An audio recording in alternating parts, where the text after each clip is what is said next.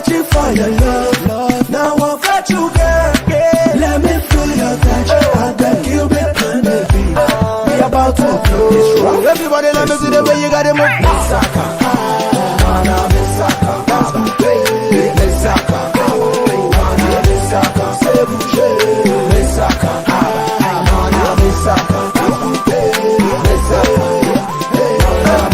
See, girl, you look so beautiful tonight. I can never get you out of my mind, and I don't wanna wait in vain for your love. I'm begging you to come and be by my side. You're the love of my life. I wanna make you my wife. Wanna be there for you anytime. Wanna be your man. You're the love of my life. I wanna make you my wife. Wanna be there for you.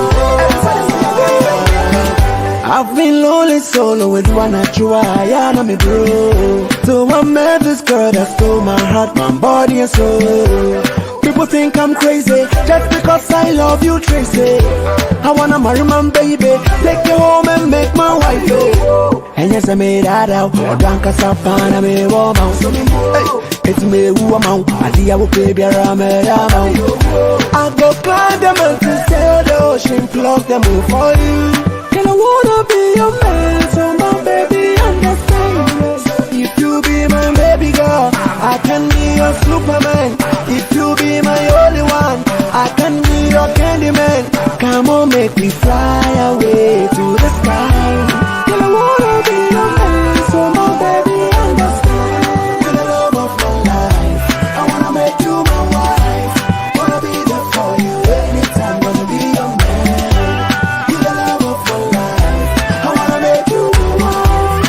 Wanna be there for you anytime. Wanna be your man. Everybody, let me see the way you got it move. Misaka, mana misaka, dance to play. Misaka, mana misaka, c'est bouger. Misaka, mana misaka, dance to play. Misaka, one by one, baby, let's go. Two by two, let's start a show. 3x3, make you chop my dough. Let them talk, we no stand no. Let's do that, shawty, make you do that. Do that, I like that, make you never stop that. Stop that. Serious. Too much love, challenge dangerous. He could get too scandalous. But this girl is so fabulous, so fabulous. I will carry your gun for you, break my jaw for you, cut my head for you, sing a song for you, dedicate to you. You know my love is true. So take me to your mama, take me to your papa. Girl, I can't deny it. Set my soul on fire. Take me to your mama, take me to your papa. Girl, I can't deny it. Set my soul on fire. Girl, you look so beautiful tonight. I can never get you out of my mind, and I don't wanna wait in vain for your love. I'm begging you to come and stay by my side. You're the love of my life. I wanna make you my wife. Wanna be there for you anytime. Wanna be your man. You're the love of my life. I wanna make you my wife. Wanna be there for you anytime. Wanna be your man. Misaka, mana misaka, dance to play. Misaka, mana misaka, c'est bouger. Misaka, mana misaka, dance to play. Misaka, mana misaka, misaka, mana misaka, misaka, mana misaka, misaka, mana misaka, dance to play. Misaka, mana misaka.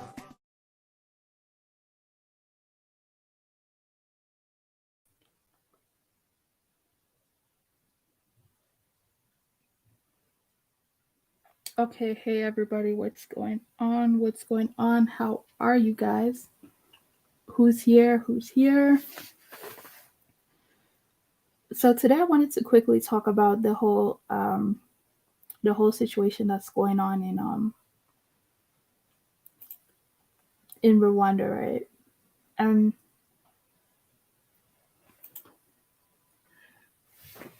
Rwanda, from a lot of African Spaces, especially, well, let me just say Pan-African Spaces, has been getting a lot of criticism for their decision to not let refugees from the UK stay in Rwanda.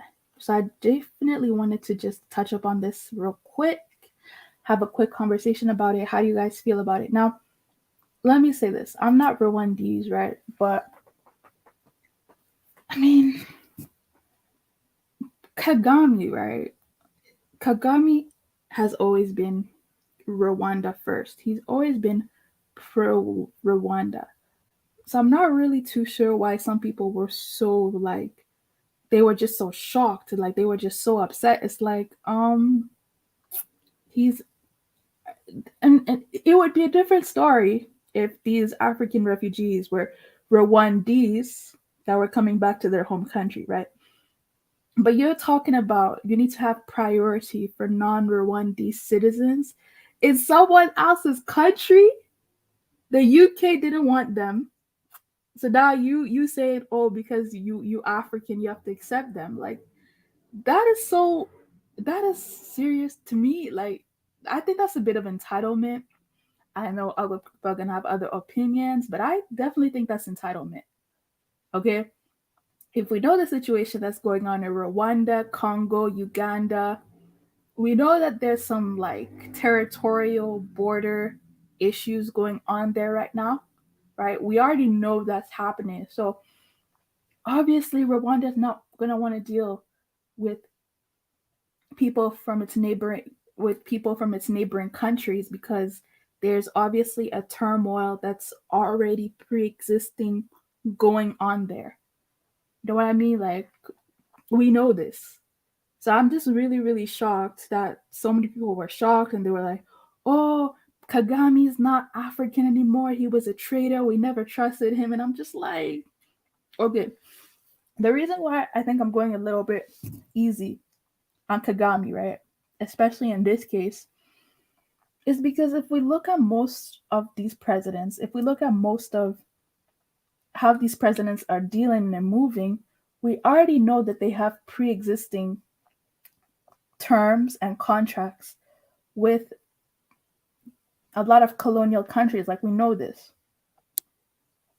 So I'm not really understanding why he was getting so much hate. Well, he wasn't getting so much hate, but I don't understand why he was getting so much like pushback and people saying that he's not a son of Africa anymore. People saying that Kagame should be canceled, that Rwanda should be canceled, and I'm just like, whoa, like no offense, but you guys are going so hard over people that are illegal migrants. Okay? You guys are going so hard for people that are illegal immigrants that got sacked. That this is anyway. Why is the question not why are these people's home countries not ensuring that they'll be able to be in their home country, and if they're not able to be in their home country, that their home country is not going to take them back? Like, why is that not a question that some people are asking? But anyways, before I go forward, I know that there aren't a lot of people here, so I'm just going to greet everybody in the background. Hi, I'm K. Cody. Hi, son of Ra. Puntai Princess, how you doing? And hi, Kim Afro. Yeah, on time, 6 minutes later. I'm going to go ahead and play a short clip of Tuna Cheki. And I like that channel. You know, I really like that channel. They have a lot of good African news. But I found that channel to be kind of like, I found them to be kind of like biased against Rwanda. And I was very, very shocked because that's the same channel that when Paul Kagame is talking about he's going to do this, he's going to do that, they share his clips like crazy, right? But when Paul Kagame puts his foot down and says, you know what, I have to care for Rwanda first, now all of a sudden they're saying he's a traitor, He can't be trusted. He was bought by the UK. It's like, wow. You can't win with Africans. You know what I mean? Like somebody says, "Oh, I need you to take my illegal immigrants," and you say, I don't want to do that." Now all of a sudden you're a traitor because you don't want to take illegal immigrants. Are you serious? Here is your latest African news. Rwanda. Rwanda excludes refugees from neighboring states in controversial UK deal. Rwanda has appeared to stoke controversy after a government official said the country will not admit refugees from neighboring countries under a deal with the United Kingdom to host asylum seekers. While the United Kingdom had laid down criteria for illegal migrants denied entry into the UK to be considered for resettlement in Rwanda, Kigali says it will not welcome asylum seekers from neighboring countries such as DR Congo, Burundi, Uganda, and Tanzania. Okay, so this is the controversy that I think a lot of people were talking about in the beginning, right? They were like, how can you not accept these people when they're from your exact region? Like as an East African community, when your East African brothers are in trouble, it's your responsibility to take care of them. Like it's your responsibility to look out for them. But really, I want to know, okay, when Rwanda, right, was going through its actual genocide, like Rwanda, Burundi, when Rwanda and Burundi was going through their genocide, um, were some of these other countries so quick to help them? Like, because if they were, then I guess that would be a reason to be upset. But if these countries did not help as much as they could have during the Rwanda genocide, well, when Rwanda is moving forward and doing better than most of these countries in this region, I could kind of understand why they would decide to do that. So I'm not trying to, okay, I don't know, I guess I'm trying to be more balanced and more nuanced.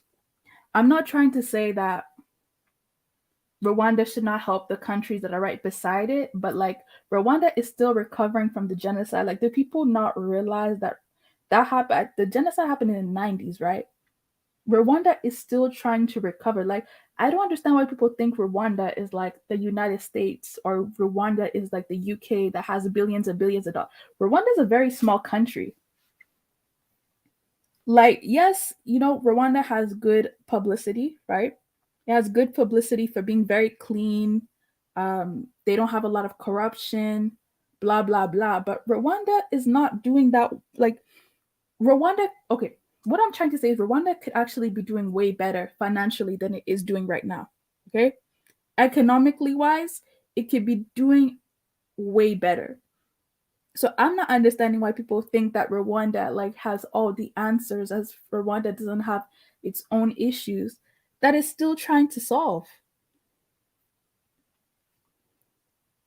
Okay?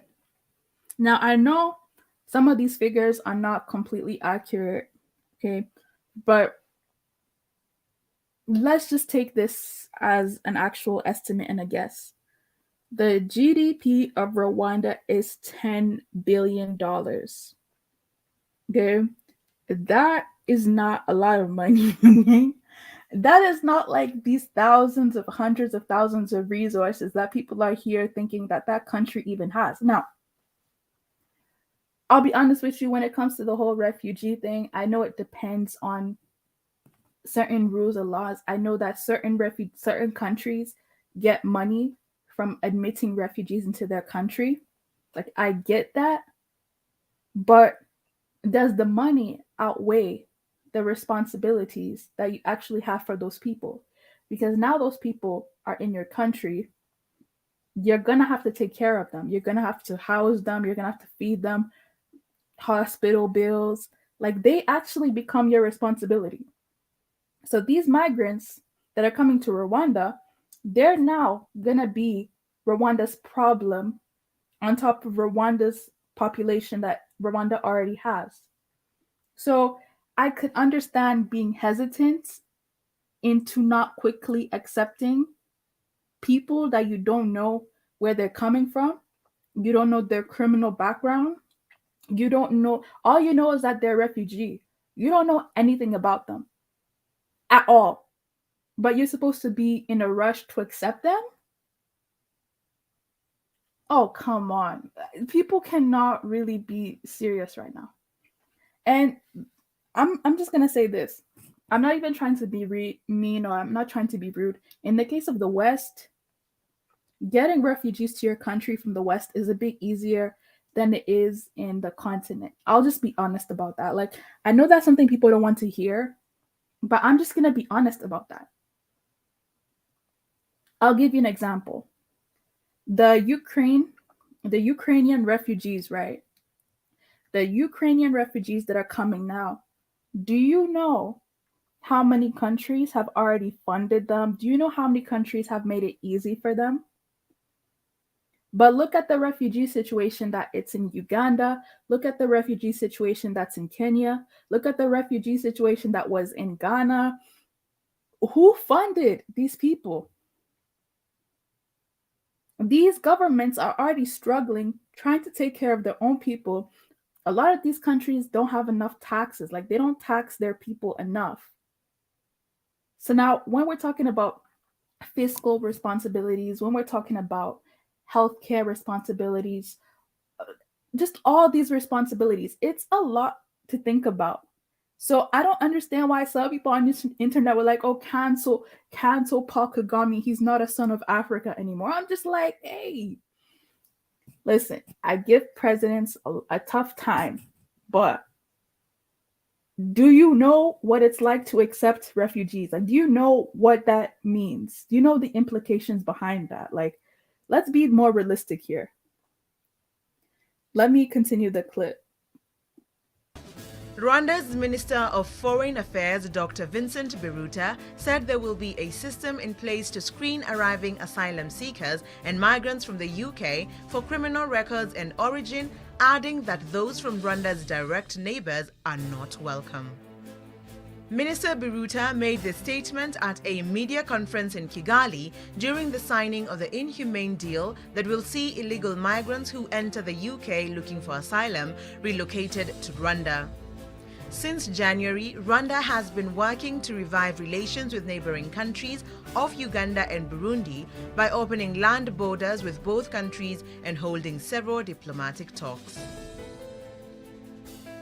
Great news! Tunacheki, Kunda Kids and Nala have partnered together to bring you Maua and the Garden of Plenty, our first African children's book for free.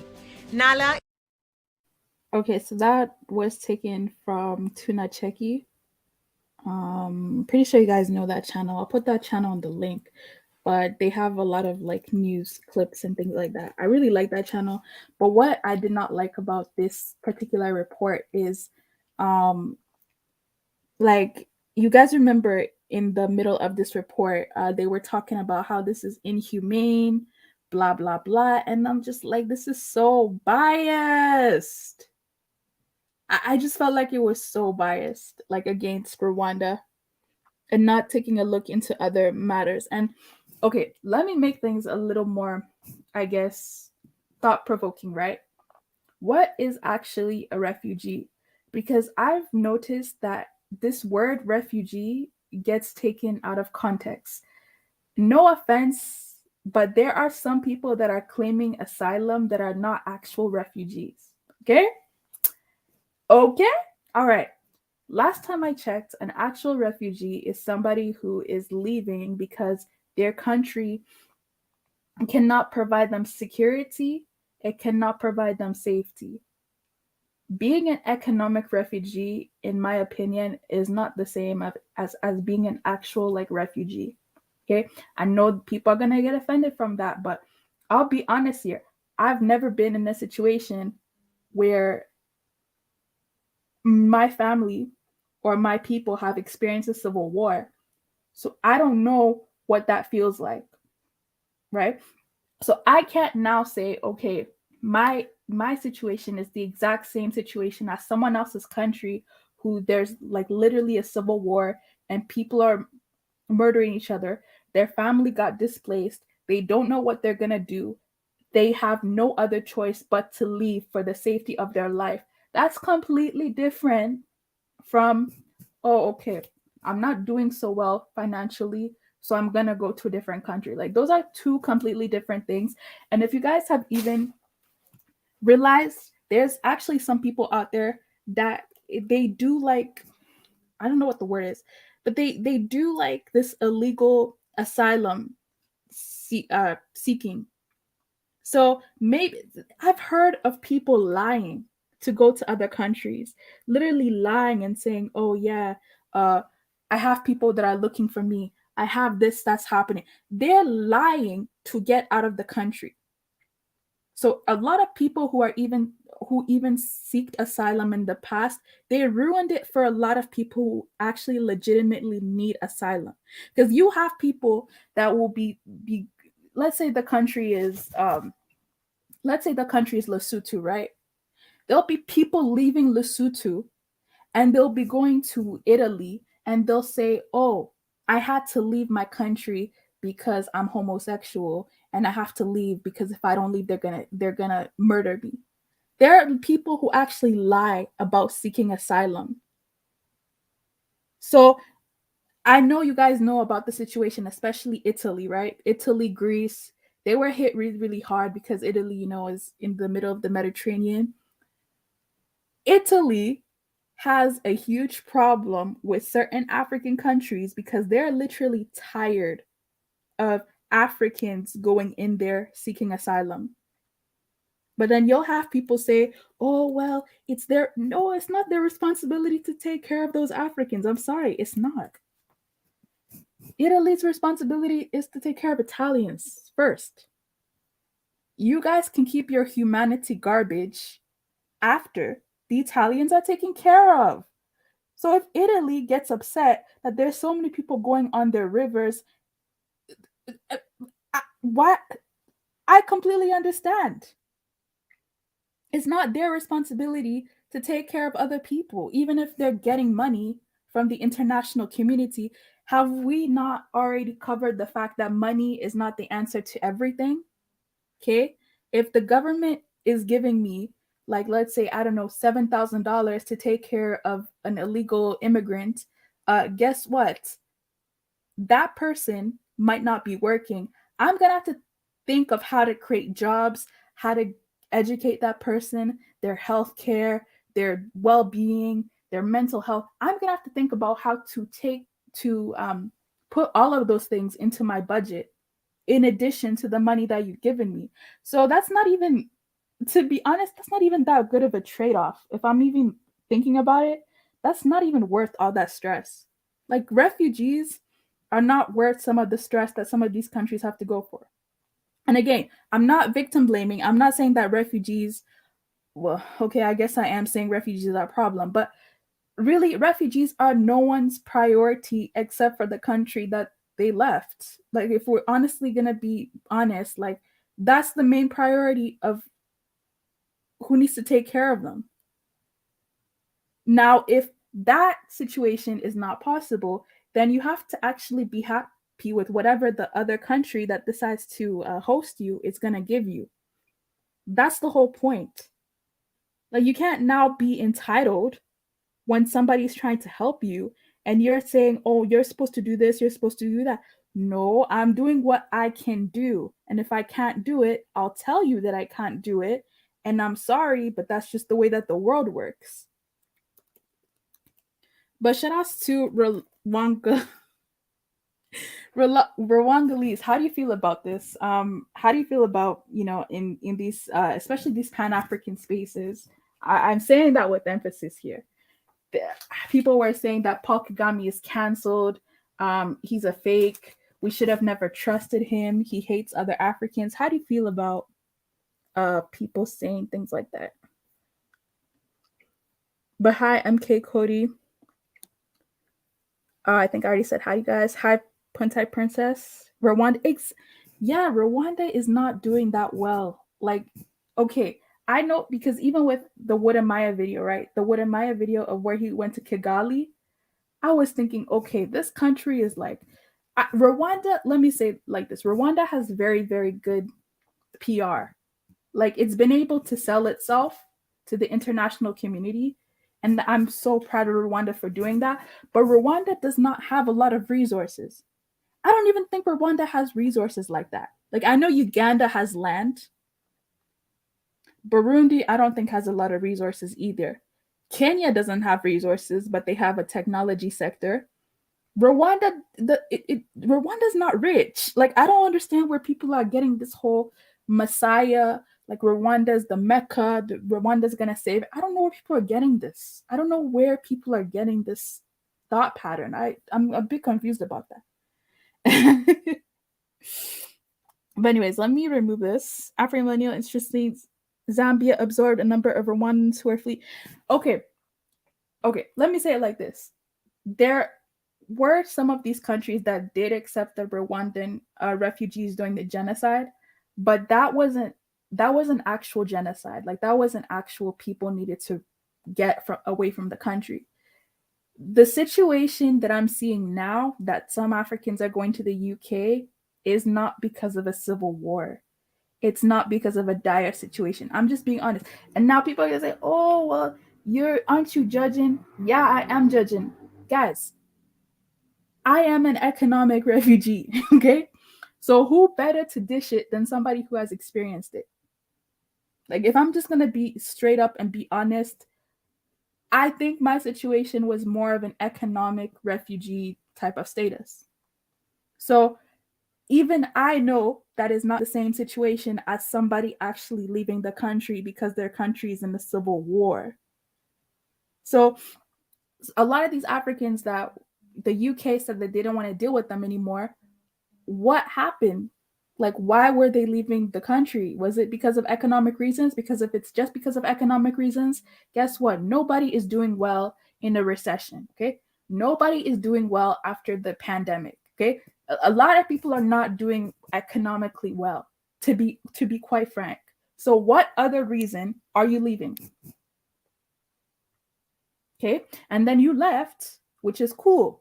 You went to the Europe. Europe said they don't want you, right? So now you're complaining, oh, Rwanda doesn't want me either. Well, the UK didn't want you either. So like, I don't understand. Like, well, what? What? Okay. This is one of the criticisms. Hold on. Let me show you guys. This is one of the criticisms because in the beginning, and shout out to everybody who's here, by the way, because I'm doing this on short notice. I didn't think I would be here, but I did get an email from somebody that I should speak about this. And then I was thinking about it and I was kind of confused. But let me see here. Yeah. So this is some of the criticisms that, okay. Because I believe in the beginning, Rwanda said that they were going to take the citizens, right? But then I guess Rwanda changed its mind now and says, no, we're not accepting them anymore. So I think that was one of the major criticisms. It's people were like, wait, Rwanda said that they're taking these people. How come now they changed their mind? So I think that's what made people extremely angry.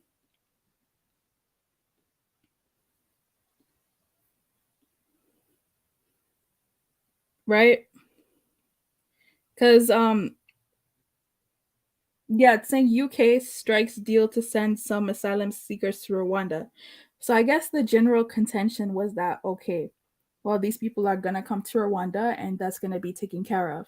So now the criticism is that Rwanda actually doesn't want these citizens anymore. So now people are looking at Rwanda, like what happened, what's going on. And then you had people say, oh, Rwanda's copping out, it's working with the UK, blah, blah, blah, blah, blah, blah, blah, blah.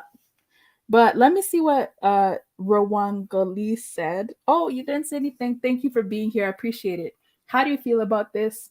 You as a Rwandese, I know you probably have an array of opinions, but at the end of the day, I feel like you as a Rwandese, you're gonna stand by what your president said, and that's completely understandable.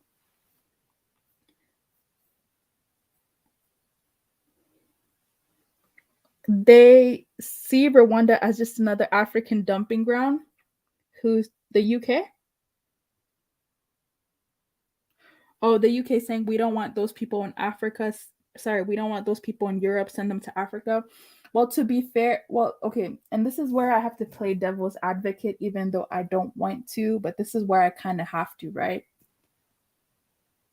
We know that this economic situation of people going to the UK and mostly the Mediterranean, Greece, it's been happening for years, okay? We've heard of stories of people drowning, okay, trying to get to the Mediterranean.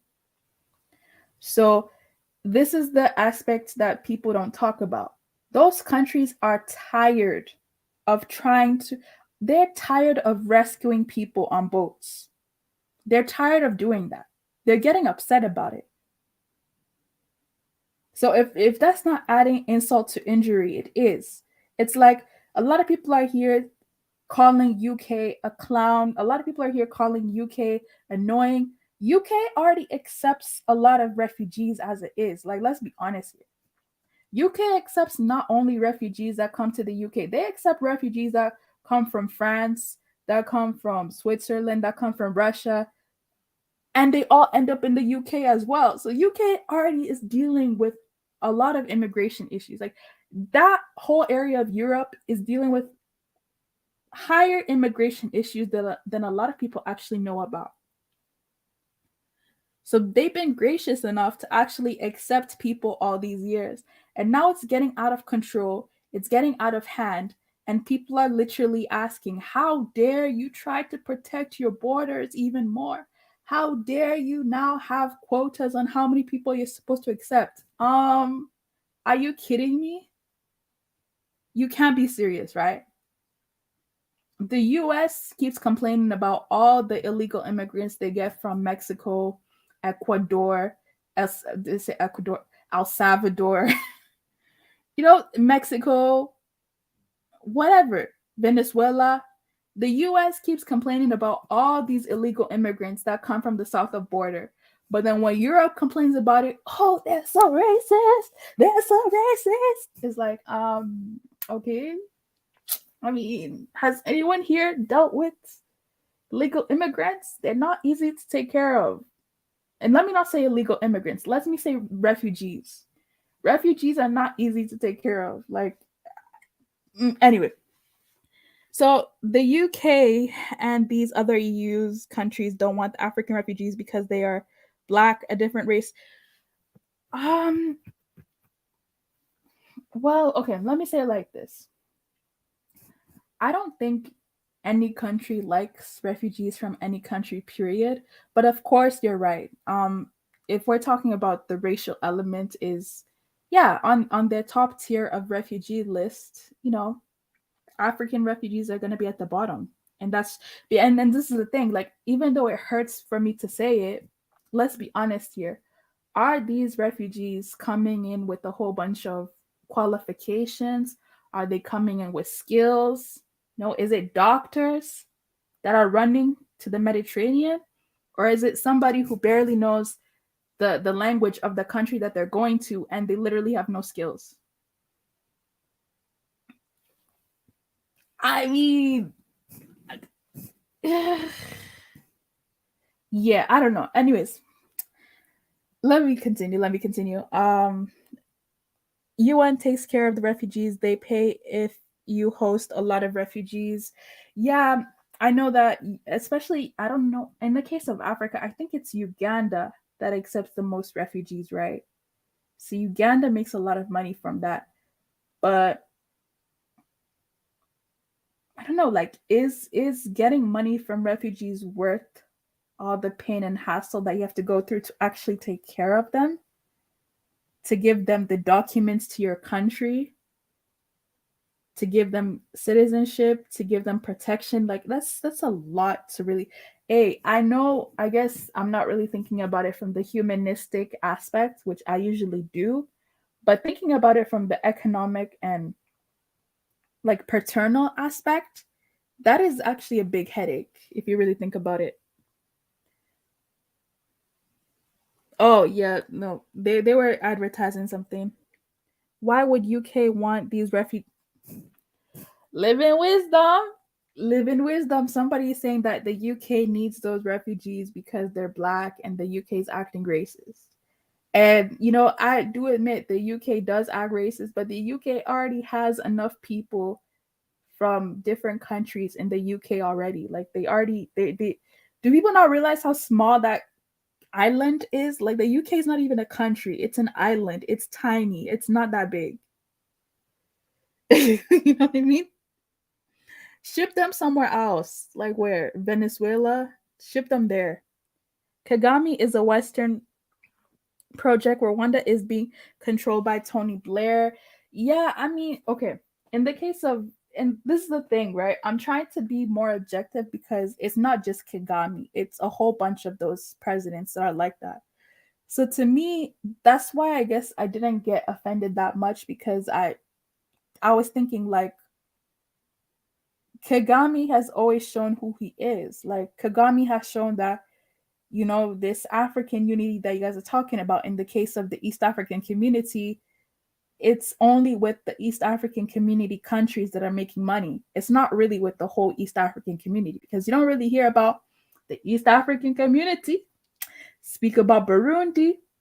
I don't hear them speak about Burundi, and Burundi needs a lot of help, right?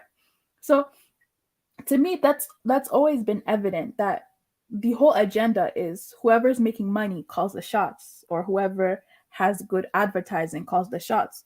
So when people were like saying, "Oh, I hate Kagame, he's such a snake," it's like, Kagame. I thought it was obvious that Kagame only cares about Rwanda. Like I thought that was kind of obvious. I thought that it was kind of obvious that if Kagame has to strike a deal with Greece, if Kagame has to strike a deal with the UK, if Kagame has to strike a deal with the US in order to make more money, like he's going to do that. I thought that was kind of obvious already, but I don't know. Anyways, yeah, economic migrants are not the same as refugees. Like in my case, if you want to brand me, I was more of an economic migrant. I was not an actual refugee. So whatever I was given, I had to kind of be content with it because it's not like I was leaving because my family was displaced. We had no money. Like that's not the reason why we left. So I can't really put myself in that situation. But yeah, Rwandese, thanks once again. Kagame has been selling out for decades. Rwandese people are lovely, but Kagame is a puppet, and we need to we need to feel got the children dying in the DRC because of him. What do you okay, in the case of the DRC, right? And I'm not trying to like again, it's difficult because I have Kagame in my background picture, right? Because the reason why I have him is that despite the bad things that he does, I think that in terms of how he takes care of his country, he does a very good job. So I know it's controversial, but despite of the way that he takes advantage of the neighboring countries around him, like he makes sure that he cares for his people first. And Rwangolese and a couple of people have mentioned this before. The president of Congo is actually good friends with Paul Kagame. So Congo is the victim, but I've always wondered if Congo is as much as a victim as it's portrayed to be. How come the president of Congo and Kagame are taking pictures together? Oh, you don't believe me? Let me see if I can find it.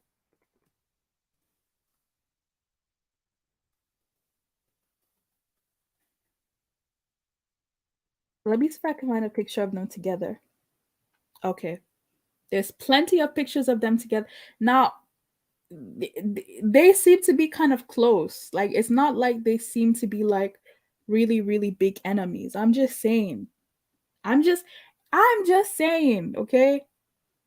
I'm just saying the president of the Congo and Kagame seem to be kind of close. So, what's the president of Congo doing to stand up for his own country against Kagame? Or are people saying that the president of Congo is being coerced into this? That's why he's not really standing up for the rights of his nation. Rwandese is saying, okay, Kagame is taking refugees because he's not in control of his country. Tony Blair, well, Rwanda was taking refugees. I think now I could be mistaken, guys. This story changes so many times, and like different articles have different different headers, but wasn't it initially that the only reason Rwanda signed up for this was because the UK asked them to do it, and then they said no. So there was a pre-existing deal with the UK for them to do it, and then they said no. So yeah. Hi, Ruther. Name one African country that is taking in these black people, including their own countries. At least Rwanda is doing something. I'm proud of Kagame. Rwanda come first. Burundian are the same people, same tribe, but Rwanda's first no tribe thing. Interesting. These are economic refugees. These are the same ones that are in South Africa. South Africa is usually used as a port to Europe because the passport is the strongest in Africa. They were forgoing SA passports to get into. Yeah.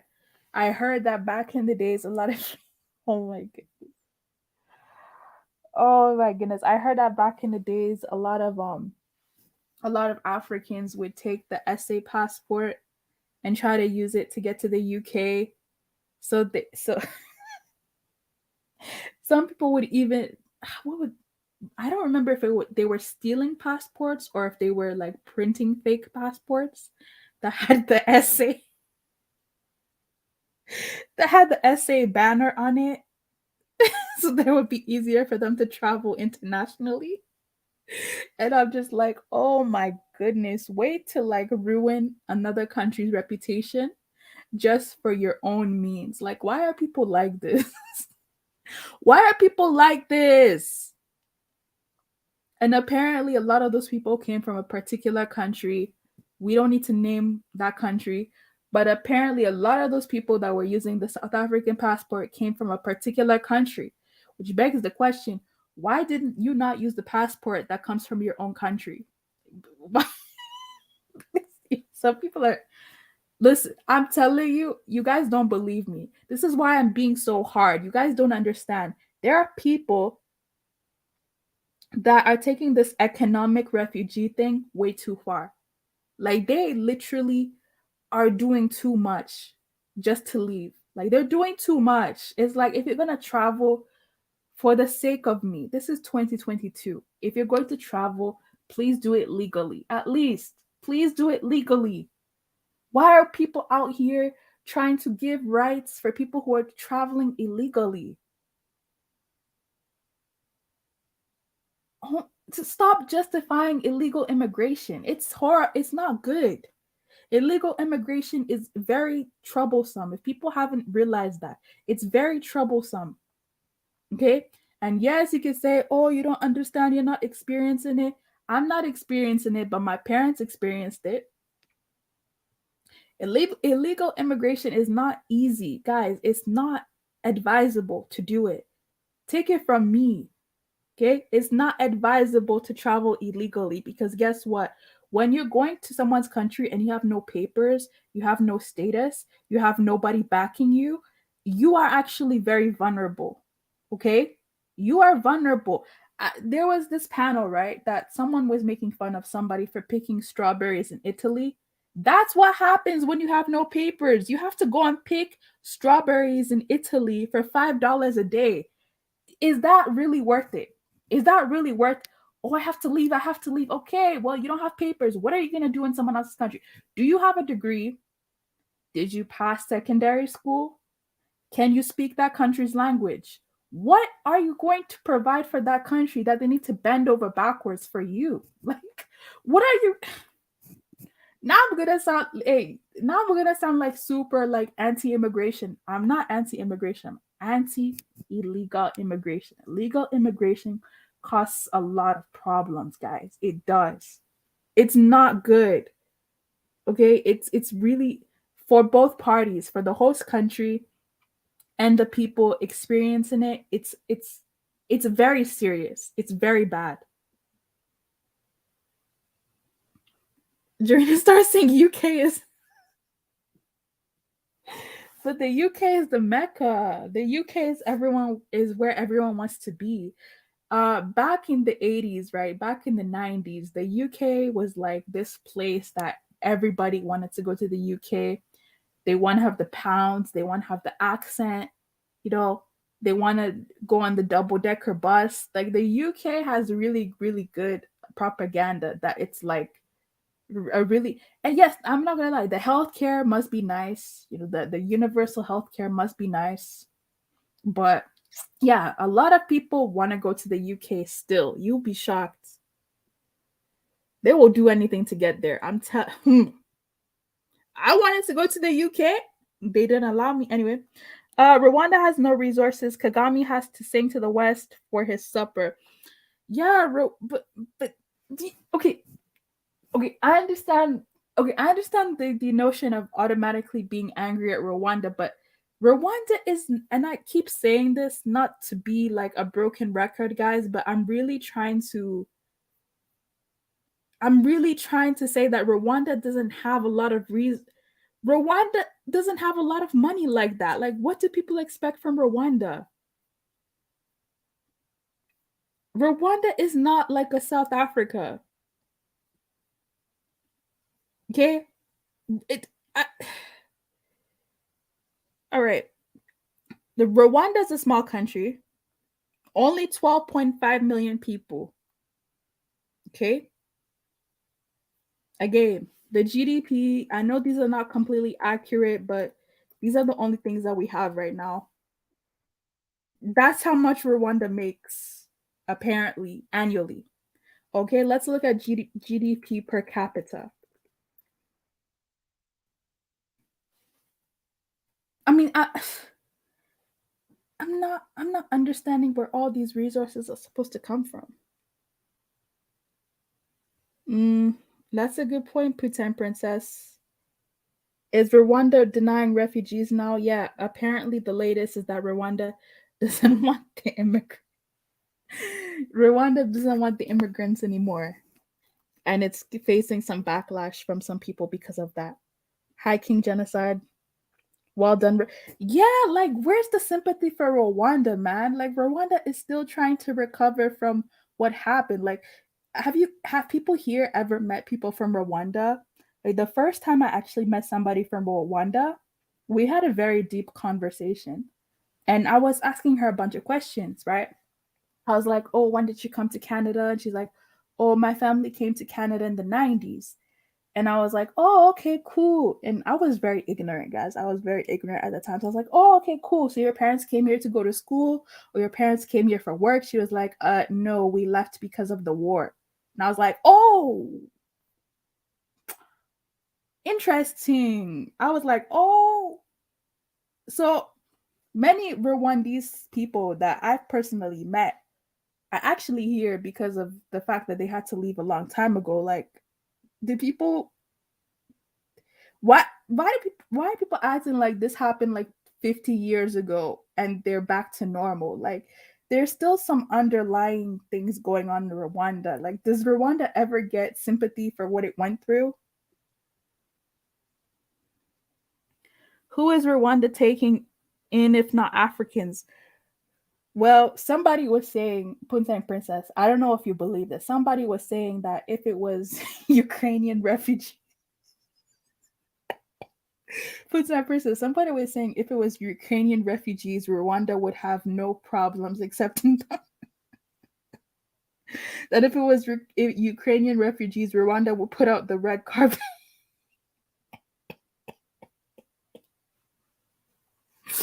But let me play a devil's advocate towards that criticism, right? How often do Ukrainian refugees go into someone's country versus refugees from a different region? I'm not even talking about the continent. Let me be fair. Syria, Pakistan, Iran. How often do they have to deal with Ukrainian refugees versus everybody else? Like, let's be honest here. let's be honest here. In as much as they annoy me, in as much as this whole Ukrainian refugee situation annoys me, when we're talking about refugees, the refugees from Eastern Europe are like a bucket, like they're like a pin drop as compared to the other communities of refugees that go to other countries.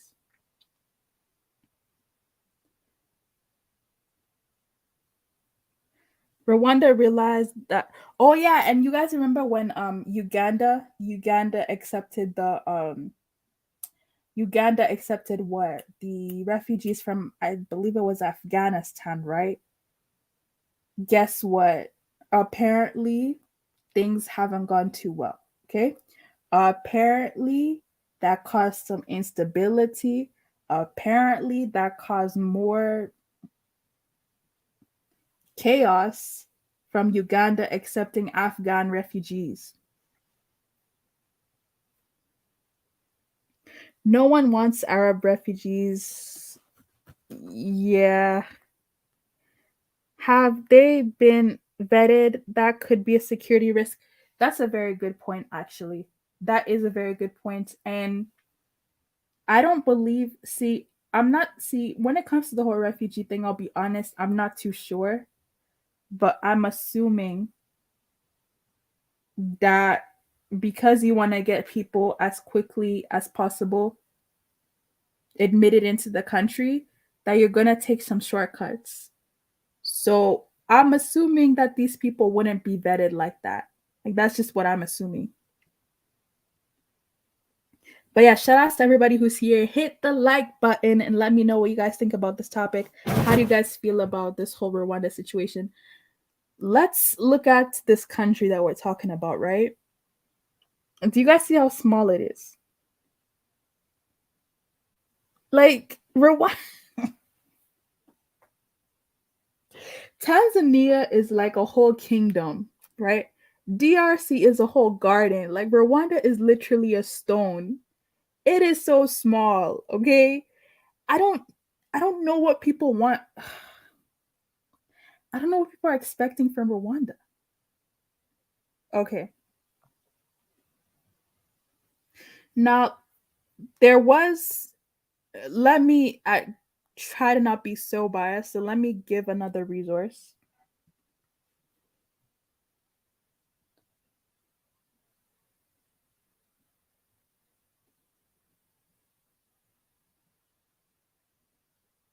Okay. Economic impact of refugees.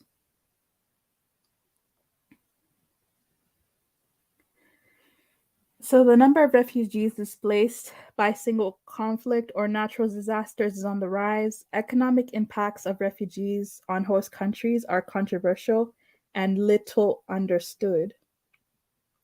Let me see if I can zoom in because I'm blind.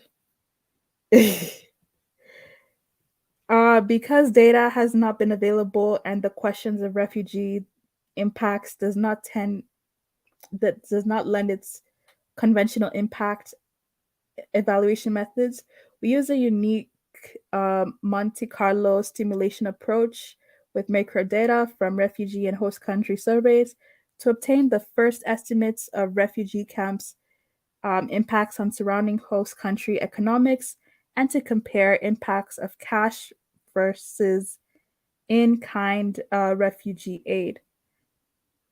An additional refugee increases total real income with a 10 km radius around 2 cash camps, significantly more than the aid refugee receives. Impacts around a camp receiving in-kind food are smaller. Okay. In 2015, the United High Commission for Refugees accommodated over 15 million refugees, mostly in refugee camps in developing countries. The World Food Program provided these refugees with food and aid and in cash or in kind, so like stipends. Refugees impacts on host country. Okay, I think I already. Okay, I think I already read that. An additional refugee receiving cash aid increases annual real income in the local community by $205, $250, significantly more than the 120 to 126 aid each refugee receives. Trade between the local economy and the rest of Rwanda increases by 49 to $55. Okay, so I guess I know guys, I kind of struggle with that a little bit.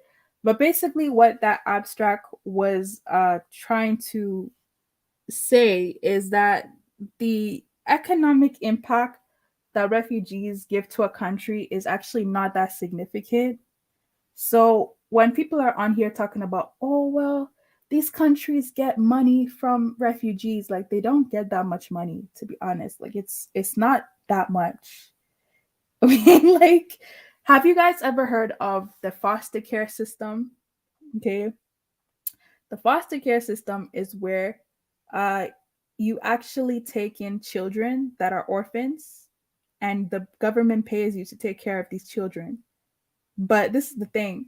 You getting, let's say, even $2,000 a month to take care of a child, that's nothing compared to what you're actually supposed to do to the child. Like you're supposed to feed the child, you're supposed to give the child, mental, like mental health checks. You're supposed to take them to sports. You're supposed to take them to school. You're supposed to hang out with them. You're literally reliable and responsible for this child. So when people go like, "Oh, well, the government's paying you to take care of the child," uh, yeah, the government is giving you money to supplement that, but the government isn't actually taking care of the child. You still have to actually do that. You know what I mean? So, yeah, maybe that's not a good analogy, but whatever. I'm going to continue. Shout out to everybody who's here. Poinsettia Princess Kagame is causing the suffering of millions of people, including children. This is another child. Ooh, you're saying Kagame is a Charles Taylor? That's an interesting analogy. Uh, the minute he tries to do good, they will jail him. So, do you think that Kagame should be gotten rid of? Because yeah, like I'm not gonna sit here and lie. Kagame is causing havoc in I think Uganda and Congo specifically. I'm not too sure about Burundi, but would you say that's Kagame or would you say that's an organization of people in which Kagame is associated with? I'll just ask you that.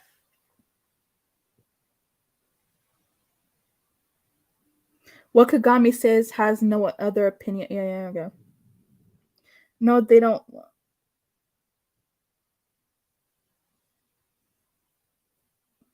Hi, Stephen. How you doing? This is Pan Africanism, though. Wait, let me see. Hold on. There is another channel, right? Their channel is called Make Africa Great Again. I actually like that channel. But let's see what they said about Kagame. Because I'm telling you, he got so much hate for this.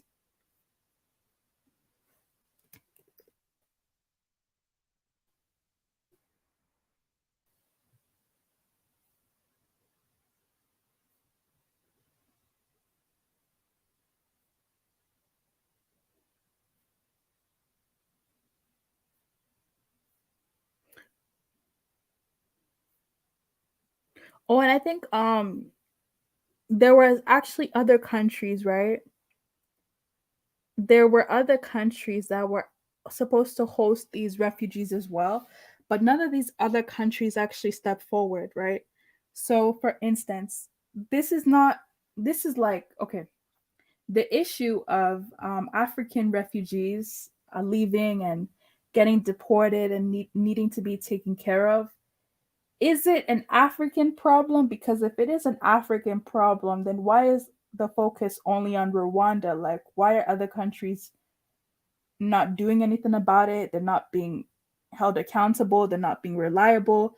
Like, Rwanda is getting all the flack, but then where are all these other countries that are performing way better than Rwanda, I must say, that have way more resources than Rwanda, I must say? Where are all those other countries offering to help these African migrants? Where are they? Where are they? I'm just asking.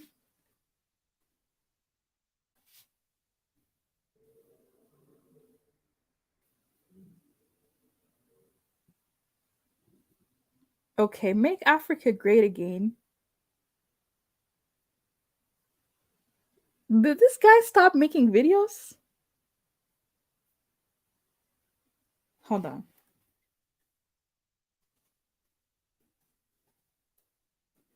That's where he used to have a channel.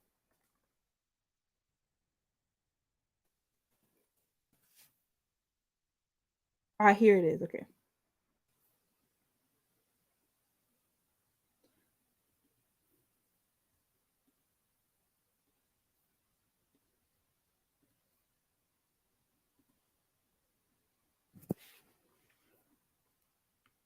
I'm actually shocked that this guy didn't speak up on it. Well,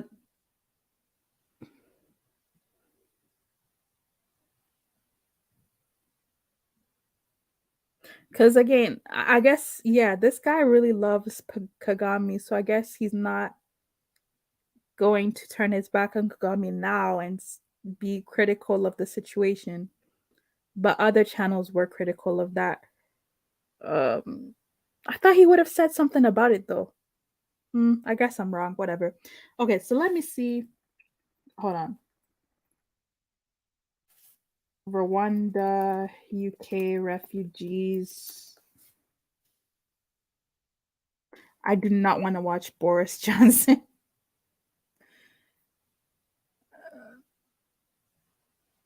Oh, okay, here. This question from Melanie in Barnstable. Could Lord Harrington possibly justify the idea of sending migrants to Rwanda for processing? Now, this has nothing to do with Ukraine, so this is slightly outside Richard's area of responsibility, but you are a Home Office Minister. That is rumoured to be what is going to be announced in the next few days. Well, we haven't sent any refugees to... No, but you're thinking of doing it. That's the point. Well, people who are coming over from Calais, maybe. Why is that a rumour? It's more than a rumour. According to the papers today, I saw it in the Times. What's the word again? Oh, fair use. Today, that is what is going to be announced in the next few days. Well, if it's happening in the Home Office on the same corridor all the time, they haven't told me about it. But I mean, I'm having difficulty enough getting them from Ukraine to our country. There's no possibility of sending them to Rwanda. Okay. Yeah, so where are these refugees supposed to go? Like, let's be honest here, right? Where are they supposed to go now? Like, who's supposed to take care of them? Like, is it the UN? Who's actually supposed to house them?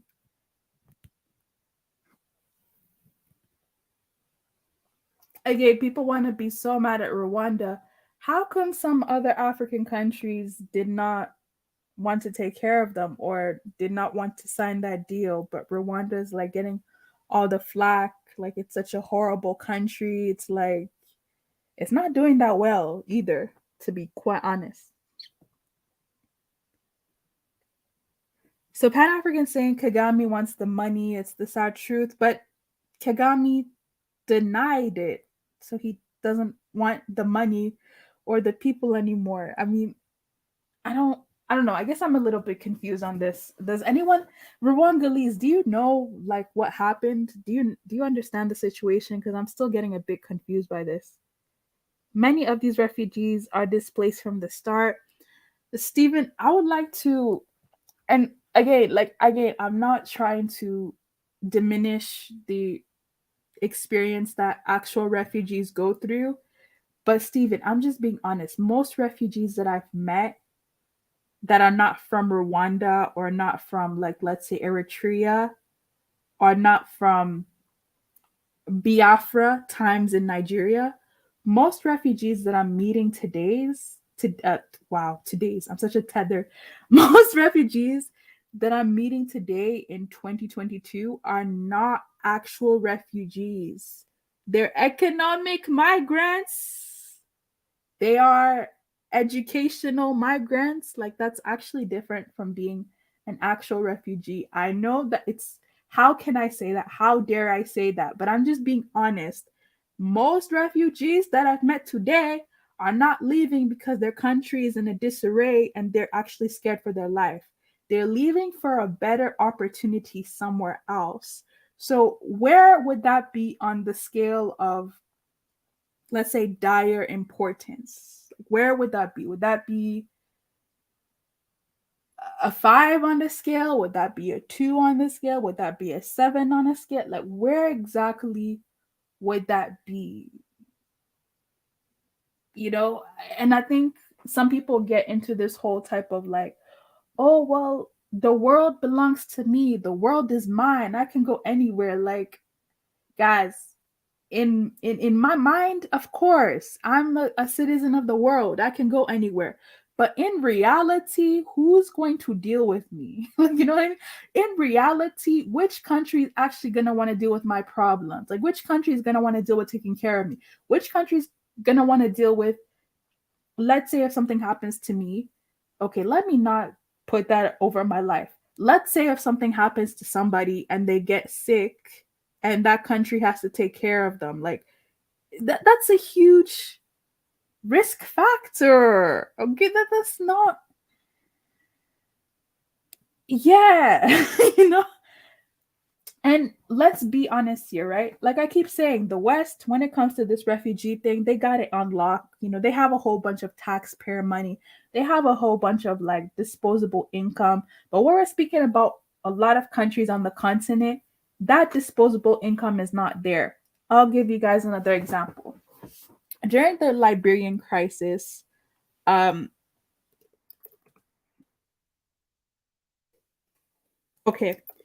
let me just give a more local example. Like in Ghana, right? There's a place called Kaswa, and that's where there's a lot of like refugees from Liberia specifically, right? Do you guys understand? Do you guys understand the amount of havoc that Kaswa has been experiencing? Not only because of Liberian refugees, but the Liberian refugees, other refugees, and like trying to take care of them because I posted it a while ago. I must have deleted it. But okay.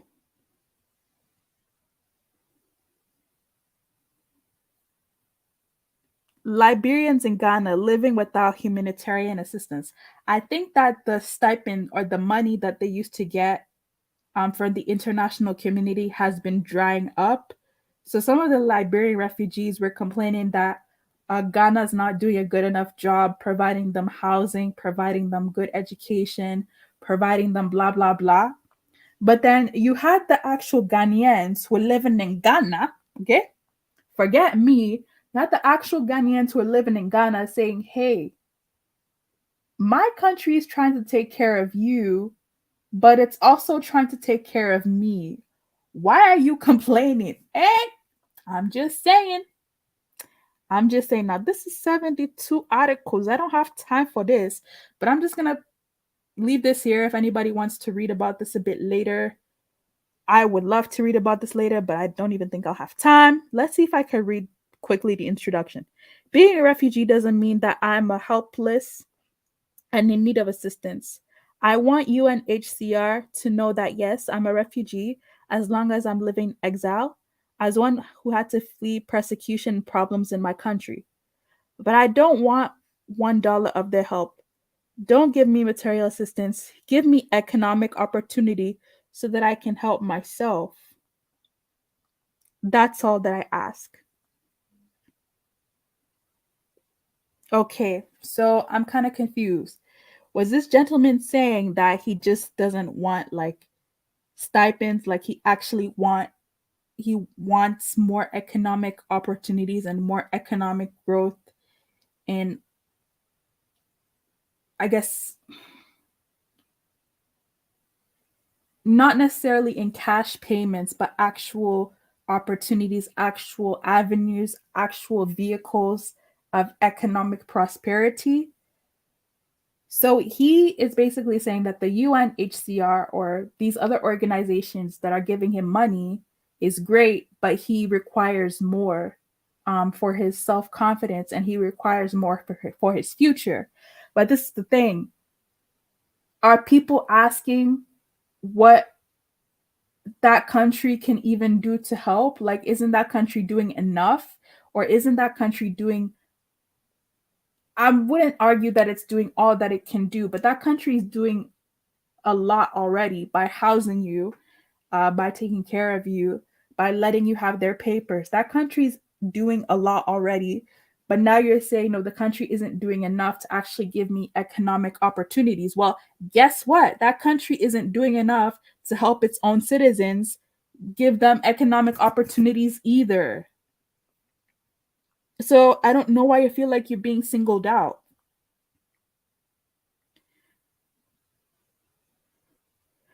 Okay. Liberians who escaped to Ghana began arriving around May 1990. The Ghanaian government set up an ad hoc committee on refugees in response to the arrival of an increasing number of Liberian refugees by land and sea.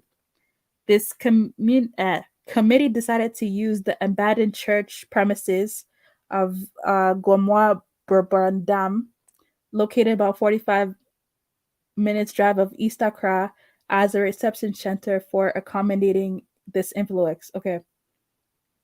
Anyways, my aim in this paper is to use data that I collected in Ghana during the summer of 2000 to provide further evidence to refute what has called the myth of dependency among refugees.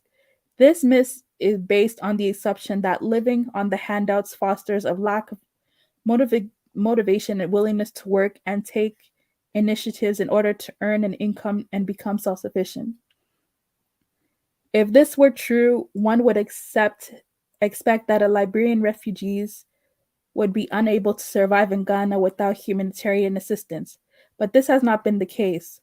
Although the gradual process of reducing aid to Liberian refugees began in 1997, as of June 2000, UNHCR officially withdrew all assistance to Liberian refugees in Ghana and the West African region in general, with the hope that this would encourage Liberians to repatriate.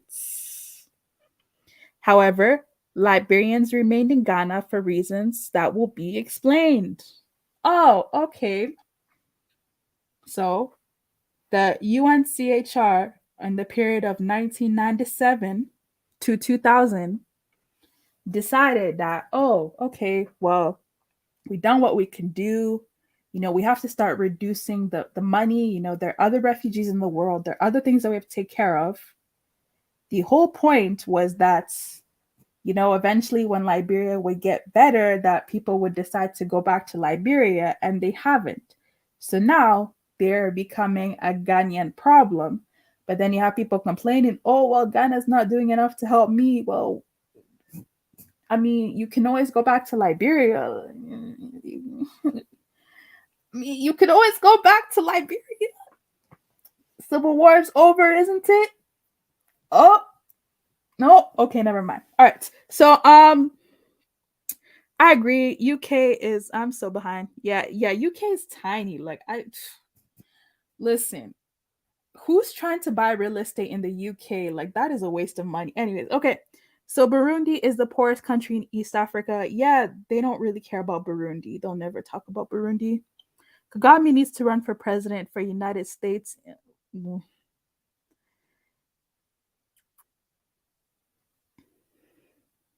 What is the point of why these earlier mentioned Rwanda vicinity nations are thought to be so repulsive to expat refugees? I don't understand.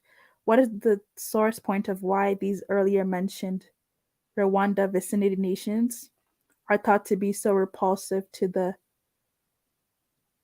expat? Oh, are you asking why is it that Burundi, Tanzania, and DRC are thought to be so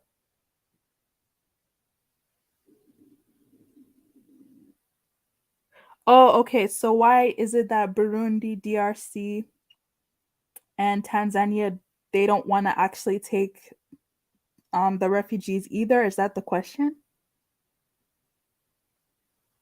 Anyway,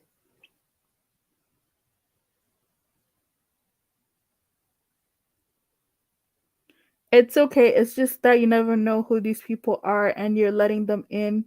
I don't know, bro, but yeah, we'll see how that works out. This is particularly around African refugees, giving the media image that Africa is a place of nothingness, this destitution and misery. Yeah, you had some of the refugees even because to be honest, if you ask most of those refugees would they want to go to Rwanda, the answer would be no. Like they would rather go to another Mediterranean country. They would rather go to Eastern Europea. Okay, I know I call it Eastern Europea. Guys, listen, that's the word I learned. They'd rather go to Eastern Europea. They'd rather go there than even go back to any African country, to be quite honest. And let's be honest here. If you left the continent to try to go to UK or to try to go to Italy, to try to go to Switzerland, and then those countries said, "Hey, we don't want you anymore," would your first choice to be, oh, "Okay, let me go to Rwanda"? No, it wouldn't be. It would be, okay, is India accepting? Is Russia? Is China? Is anywhere else other than Rwanda wanting me there? Let's be honest here. This was not their first choice. If it was their first choice, why didn't they go to Rwanda in the first place?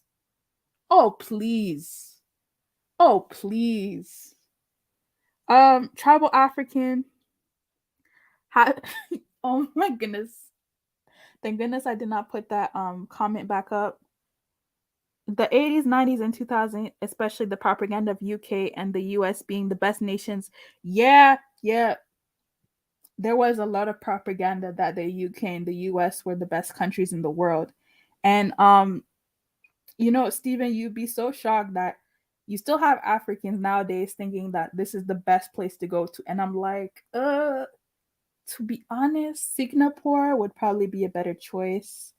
I'll say Germany's a pretty good choice too, but US is the quality of life in US has significantly gone down. Taxes are on the rise. Are you gonna start school from scratch? I feel like if you're an immigrant, if you're in your 20s and your 30s, you kind of have hope.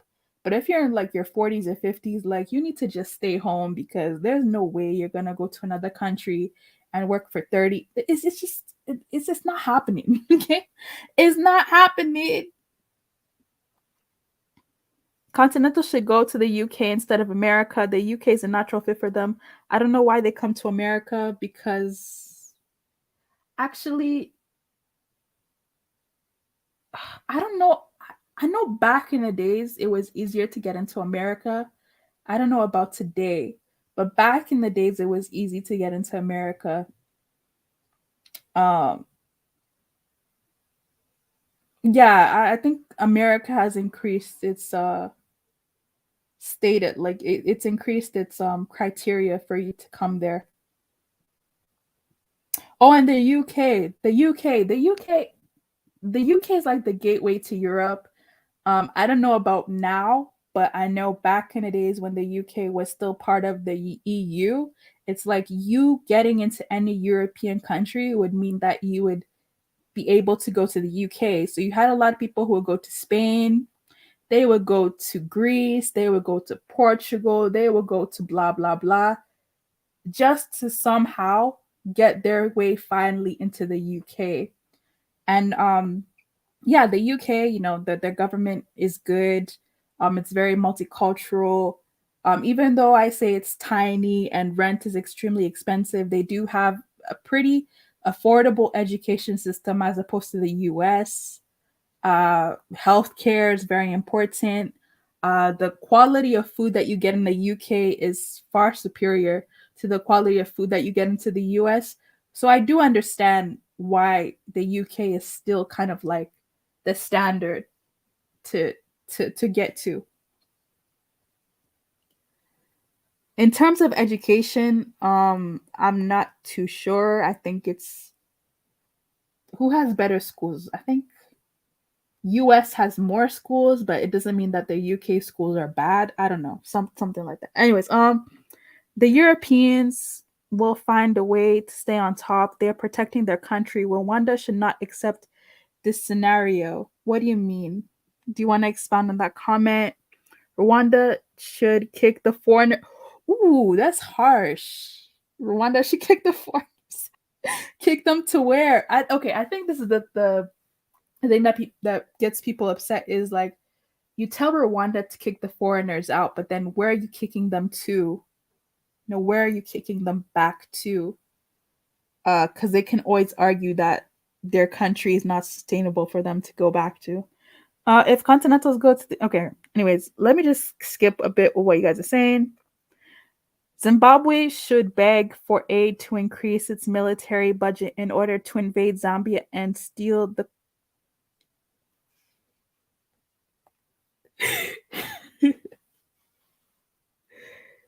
uh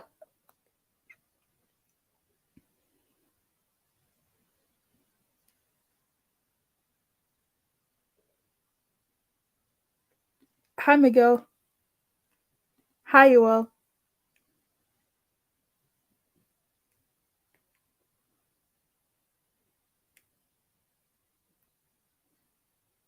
What are the issues going down in Uganda? Oh, man, Rwandese knows a bit more about this, and I think some of the East Africans know a bit more about this. But from what I heard is that, you know, the genocides that were happening, like the Rwandan genocide, the Burundi genocide, some of the displacement issues that were going on in Congo. Apparently, that whole region has like unfinished business with each other. So Kagame was accused of actually benefiting from the war by way of stealing resources from neighboring nations, right? Among other things. I'm trying to say it as good as I can because I don't completely understand the situation. But basically, the whole issue is that there these issues, these board like these land and border issues have been in that region for some years now. Actually, let me not say years, for some decades now. So there's actually a lot going on politically in that area. Um, we're talking about soldiers, we're talking about resources being stolen, we're talking about human trafficking, we're talking about women being assaulted, like we're talking about serious actual issues that is going on in that region. And I think the question is who is culpable or who is guilty, you know? And when you seriously ask that question, I think you'll be shocked to realize that it's not just one party that's guilty. It's multiple parties that are guilty. And there are some parties that are acting like they're innocent. There are some parties that are acting like they have no idea what's going on, but their hands are also in this. Like for instance, right? I feel bad for Congo. Trust me, I do. Like I'm not sitting here and saying that I don't feel bad for Congo, but at the same time, the Congolese president is making money from a lot of these back deals. Like these resources are being stolen, and there's a certain class in the Congo specifically that's making money from this. So it's like I don't know. Maybe I could find a clip that can explain it properly a bit later, but I'll do that another day because I'm so tired right now.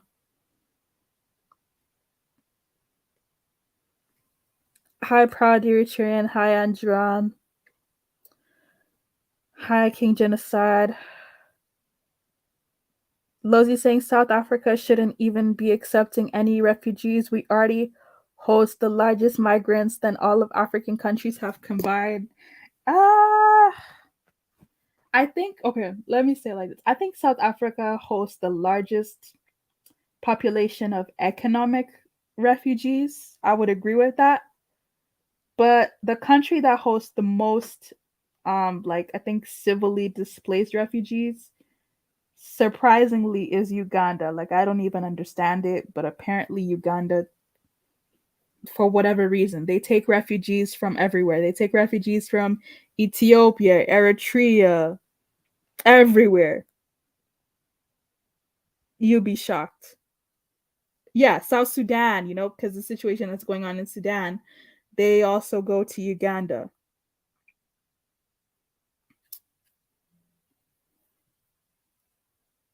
I wonder whether they'll restrict them to Rwanda or they'll be allowed to move freely within the East African community. Yeah, I don't think that they'll be restricted to Rwanda. I think they'll be free to move in the East African community, but that's up to the East African community to figure that out. I don't know if they have like, I don't know if their passport is already live, that if you're a citizen of Tanzania, you can easily go to another country. I'm not sure how that works right now, but that's an interesting point. Loads of African countries have been taking refugees. The Rwanda issue is just the West praising their puppet whilst they destabilize Central Africa in broad daylight.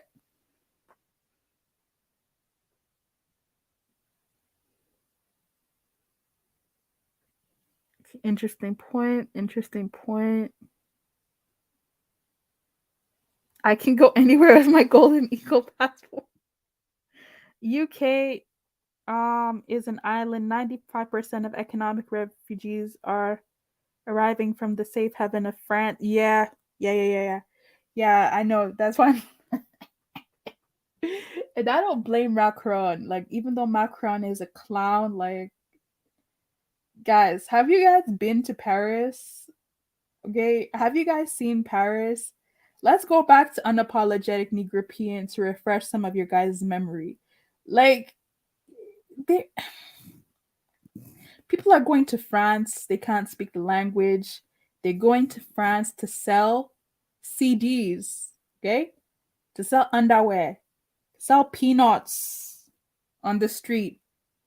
Like, bro, I know Senegal is tough, okay? I know Senegal is hard. I know Ivory Coast is tough, okay? I know Ghana is tough, but is Ghana that tough that you are not even selling peanuts in your own home country, but you're going to France to sell peanuts? Oh no. No, no, no, no, no, no, no, no, no, no, no, no, no, no. No, no, no, no, no, guys. We cannot be doing this. This is too much begging. This is too much begging. And then you're sitting there getting angry at these racist people, but they're housing you to sell peanuts on their street. Like it's not a good look, guys. It's not a good look. I'm trying to see if I can find the video where he was interviewing some I guess some of you guys would call them refugees in France.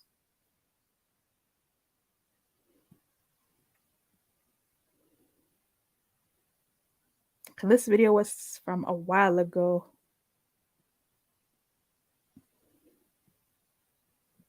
Let me just share my screen so that you guys can see what I'm doing. But I know some of you guys remember this video. Unless he took it down.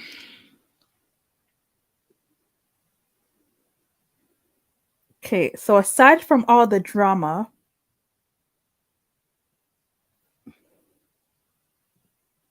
so this is one. I'm trying to see if I can find another one. Like he did an actual documentary on the refugees in Paris.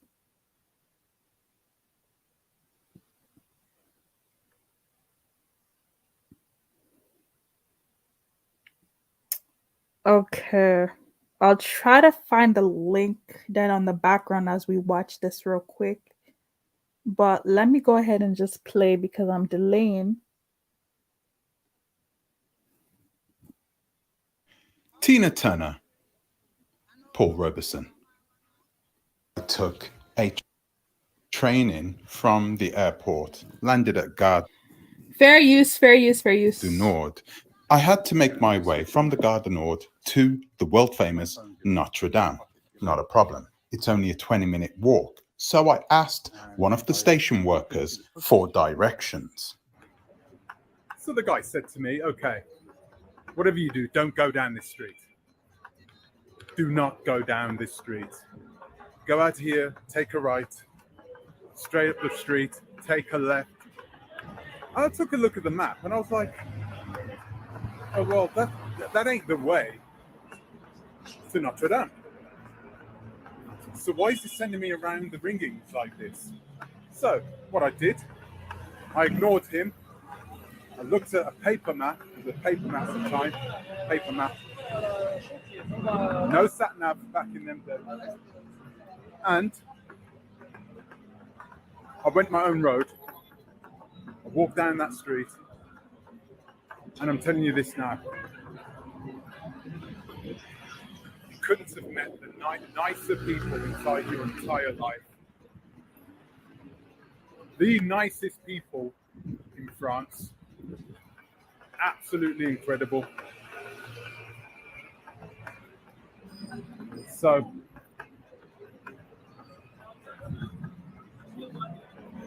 and of course, that train attendant or whoever it was, he was trying to get me to avoid the Chateau Rouge district.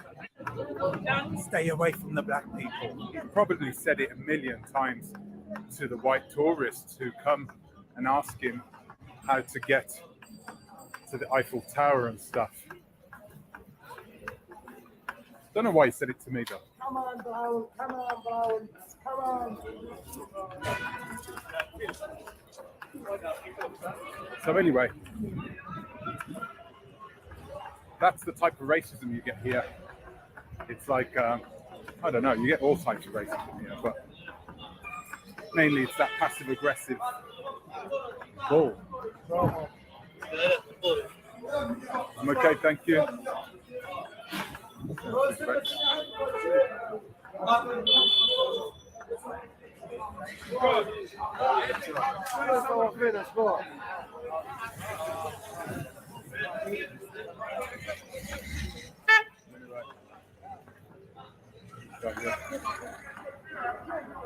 I'm talking about.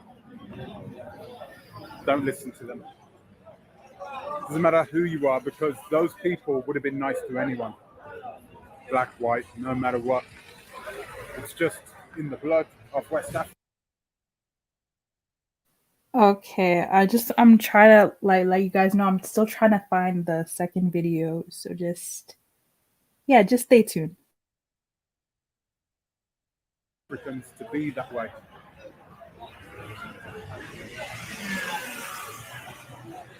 And the thing is, people of all races will come here to Paris and they'll be like, oh, Paris is full of rude people. That's because they don't go to places like the Chateau Rouge district. They don't come here, right?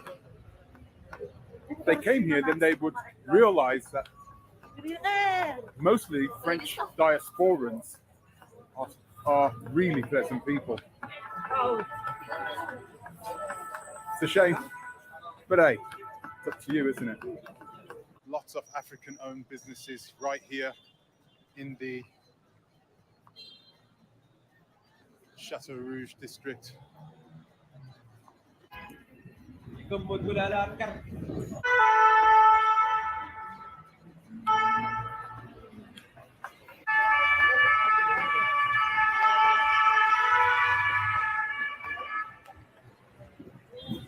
Bet you any money those coppers are going nowhere. Chateau Rouge, boys and girls, Chateau Rouge. Everyone's walking on this side of the street, probably to avoid the sun. And it's not very warm out. Okay, yeah, I guess. Sorry about that. So I finally found I finally found the video. Hold on. The video that I actually want to show you.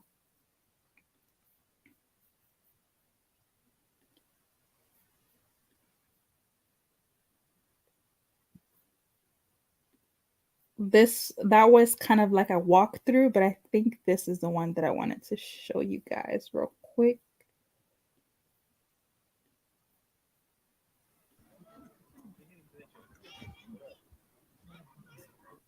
Do a live stream now. And I can tell I'm hungry. Okay, so I wanted to talk to you a little bit about that, because on the way up here, there were tons of migrants. Tons of them. Okay? West African migrants. And, you know, I really wanted to urge him to actually stop by and start asking them, why are you here? And I just figured that would be a very rude question, of course, to ask somebody. And I didn't want to sound like I was putting them down or something. There's clearly a reason why they've risked their lives to come here. And I'll tell you something, the journey that these guys go through in order to get here, unbelievable. It's unbelievable. Guys, welcome to the live stream. If you're watching, I just wanted to let you know that I can't see you. I can't see what you're writing, okay? Just to let you know that, so you can chat amongst yourselves. Let me know, okay? Chat amongst yourselves, say whatever you wish.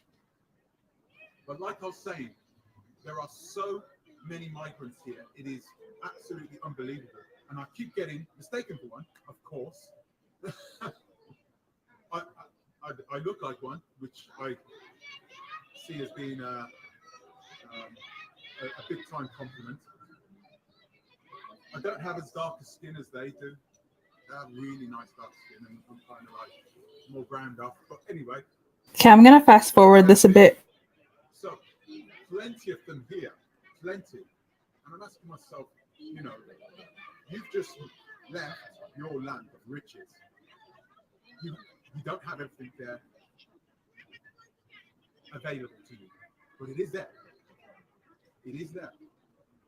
So, what is it that we can do to empower those guys over there still in West Africa to make sure they don't come running over here for what to get spoken down to by these people? It's terrible. I've seen the way. That's also in the last video, but I couldn't video there.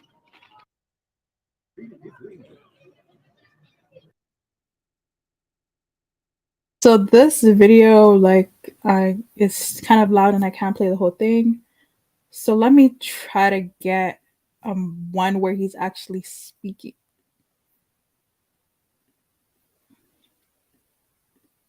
Where he's speaking to the camera. Hold on.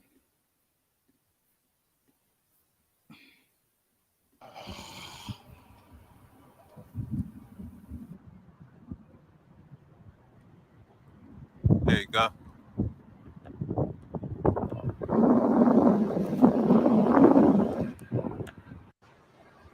And I didn't have a mask. And there was a Parisian gentleman. He had to be Parisian because of the way he spoke. Typical. So there was a Parisian geezer sitting in the lobby, and he said to me, "Oh, aren't you going to wear a mask?" And I said, "Oh, okay. You know, I just figured I'd put one on." So I reached in my pocket and I had an old mask in my pocket. You know, not the FFP2 masks that everyone's wearing now, but it is typical around in this city. Yeah, to speak like that. But anyway, this city's gone COVID mad. The whole world's just nuts. which is ridiculous, clearly. In most countries, my British accent puts me at an advantage, but not in this country. The British and the French don't exactly get along. So, give me a second. I'm going to read some of your messages.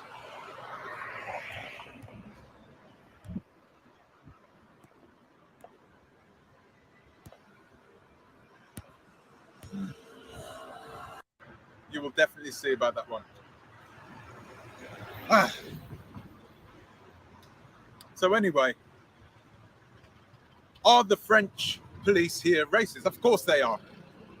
Everybody knows that. That's because there is a French nationalistic party, I forgot the name, and most of the police force are part of this French nationalistic party. Anti-immigration, anti-African, anti-everything. So yeah, don't be surprised if it happens again.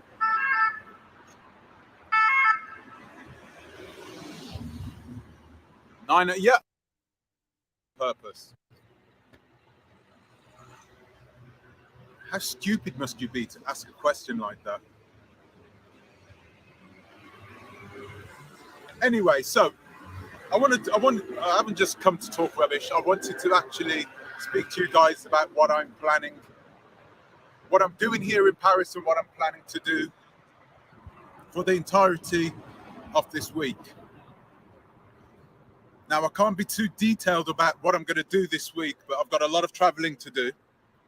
I've got a lot more traveling to do this week. And this was not the first place I came to, let's just say that. So the first place I went to before this, before Paris, was Budapest. I was in Budapest for a couple of days. I was filming a documentary, a mini documentary. And I was supposed to film this mini documentary actually last September. But because of this COVID, it didn't happen. Anyway, don't give him a... Yeah. I will do. Thank you, guys. Thank you. I'll try and stay as safe as possible. I'm not stopping out here for long anyway. It's lovely weather. Okay, all right. There was another one, but I can't find it, but it's fine. It doesn't matter because it's not about Paris. But yeah, I was just trying to, basically, he, from a first-hand experience, he was basically talking about how he saw a lot of, Africans in Paris, mostly West Africans from certain countries. Well, actually, no. If we're talking about France, I know it's mostly Moroccans and people from like Francophone West Africa. But anyways, there's just like a lot of economic refugees that are already there. And France is not doing well financially, because if it was, it wouldn't be stealing money from 15 African colonies, right? So yeah, like France is not doing that well, but even France is getting fed up with the amount of people that they have to deal with, right? And yeah, apparently, as this European was saying, the racism is there, like people are there selling peanuts on the street. Not everybody who's going to Paris is going to become a doctor, like people are really struggling out there. But then it's like,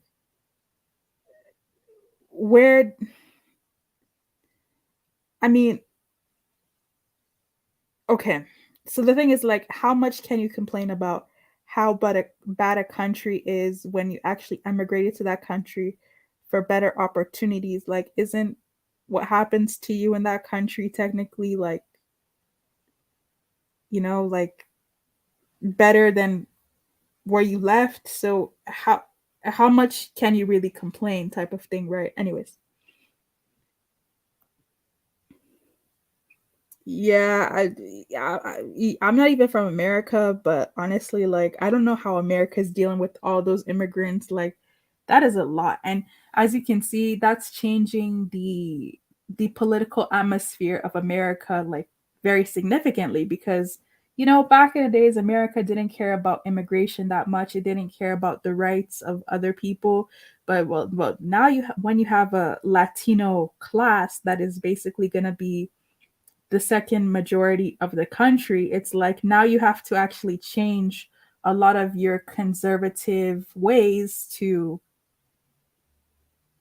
to appease that population. So this whole international immigration thing is very, very interesting.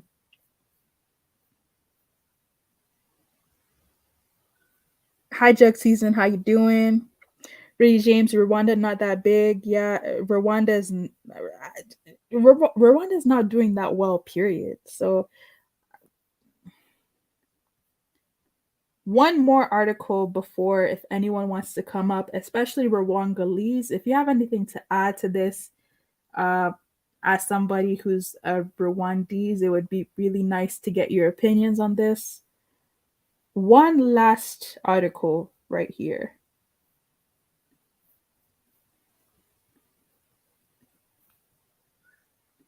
Oh, and shout outs to everybody for being here. Shout outs to everybody for being here.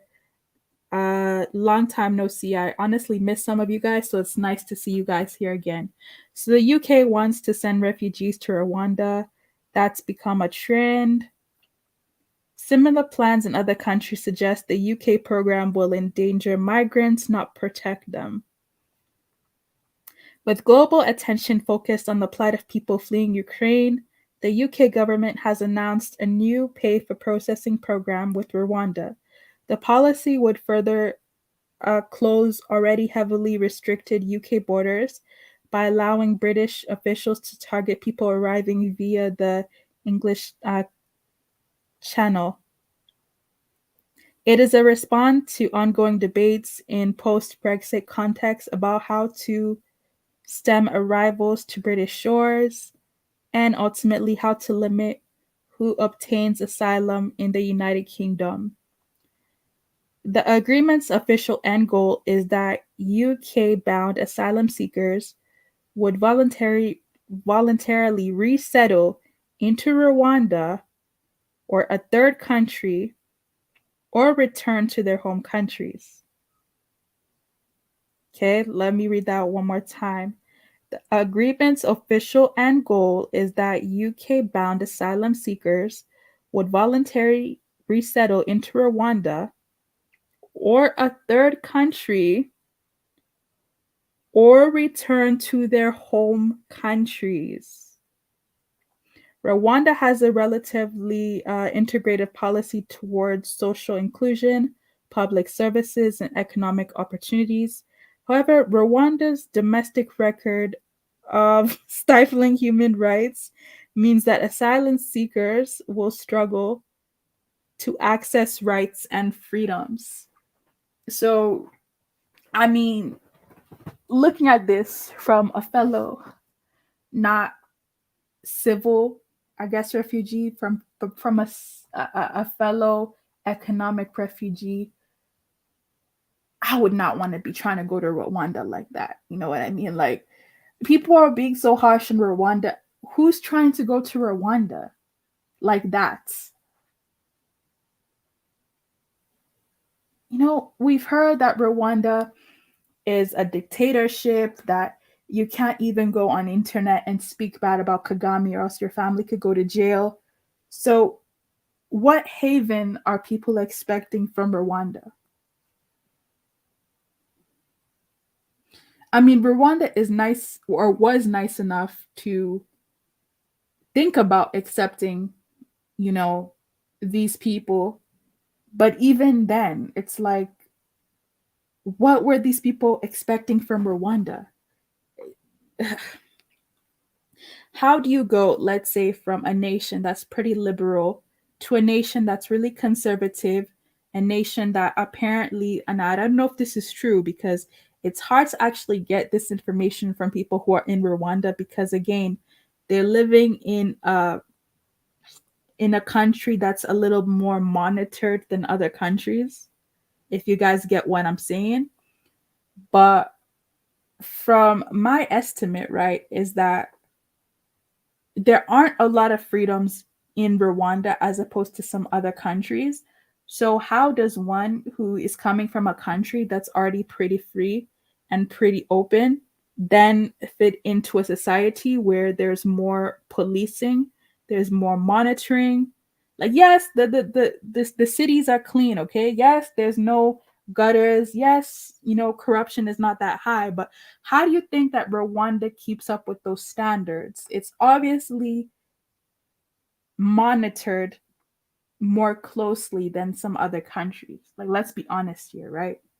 The reason why Rwanda could go forward and the reason why Rwanda could do certain things is because there's actually more rules and restrictions that are on the general population. So how would people coming from society that doesn't do that, how would they integrate and fit into that society?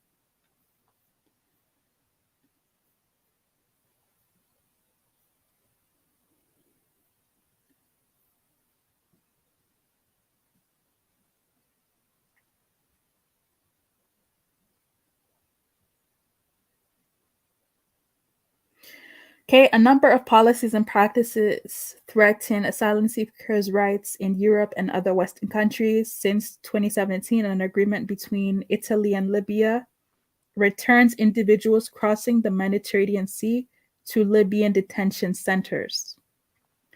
Since December 2013, Israel deported more than 4,000 Sudanese and Eritrean nationals to Uganda and Rwanda.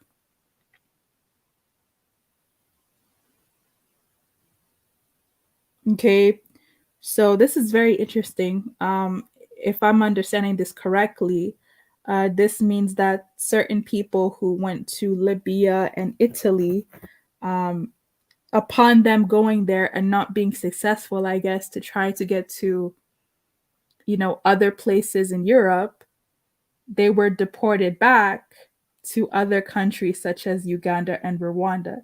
So not even to their national countries for obvious reasons, because I know with Eritrea, the some people are dealing with trying to get away from like being forced to go to the military and things like that. And there was a war that happened a while ago, but I think for today, most Eritreans want to get away from like the harsh rule in some areas of Eritrea. And in Sudan, we know the situation that's going on there, like the political instability. So it makes sense for them to not go back to Eritrea and Sudan, but then they're evidently going to countries like Uganda and Rwanda, and they've been doing that for years now, apparently.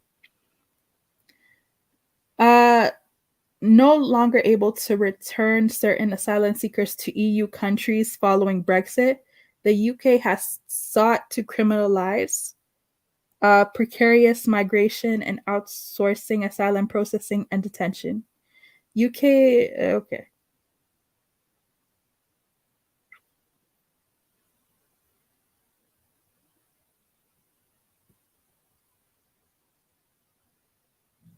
The UN Refugee Agency, UNHCR, has praised Rwanda for adopting the most progressive policies worldwide to support refugee self-reliance, and creating an enabling environment that offers refugees rights to free to move and work, rights that are relatively rare within Africa or globally. But in practice, research suggests that most refugees fail to obtain these rights. Okay. So the UNHCR praised Rwanda for its like immigration policies, but then upon research they're saying that that Rwanda doesn't actually give these refugees these rights. Like they promised these refugees these rights, but they're not doing such a good job in actually obtaining these rights. So many of the displaced remain dependent on humanitarian aid, which often falls short. The UNHCR's annual budget for Rwanda refugee operations is only 11% funded. For instance, This figure doesn't factor in the needs of additional asylum seekers the UK would send. The UK government proposes to pay Rwanda nearly $160 million to help defray the cost of taking in additional refugees. $160 million is not a lot of money. Okay, it's not. But evidence from Australia suggests that outsourcing asylum processing costs significantly more than projected. The funds from the UK will probably not suffice. Like refugee populations globally, those hosted in Rwanda are at a significant risk for, we already know this, sexual and gender-based violence and exploitation. These risks are higher for women, girls, and obviously LGBT. All right. Okay, so I think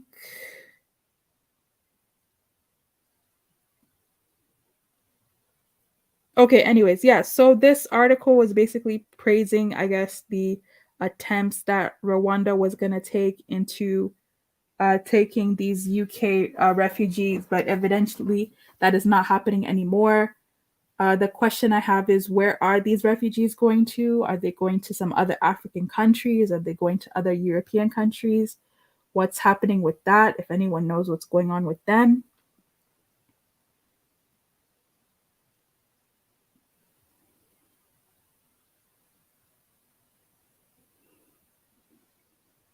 I thought Kenyan had the largest refugee camps. I don't think so.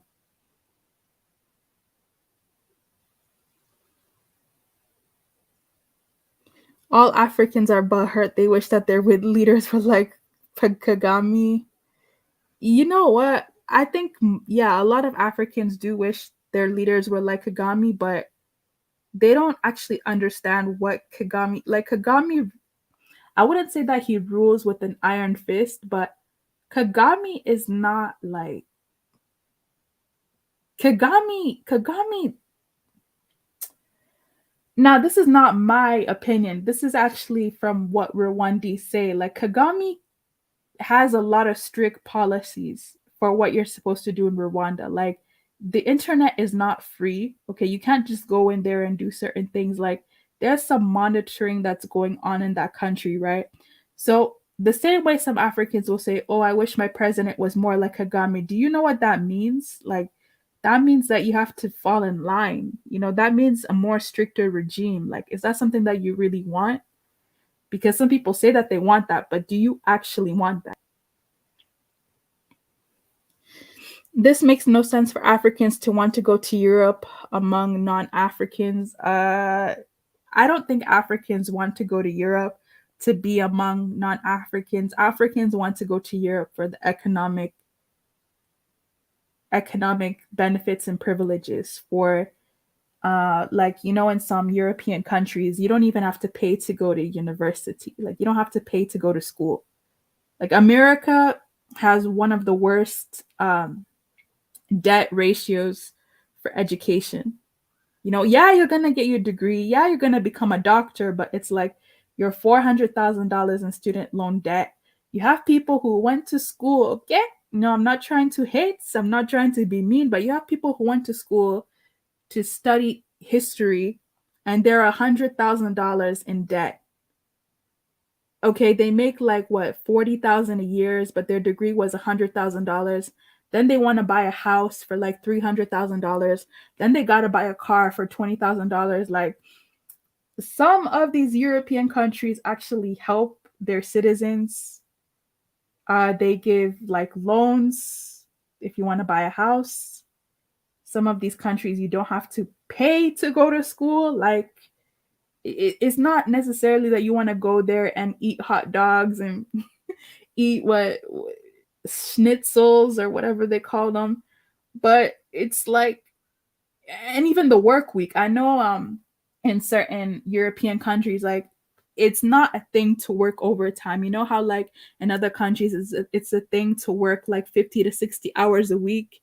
In some countries, guess what, you're capped at 35 hours a week, but they'll pay you for the 40 hours, but you're working like 35 hours a week. So I mean, those countries are definitely taking care of their citizens. I can't hate or be mad. That's why they have some pretty high taxes, is because they take care of the citizens. But anyways, yeah, I mean, like, who's trying to go to Rwanda? Like, come on now. I mean, yeah, we trying to go to Rwanda to go see Rwanda and vacation, but if you're actually thinking about economic opportunities, is Rwanda number one on your list? No, it's not. Qatar is where it's at. Yeah, yeah, the Middle East is, yeah, they're doing some things. Yes, Africans are going to India. Are you kidding me? Do you know? Okay, I know. Okay, do you know how many Africans are getting scholarships to go to school in India? Now you're gonna be telling me, why would I want to go to India? Well, if your own home country, right? If your own home country is not giving you money to go to school, but you have another country that's giving you a scholarship to go to school there, guess what? People are gonna take advantage of that. Like it's just inevitable. But yes, you'd be shocked. India, you know the situation in Ukraine. No, people were asking why there's so many people in Ukraine. Well, Ukraine has cheap education. People are gonna go there. Like people are going wherever for opportunities. Like I don't like it, but I mean, if they feel like their home country is not doing enough to help them, then I don't know. I don't know what I don't know. I don't know. I have no idea. America is the best place to me. We have everything we need and plenty of opportunity. Yeah, I don't know how hard is it to get to America? I was I would assume that it's not that easy to get to America.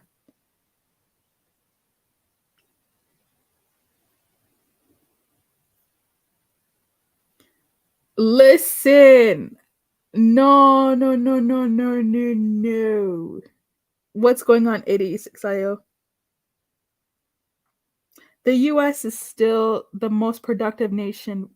That's true. Yeah, the US is still the most productive nation. What are some of the most prestigious? Britain leads in many things, including education, quality, life, and healthcare. UK is much better. I don't have to pay for healthcare, and we have a better education. Okay. The US is the best place for opportunities for immigrants all over the world. So I guess you guys are having a UK versus America battle. Uh, yeah, I do agree with Crenshaw Grinder. Lifestyle choices determine health and education outcomes. Socialized medicine in Europe is inferior to the system in the US. Rwanda is a small country with a harsh history. It's what? You think so? I think Rwanda is doing pretty well given the because okay, guys, Rwanda, right, and Burundi went through the exact same thing. Rwanda has been able to bounce back a little bit, but Burundi hasn't. And I don't speak about Burundi enough because I don't know much about Burundi, but Burundi is really struggling, okay? Like, yeah, Burundi is not doing good at all. Like, I'm not even gonna sit here and lie. Like, Burundi is in dire need. Whose responsibility is that? I guess if you ask a Pan African, it's the whole continent's responsibility. But really, Burundi is not doing too well, okay? That's the GDP per capita in Burundi. Like, it has not bounced back from the genocide.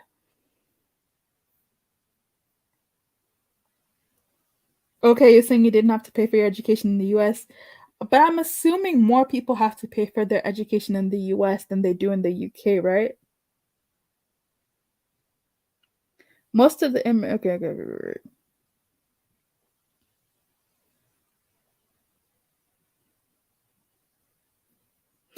All right, so you guys are talking between yourselves. Lodzi, Mo Solomon, and Momo. Okay, Mans is saying,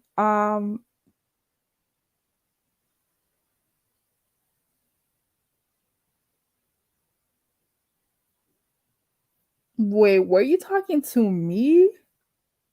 Cause I don't. Yeah, I'm just kind of confused about that.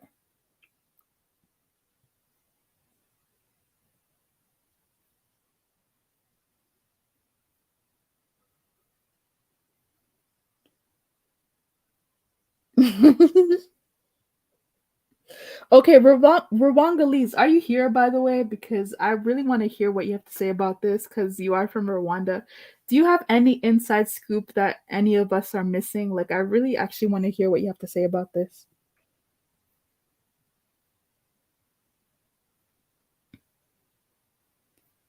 Okay, so Proud Eritrean and Lozi are going back and forth as usual. Okay, so people are dissing Eritrea in the comment section. Okay. You saying that Rwanda uses Israel spy technology to monitor WhatsApp conversation? They do. Are you serious? Are you serious? I don't know why that's making. I know I'm laughing so hard. Yeah, I heard. See, this is what I heard, right? And guys, you will not find this information on YouTube about some of the things that you have to do or to be a citizen in Rwanda because obviously they're gonna come after your channel.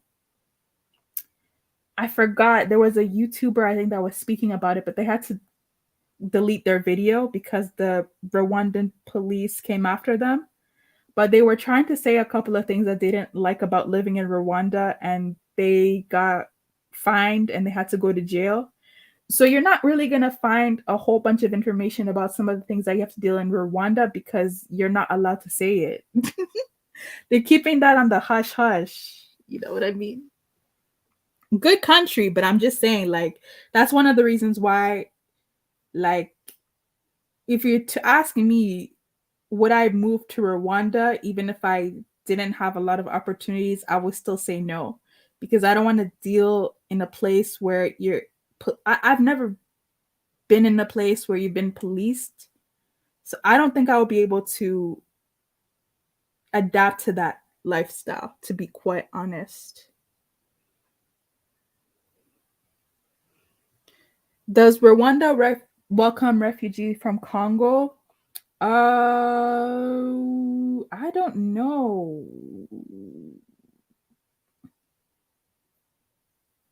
I actually have no idea. I don't think Rwanda welcomes a lot of refugees. Oh, well, okay. Well, there's a thing right here.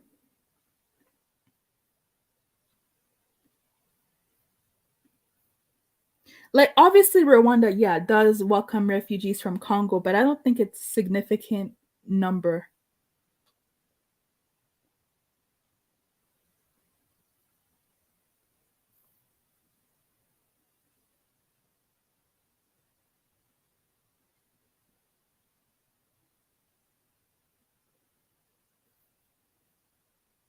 Okay.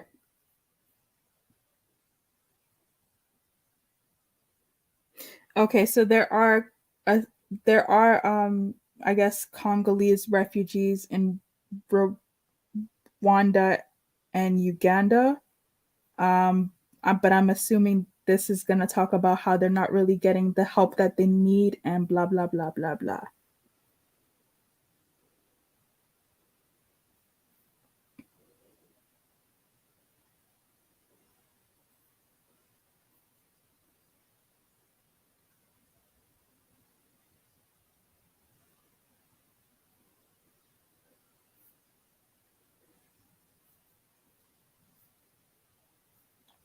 Okay, I'm trying to go down and see what you guys are saying about the actual topic.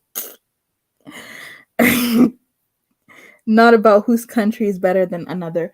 Rwanda is a very small country. As soon as the land in Rwanda, they will cross the borders and spread over East Africa. Yeah, that's true.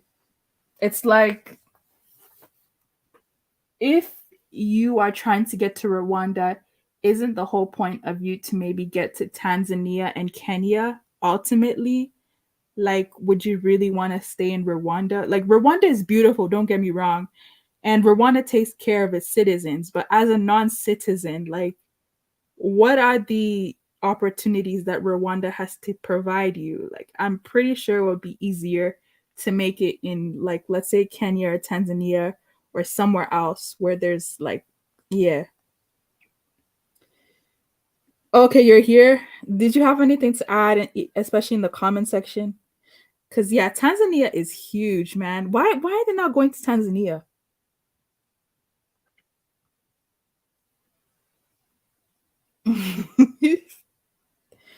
I don't know. Study the Congo Wars. It explains who Kagame is and the truth about the genocide. Oh, dang. Listen, I know Kagame is not innocent. I know that he's guilty in a lot of the stability that's going on in Eastern Congo and things like that.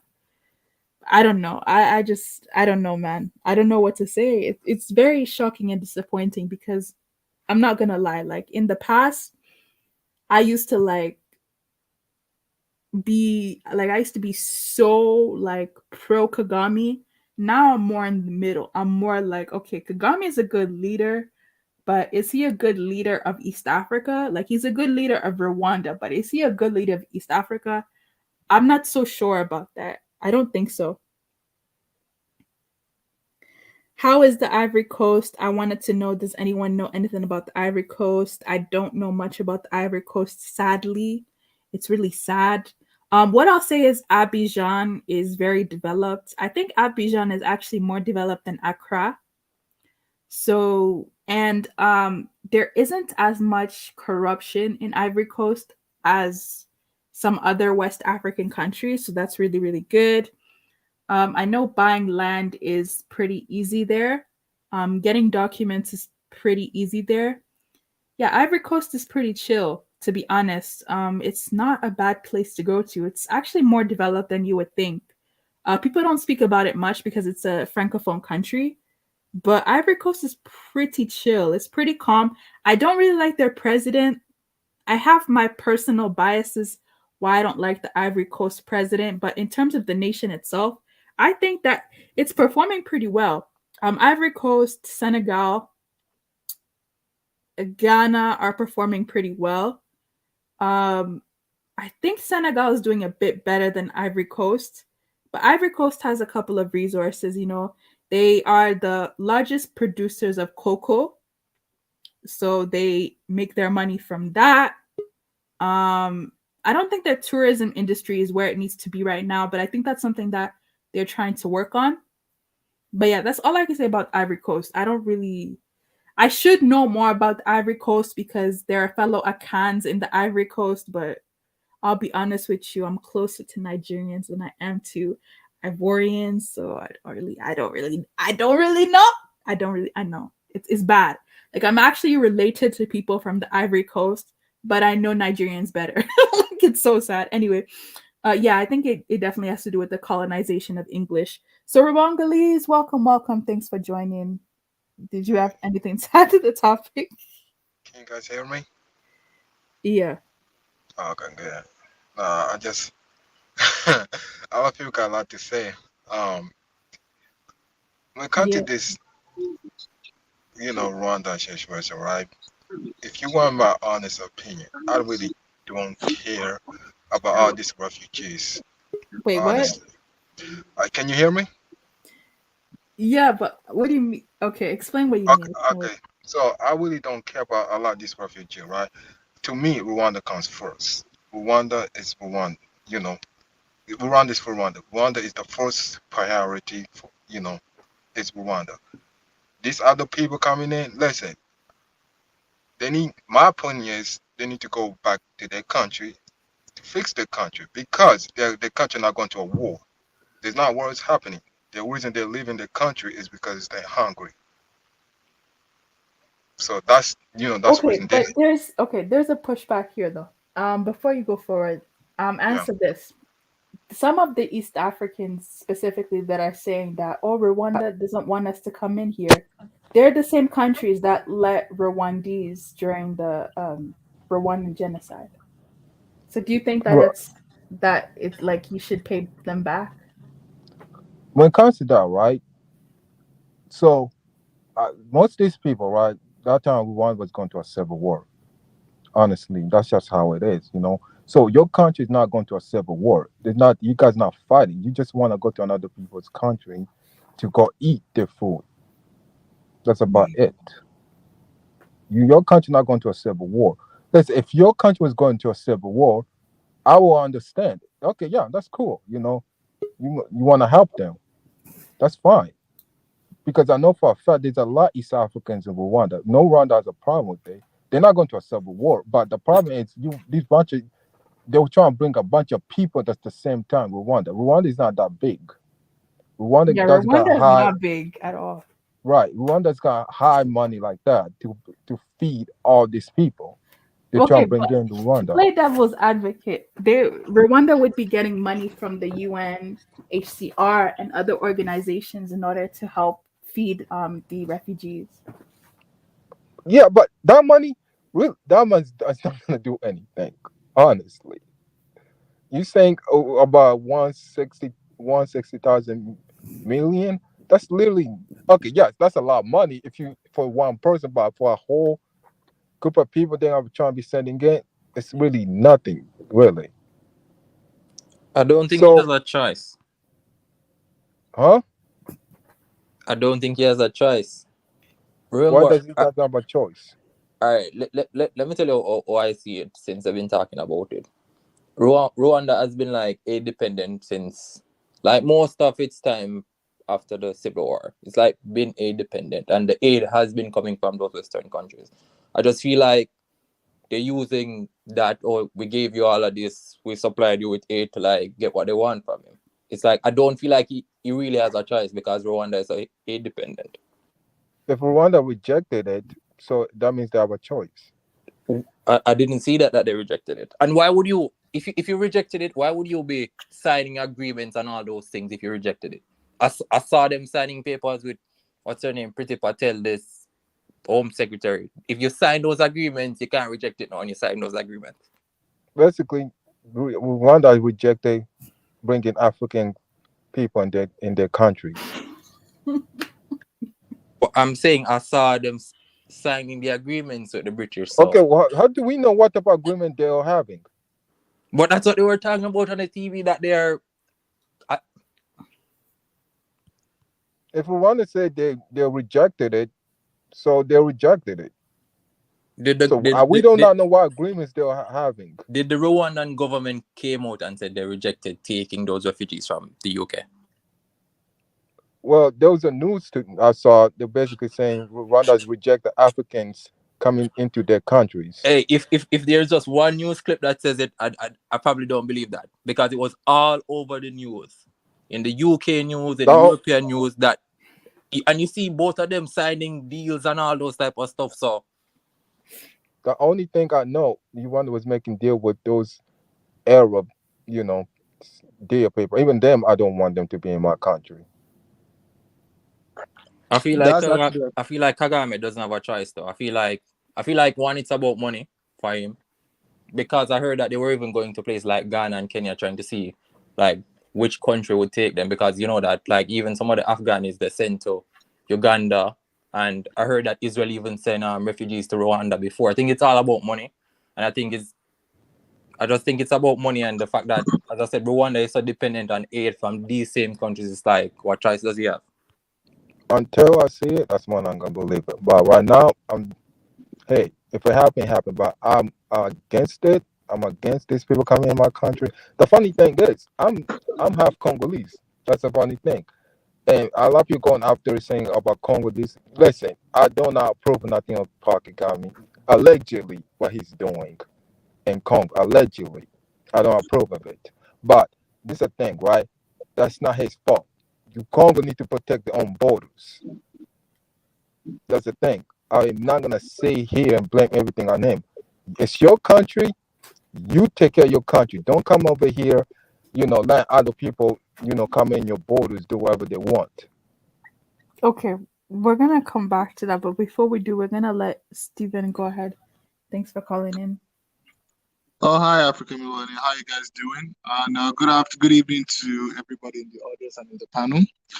I don't really think I'm actually with Rwandese on this one. I think that Rwanda is not really a country that is meant for immigration. The country just is basically still recovering from the impact of 1994 during the genocide. And many of these immigrants, they are not being vetted. Only God knows where they're coming from. Nobody knows who they are. There is not, like I said, they have any legal protection or any stuff. So I don't really. I'm with you on African millennial on illegal immigrants. I think that thing is wrong because it also undermines a lot of people who are legal immigrants because many of them came into this nation, put in the work, managed to get their citizenship and papers and all that stuff. And the illegals are just coming here. You're not paying any taxes. Many of them are hiding. They don't take time to like learn the culture or try to assimilate. So yeah, that can be one of the dangers of those introduction of refugees that maybe even you don't even know if these refugees are going to stay long. They might have tension with the local folks and things can just escalate. So I think Kagame was on the right one for like rejecting that refugee proposal. Yeah, can I add something if that's fine with you? Sure, no problem. Yeah, you need to understand about Rwanda, right? There's a lot of Rwandese people got PSD from the genocide. My mom has it. Most Rwanda I've met who went through it, they are PSD. Okay, most people I know, most Rwandans don't want to come back to Rwanda because they're afraid something might happen to them. Most Rwandans between the Hutu and the Tutsi live among the same people who killed their own grandfather, their daughter. You know your neighbor, what they did to your someone in your family. You're just not allowed to talk about it. That's the situation people are living in. People are living amongst the same people that killed someone in their family. Next door neighbor, actually, who literally you saw them kill your family. Rwanda tried their best to go after everyone in Rwanda, but how many people can you put in jail? It's similar to the Biafran war that happened in Nigeria. During the time in the late 60s, early 70s, during that genocidal time, a lot of Igbo folks are still going through that trauma. A lot of Igbo families don't really want to talk about it. Some of them have already lost family members. Some were lucky to escape. So it's a lot of things that imagine they are now trying to bring some refugees from God knows where. They could be pedophiles, they could be rapists, they could be mentally deranged. You don't even know these people. But for some reason, the government of the UK is making deals with Rwanda and all these nations that don't really have all these social amenities to actually take care of these refugees. So yeah, it's a bad look because we already got issues already on the continent. Like we don't really need, even though it's still spacious, we still don't need excess because somebody on the comment section was actually right. They're seeing Rwanda as some type of dumping ground. Oh well, whenever that happens anywhere, oh well, who cares? You know, it's not even just a Rwanda UK thing. It's a rich, poorer country thing. Because if you look, the US does the same thing with El Salvador. Europe does the same thing with Turkey. It's like, let them deal with it. We'll just give them some money to like deal with it so that we don't have to deal with it. That's how they say it. Yeah. So we're gonna let Sir Will go ahead. Thanks for calling in. Hey, African Millennium. How you doing? All right. So here's the deal, and I think people are missing the point here. Rwanda's budget is made up mostly of foreign aid, meaning that Rwanda is kind of like it makes me think of what Dubai was. Dubai was made up basically of foreign investment based on speculation, pure speculation. Okay, so that's what Kagame is trying to realize with Rwanda, but he's doing that the wrong way because, especially with this action that he's taking right now, he's going about it the wrong way because now what he's doing is he's basically getting money from the UK, hoping that when those refugees hear that they're coming to Rwanda, that they want to go because they know they're going to be deported to Rwanda. But at the same time, he's getting money out of it. That's what this entire thing is all about. That's what this entire thing is all about. earlier you talked about people from Rwanda and Canada and things like that. You have to understand something. Most people from Rwanda, most Rwandese who are abroad right now, hate Kagame. They're not big. Most of them are not big fans of Kagame. That's what you have to understand. Like a lot of Oh, them. really? Oh yeah, yeah, yeah. Especially where you are in Canada, a lot of them don't like Kagame. You know, so a lot of them are, I hate having to say that, but a lot of them are Hutus, and because of some of them were probably part of the elite, so of course they're not gonna like Kagame. It's kind of like the same thing you had in Cuba. The Cuban who live in Miami are basically the people who fought against Fidel Castro when he was coming out of the Sierra Nevada. Basically, that's what we have the same scenario here. So most of them don't like Kagame, and what Kagame is doing, this is entire thing. What he's doing with the refugees is all about money. That's what it is. That's what it is about. For a country that is getting most of the money through foreign aid, that's the down. That's what it is. Nothing else. And all those people who talk about, I'm not a big fan of Kagame myself, not because of what happened. Obviously, I like the fact that he stabilized the country and things like that, but he's ruling that country like a police state. I mean, it's amazing. I've had friends who have gone to Rwanda. I myself, I refuse to go because I know me. If I go there, I'm probably gonna get in trouble. But he's ruling that country like a police state. That's what it comes down to. And there's no way I'm ever gonna approve of somebody who's ruling that country like a police state, because what's gonna happen is once Kagame passes away, what's gonna happen then? Because you can say all those great things about Rwanda, but it's kind of like a deck of cards. Everything can fall at any second because the foundation of a democratic state are not there. You know, if he was making the foundation like kind of like what Nelson Mandela did in South Africa, by having one term and then setting up everything, Nelson Mandela could have died in power. Nobody would have said anything in South Africa about it. But he was a big man enough for him to be like, okay, I'm gonna do one term because I got those young cats who are coming who can do better.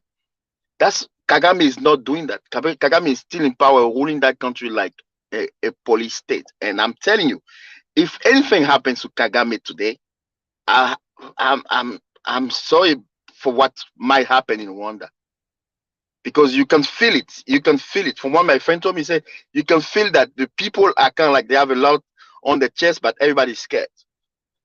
And when it's like that, when things pop off, nobody knows what's going to happen. So we're not out of the woodwork when it comes to Rwanda. That's all I had to say. Yikes.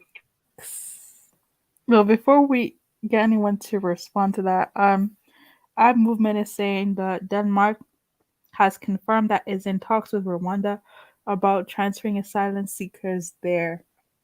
Interesting. But again, just the question that I have is, what type of refugees are these? I'm just wondering.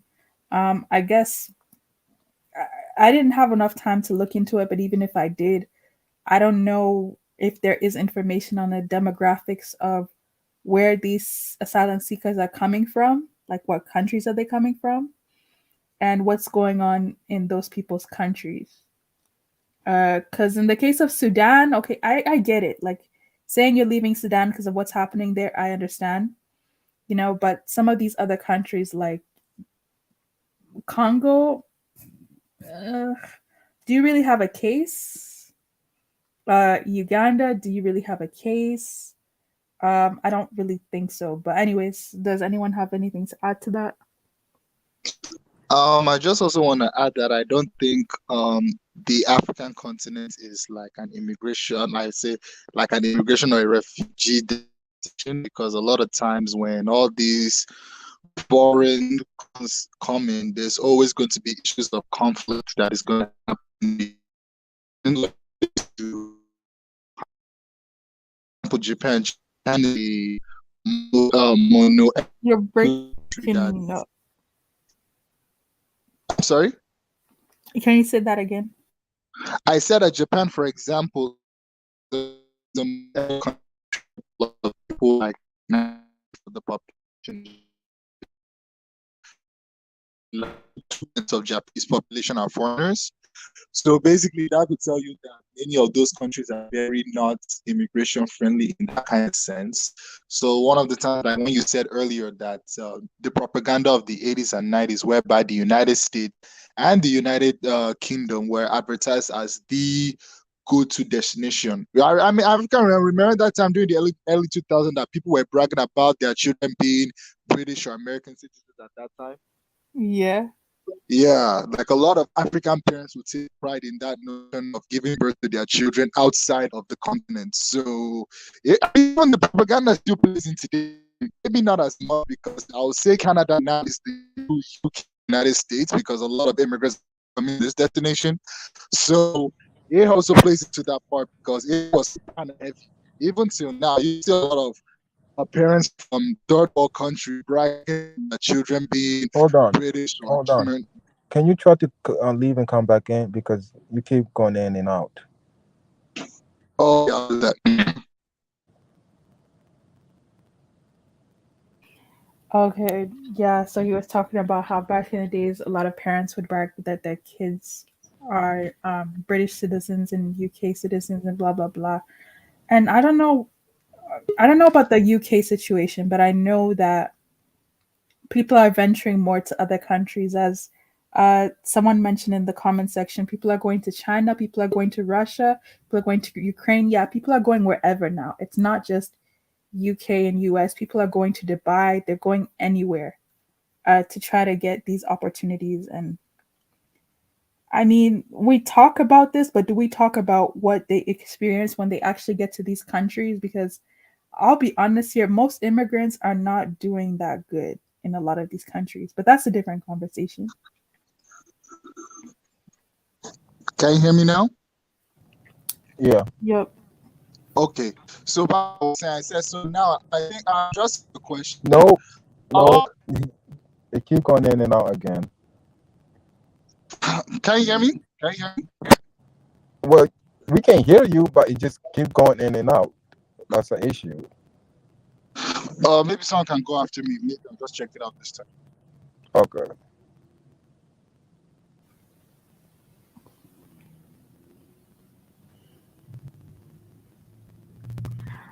Okay, so I guess Proud Eritrean wanted to go back to the possibility of instability is there when he is gone, but I'm sure he has a plan in place. Yeah, I've never really pondered about that too much, but wrongly, what do you think is going to happen when Kagame is no longer in power? Do you think that it's going to be the same? For my opinion, this is what I think, right? I'm not gonna say too much, but my opinion, I feel like, you know, Rwanda won't be the same country, but I feel like I feel like it's not gonna be the same because yes, Portugal do control most of the country. Because there's rules that people say there's a lot you can't. What?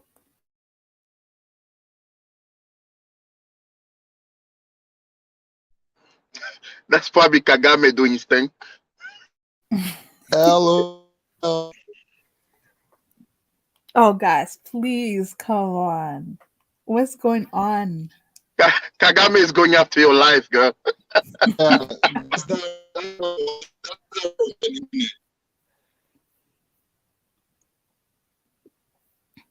But anyway, just going to that point. I mean, many people, immigrants are not really aware of what's going on the outside of the continent. They don't know what's installed in them because there is no education about the countries that they're really going to. Many immigrants don't take time to do their research. They just go from hearsay here, there. And once they now come in, they get their unfortunate immigrant wake-up call. That's just I would like to argue that most immigrants don't actually put enough work into you're correct in investing and where they're going Not and at how all. the Not at country all. is. There because I'm even speaking to some Ghanaians that I speak to on a daily basis, right? They'll complain to me every day, oh, the situation in Ghana is bad. I need to get out of here. I need to go. I need to go somewhere. So that desperateness to just go somewhere else, it like sometimes clouds your thinking and your research on, okay, where should I actually go? Like, what country has the best opportunity for me? What country will be easy? What country, what country has the best taxes? Like, what country has the best healthcare? Like, they don't think about that. They just think about, I have to get out of here. I need to go to Libya. I need to go to Italy. I need to go here. And it's just like this haste and this rush that they take into traveling. It's very unfortunate because then they end up getting taken advantage of. That's called survival mode. That sounds like somebody in basic, I am in survival mode. I have to get out of here at all costs. That's basically what it sounds like. And it also contributes to the fact that these are generations of people that are living in a government that hasn't even done anything, like, all that kind of stuff, that pressure, that, yeah. And many of them go with their hearsay. Maybe they have a so-called friend living in the UK, the United States, or Germany, and they are bragging about how they are doing this and doing that. That also ends into their psyche. Their friend in that country is just a dishwasher or cab driver, but for the fact that he's enjoying basic amenities of electricity, basic food, healthcare, he's fine. At least all of this stuff that he's enjoying in Germany or Europe, he didn't even get that in, let's say, Ivory Coast or Rwanda. All these basic amenities that people here in the West take for granted, these immigrants come in and just, all that kind of stuff. Yeah, that's why when it's funny, especially a lot of locals of these countries complain that when the immigrants come, like they're so hungry and they're taking over, and it's like, yeah, do you know what this person went through? Like, this person's going through a country that doesn't give you loans, like they don't give you education assistance, they don't give you healthcare benefits. So of course when they come over here, they're going to do the work for $6 an hour. Of course they're gonna be fine cleaning the toilets, working in the farms. Like, that's better than what some of them are experiencing in their home countries, and it's horrible.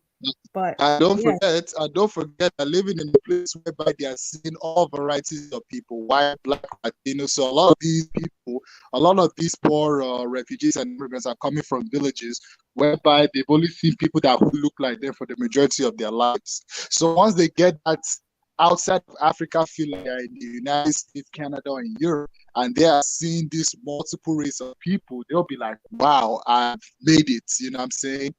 That kind of stuff. So it also contributes to that factor as well. Yeah, I can tell we got a huge goddamn population that just like exploded in Georgia. I was like, wow. I looked up one day. I was like, there's a lot of Ghanaians just randomly came here one day, but they got to do them like I ain't gonna lie, like grunt work though. It's like warehouse work and stuff like that though. You see, one of the problems though that I would, at least the European and American immigration, is that it's a bit biased. It's like if you treated everybody like, based on what they're going through, like it would be better. But it's like, let's use the Haitians and the Ukrainian situation. When there were 14,000 Haitians on the border, it's like America is like, yeah, we're full, we don't have space, but now they have space for 100,000 Ukrainians. And I'm like, what? Oh man, you should have seen the images they had, bro. It's like you didn't have space for 14,000, but now you have space for 100,000. I don't understand it. Oh, it's very simple. They was like no more Africans, man. They real selective, especially Haitians. They was like, oh no, they trying to make them folks suffer for like 2,000 more years and some shit, basically. So we have another panelist. Afro, did you have anything to add? Yeah. Hello, guys. I hope you all are well. Me, like what I didn't understand about this whole thing is the financial package. It's just 120 million. Like that's nothing. When it comes to this refugee, the financial package is for the refugees. So when it comes to that, like I'm very skeptical. Like why? Like even if Rwanda, like we're doing this purely out of financial needs, why not, ask for more? Because when you see whenever they take immigrants or refugees or whatever, minimum, like the amount, like normally it starts somewhere around 500 to 800 million. So that for me is like I just can't understand that. Is it like they're trying to improve their reputation? I don't know. What do you guys think? I think that's a part of it. They're trying to improve their reputation because it's like when the UK depends on like Rwanda to do that now, it's like they can criticize Kagame less. It's like I'm doing something for you, you can't really criticize me like that. But also too, I think it depends on the country because I know that with Turkey, I think they gave them like $3 billion a year for like, I don't know the amount of refugees is probably different, so that probably makes a difference. But I also think it's a standard of living of the country. I know poor that country is. It's like a poorer country would take less money to do the same thing that a country that's in the middle income would do. Because I know that even France, like France, the UK pays France to prevent like some of those asylum seekers from going across, and I'm sure they're probably paying them more than they're paying Rwanda. So Well, in 2017, if I'm not mistaken, like Italy and like Italy, they did this deal with Libya and these North African countries. They gave them a lot of money, and then they gave them like this used second-hand boats, ships and stuff, like to hold back the immigrants and stuff. So like the whole Libyan slave trade, like it was one of the main, like they used this money like to enslave people and put all the networks there, because the Libyan slave trade, it started after Italy started paying the North African governments this money, So do you guys think like the same thing would happen in Rwanda? Like, do you think that maybe, because Rwanda, like they have shady relationship when it comes to Congo, especially, So if No, these people from Congo, if they go to Rwanda, like, like there are who Congolese in will take Rwanda. the responsibility for their safeguard, I mean, you point out a very good point right there, which honestly I didn't think about it, but I guess you are 100% correct. Indeed, like it basically Kagame that's been his thing. If he does something now, guess who is going to be behind him? The UK, because they're depending on him. And it's not just it's not just about the money. True, the money is like it's about 4% of Rwanda's budget, right? Which is a lot of money. But also the soft power aspect of things should not be forgotten, because you're right. If it does something, the UK is going to be on his side now because they're depending on him. So yeah, so it's both money and also soft power.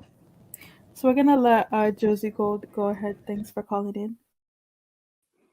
Yeah, greetings, AM, and everybody. Yeah, so my question is for that's nice because he said he's half Rwandan. I'd like to know like what do you think of Paul Kagame? I might be asking you a question that other people have asked you, but earlier because I just joined just a few minutes ago. I just need to know like what do you think about Paul Kagame? If I'm being honest, when I got to Paul Kagame, I like him because he puts his country first. Yes, he probably doesn't care about the African country. And I really don't blame him because he shouldn't be worried about the African country. That's not his issue. My part thing is his country and his people. That's the first thing he cares about, And allegedly, I'm gonna continue to say allegedly, I've heard what he's doing in Congo, and I'm half Congolese, and I don't blame him for anything that he's doing in Congo. That's not his responsibilities. The problem is the Congolese government. Congolese government should be protecting his own people. It shouldn't be letting people come in the country, open the border to do whatever they want. So why is the Congolese government doing that? They're probably making money behind, closed doors, probably. Yeah, thanks. Like I really wanted to hear you like hear someone at least who's half Rwandan, because most cases people have different opinions, some good, some bad, but I guess yours is a good opinion. All right, Right. thank you. I'll be honest, right? I'll be honest with everybody because nobody talks about what's Congolese are doing to the Banyamulenge in Congo. Nobody knows about that. A few years ago, about 20,000 Banyamulenge was killed in Congo. Ethnic ethnically Tutsis. Basically, they're Tutsi Congolese because a lot of them do not look like average Congolese. Because a lot of I had debates with Congolese not accepting them as full Congolese, even though they've been there in Congo before Congo became Congo. Nobody talks about that at all. But everyone want to blame Paul Kagame. Most of the time, Paul Kagame is helping the Tutsi of Congo. If you ever hear, Rwanda is sending food in Congo, it's not sending to, other ethnic group Congolese. It's sending it to Banyamulenge, who are ethnically Tutsi, who are Congolese. That's nice. I have another question. So, from what I hear, like from some people, right? Because there are people like you who like Paul Kagame, and then there are other people, like let's say people who say he rules it with an iron fist and he has too much control and people are afraid of him. So, do you think that has been good for Rwanda, in your own opinion? Like, like his type of leadership, his type of rule for you, like in terms of like the control, like, like, do you think he's an authoritarian type of leader? And do you think that's a good thing or it has been a good thing for your country? That's what I I want to mean, hear. there's always gonna be good side and bad side when it comes to everything. You know, the good part is people are not allowed to do whatever they want in a country. They can't break the law because there's a big consequences breaking laws. So people, because you cannot, because my uncle, I guess, he was found something on him, but I'm the one who had to pay go send money to get him released. You know, something he wasn't supposed to have, because they came after him basically. So there's always gonna be good and bad for something. So honestly, I feel like if it's helping the country, I don't think nothing wrong with it. But also, I feel like yes, there's a point where something becomes too much. If you understand what I'm trying to say. Yeah, I hear you. I hear you. I hear you. Okay, okay. Look, but for you, like, what do you think? Let's say Kagame steps down, or whatever. Like, what do you think is gonna happen after his leadership? Probably someone from his fam got take over. That's the rumors. He has kids. Yeah. So the rumor is it's probably someone in his family is gonna take over. Yeah, because Rwanda is a dictatorship, right? So you guys don't vote for the president; he just continues to be president, right? Yeah. They say they vote, but I don't really. Yeah, I'm not gonna get into that. But Yeah, you yeah. know, I'm not gonna get into that. But everybody, there's a rumors, there's a saying it's probably gonna be his daughter gonna take over. Oh, okay. That's nice. Can I ask you a question, man? Yeah. Um, so how do the Rwandan people feel about this? Are they against this influx of people that might come, or they're okay with it? I haven't talked to many Rwanda about it because just I haven't talked to my mom about it or other Rwanda, so I do not know how they feel. But personally, for me, I'm against it because I feel like it just Rwanda is too small to be doing anything like this. Because you got to think about it, right? Burundi, right? Burundi is the same group of people as Rwandans, same group of people. Same ethnic. They had the same genocide, just opposite. Rwanda, it was the Hutu killing the Tutsi. In Burundi, it was the Tutsis killing the Hutus.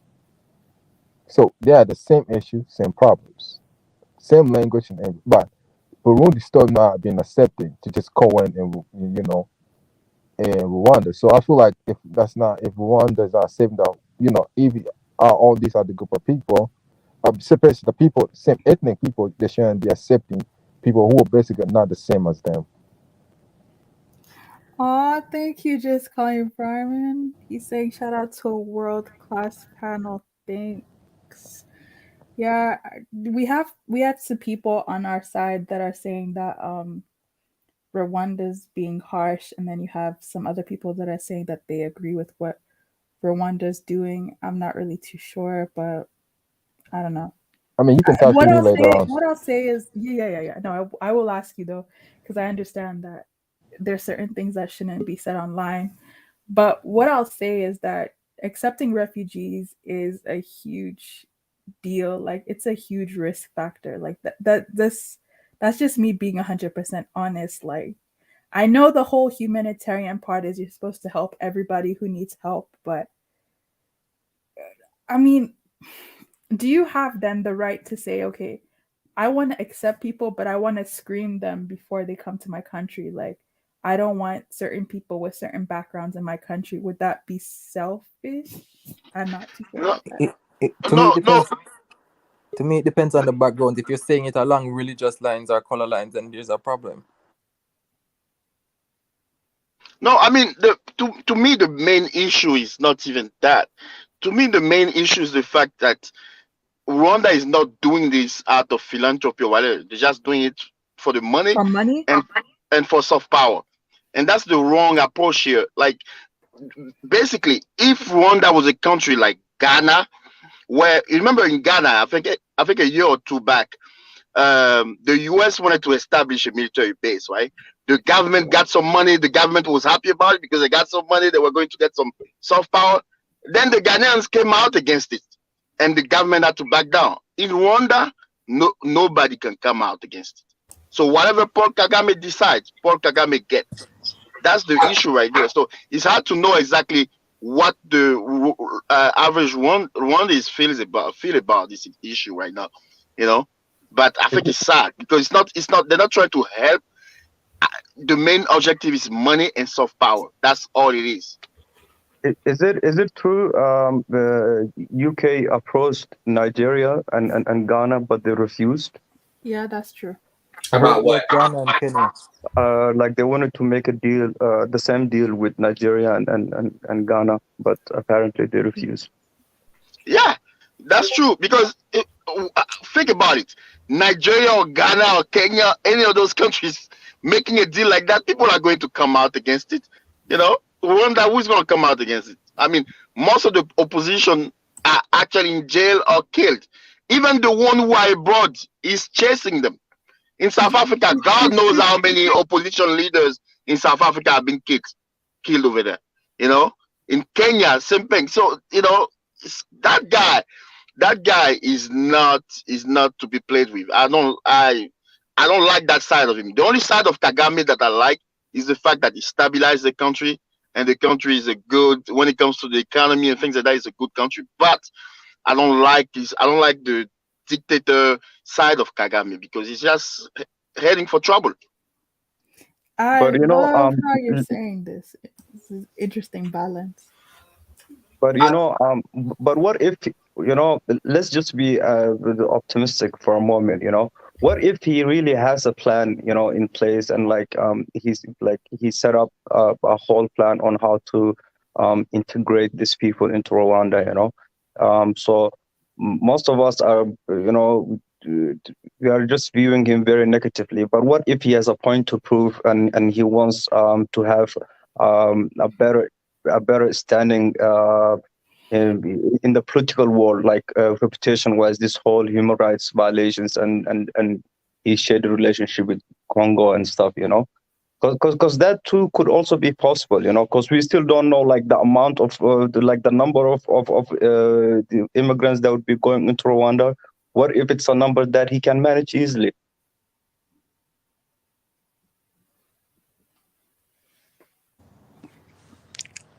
So you guys, you don't agree with that? No, what was the question? I did not hear. Sorry. No, I said, like, what if, like, he has a point to prove? What if, like, maybe he has a plan in place, and what if he's trying to, portray this positive image of Rwanda and of himself, because people outside of Africa view Kagame very, they say like he's authoritarian, he's very shady, he's involved in a lot of human rights abuses and stuff. So what if like he wants to like present a whole new image of himself? But And the other thing too that we have to consider is we don't know the number of refugees that are coming to Rwanda, right? Because that has not been released yet. So what if it's a number that he can actually manage? So I have two things to say about that. So with Rwanda having its own like economic problems with it depending so much on aid, I don't know if it's something that he can manage if he's not getting a certain amount of money from Europeans. But regarding the soft power aspect of it, I think that's something he's trying to achieve. Like with him going to the Caribbean, that's making friends with those people. With him like sending troops to Mozambique and sending troops to CAR, those are all soft power plays that he's making. So it's like he's trying to make himself look good, yes, and I think this is a part of it as well. Okay, so we're gonna let H Block go ahead and respond. Did you have anything to add? Hey, how you guys doing? So I do agree with Afro. I think he's just trying to impress the West because he doesn't have the best record for human rights, right? And also, UK is not paying him to integrate these asylum seekers into his society. Basically, what the UK is saying is like they're paying Rwanda to house these people so they can wait their cases in the UK. So if you come to the UK illegally and you file for asylum, right, then they're going to redirect you to Rwanda. Well, you can be housed in Rwanda, and then you have to wait your case. It can take for either years or months, whatever. And then you also have the option to start your life over in Rwanda. So I think aside the money that the UK is paying them, I think he's also doing it because like I said, and Afro also said, this guy, according to the West, he doesn't have the best record for human rights. And this is not a new thing. People forget that the US is doing exactly the same thing with Mexico. Donald Trump started, so they're redirecting all the illegal migrants to Mexico to wait in Mexico. You know what I mean? So the UK is basically doing the same thing that the US is doing. What illegal immigrants coming to Mexico? Oh, are you serious? Africans are coming through Mexico. Congolese are coming through Mexico. They're like all over the world. People are going to like Brazil and then like walking in the jungles to cross the border from Mexico to the US. So the US, so the US has a huge problem with people, not just Mexicans, but people all over the world that are coming through Mexico. Yeah, that's true. But the thing is, you're confusing things here. What they do, Rwanda is not that close to the UK. So basically, if your asylum case is denied, guess what? How you gonna get there? But if your asylum case get denied in the US, guess what? I had a mechanic back in the days. He was from Mexico, right? This guy he was like, he would tell me that, okay, I'm going on vacation. This guy never had papers, so he couldn't go to the border the right way. So that US border, people can get over it. So they have ways to, they don't need papers. If the case get denied, they can still make it here. You know what I mean? So it's not like you waiting like 1,000 kilometers away or whatnot. They could have told those people to wait in Calais. France. No, bro. You didn't understand. You didn't understand what I said, and you can search this up. You can Google it yourself. This Donald Trump started this. When they had a migrant crisis at the border, there was a lot of people. They had caravans, right? Thousands of people walking from Mexico to the U.S. And what Donald Trump was saying, like he was paying Mexico to house these legal, they call them economic migrants, to house in Mexico to wait their cases in Mexico. Like, so when they can apply asylum to the U.S. in Mexico. So the UK is basically doing exactly the same thing. The UK is saying anybody. I know exactly what you're saying. What I'm trying to tell you is that it's not the same thing because Rwanda is not a neighbor to the UK. So in this particular situation, it's much easier for the UK. In the US Mexico situation, it's not the same thing because they are neighbors. So even if your case that gets declined, Believe me, there are ways to find your way back Right, into right. the United States. Yeah, yeah, I understand what you're saying. Yeah, Yeah, I complete. It's a different cases, but it's the same concept. But the UK has no yeah, interest yeah. of approving the asylum seekers. What the UK is just using this to deny people. So basically, what the UK is going to do is all these illegal migrants are going to be stuck in Rwanda because their case are never going to be approved. So they have a choice either to stay in Rwanda or go back to their own countries. So the UK is just playing politics, man. They know they're not gonna approve They these know what people. they're That's why doing. they're redirecting them to Rwanda because they don't care. They're using Rwanda as just a dumping ground. You know what I Yeah, mean? Yeah, that's why I and have a and problem with it. to add, I want to add something to that. Even let's just say, like, somehow, um, Rwanda, they managed this incoming refugees very well. The first wave. The second wave will just put a lot of burdens on the Rwandan society because the resources, like, already, the resources in Rwanda, it's not enough to really sustain these people, and also this financial money that they are getting, the 120, the 120 is nothing. People that what you call house refugees, they get somewhere from 500 million to, I don't know, 1.2 billion, something like that, and Rwanda, they're just receiving 120. So I don't know, man. The next 5 6 years, man, things might be really tough for Rwanda, and Yeah, this whole Afro, this whole you are on scenario, point. yeah, and this whole scenario, like, it really made me change my perception about South Africa, because as you know, like, majority of the Africans, we criticize South Africans, the whole xenophobia and whatnot, but like, really, like, taking immigrants, immigrant is really a burden on the society, so I just wanted to add on that, Hey, really. I don't think they Sorry, I agree with you. criticize South Africa for being anti-immigration. I think it's the killings. If they weren't killing them, then it probably wouldn't be that much of a problem. No, no, I mean, like, I'm just talking about myself, right? Because before this, like, me too, I went along with the stereotype and stuff, but, like, this made me, like, put myself back and, like, really be objective about the whole thing. Like, crime or no crime, like, if there are immigrants in a country, it's really a burden on society.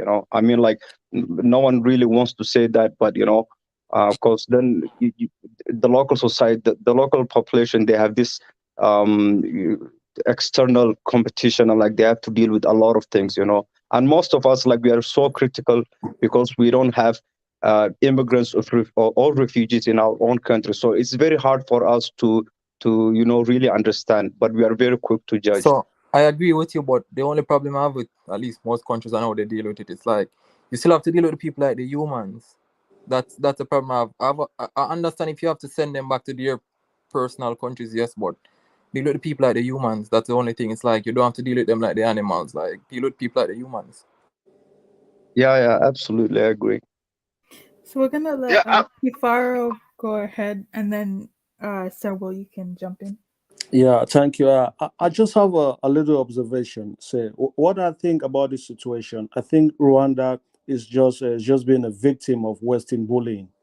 You understand? I see it in a way that they're trying to trap Rwanda because maybe they're telling Rwanda, say, look, we're gonna give you all these projects in the future. Okay, these are the projects we're gonna give you. We're gonna finance you to have all these projects. But for you to be able to have this project, you need to do this for us.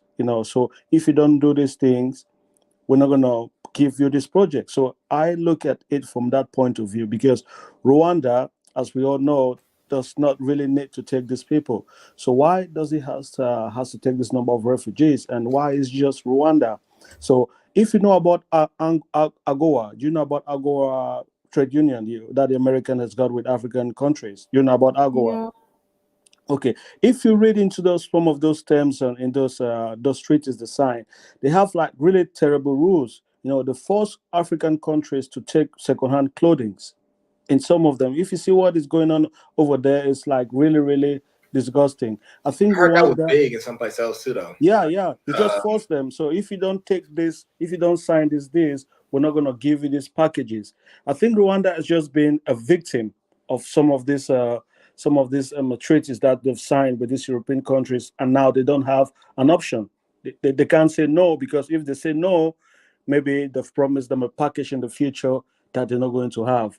I think that's the case. I think that's what's happening over here. That's what I believe.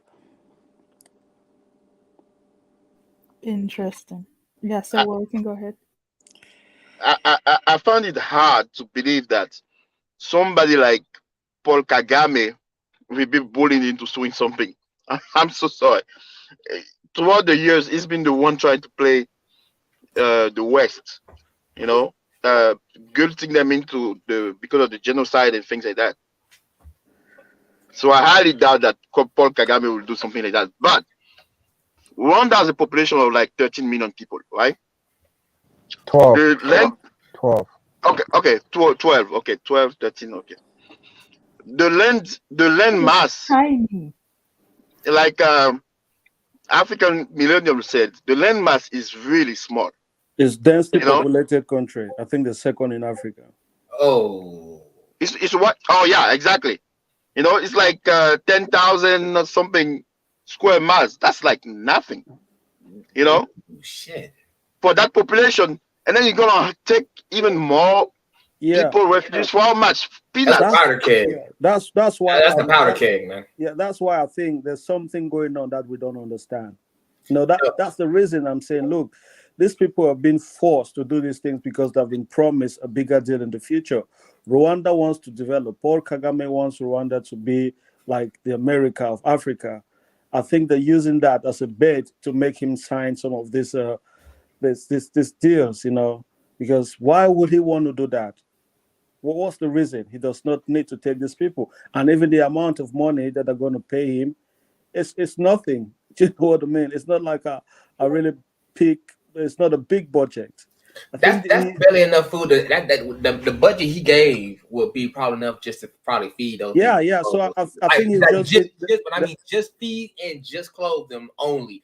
And that's when you really can't have a population that just like they do. You think they're gonna sit in a house and just get enough food just to eat, just stay in would have just enough electricity to stay in the house. No, that's not. I strongly believe they've signed something with the UK that they've got the rope on your neck, that have not got an option. They can't say no. They can't say no. I don't think they cannot say no. That's what I believe. I don't think it may be that it can't say no, but maybe it's something that it benefits in, so and it just weigh the pros and the cons and be like, all right, they're giving me this, they're giving me this. What's so bad about taking a few refugees? So it may not be that they fully control the situation, but you may see how we can benefit from it. So let me just say this. I think, okay, if they've tried to analyze the risks or what they are ready to sacrifice, because taking people in your country, there's certain things that you need to sacrifice for you to take like people from other parts of the countries. If they were from the world, if they were just like Africans or maybe people around that country, they might be familiar. But if you're bringing someone from Pakistan, Bangladesh, you know, people that are not, people that are not from the continent, that is a big disturbing. So if they know what they're doing and they know, okay, we're going to sacrifice these, then it's fine. But are they sure that they've met your checks and balances for them to know this is what might happen? I don't know, because if they start today, they might start 50 tomorrow, or get this 100, and just like that, before you know, it becomes your country is full with people that you don't even know how to talk to them, and it will become a problem, you know. So what you gain might be more. You'll be a what's it called? A penny wise and a pound foolish. No, I have to.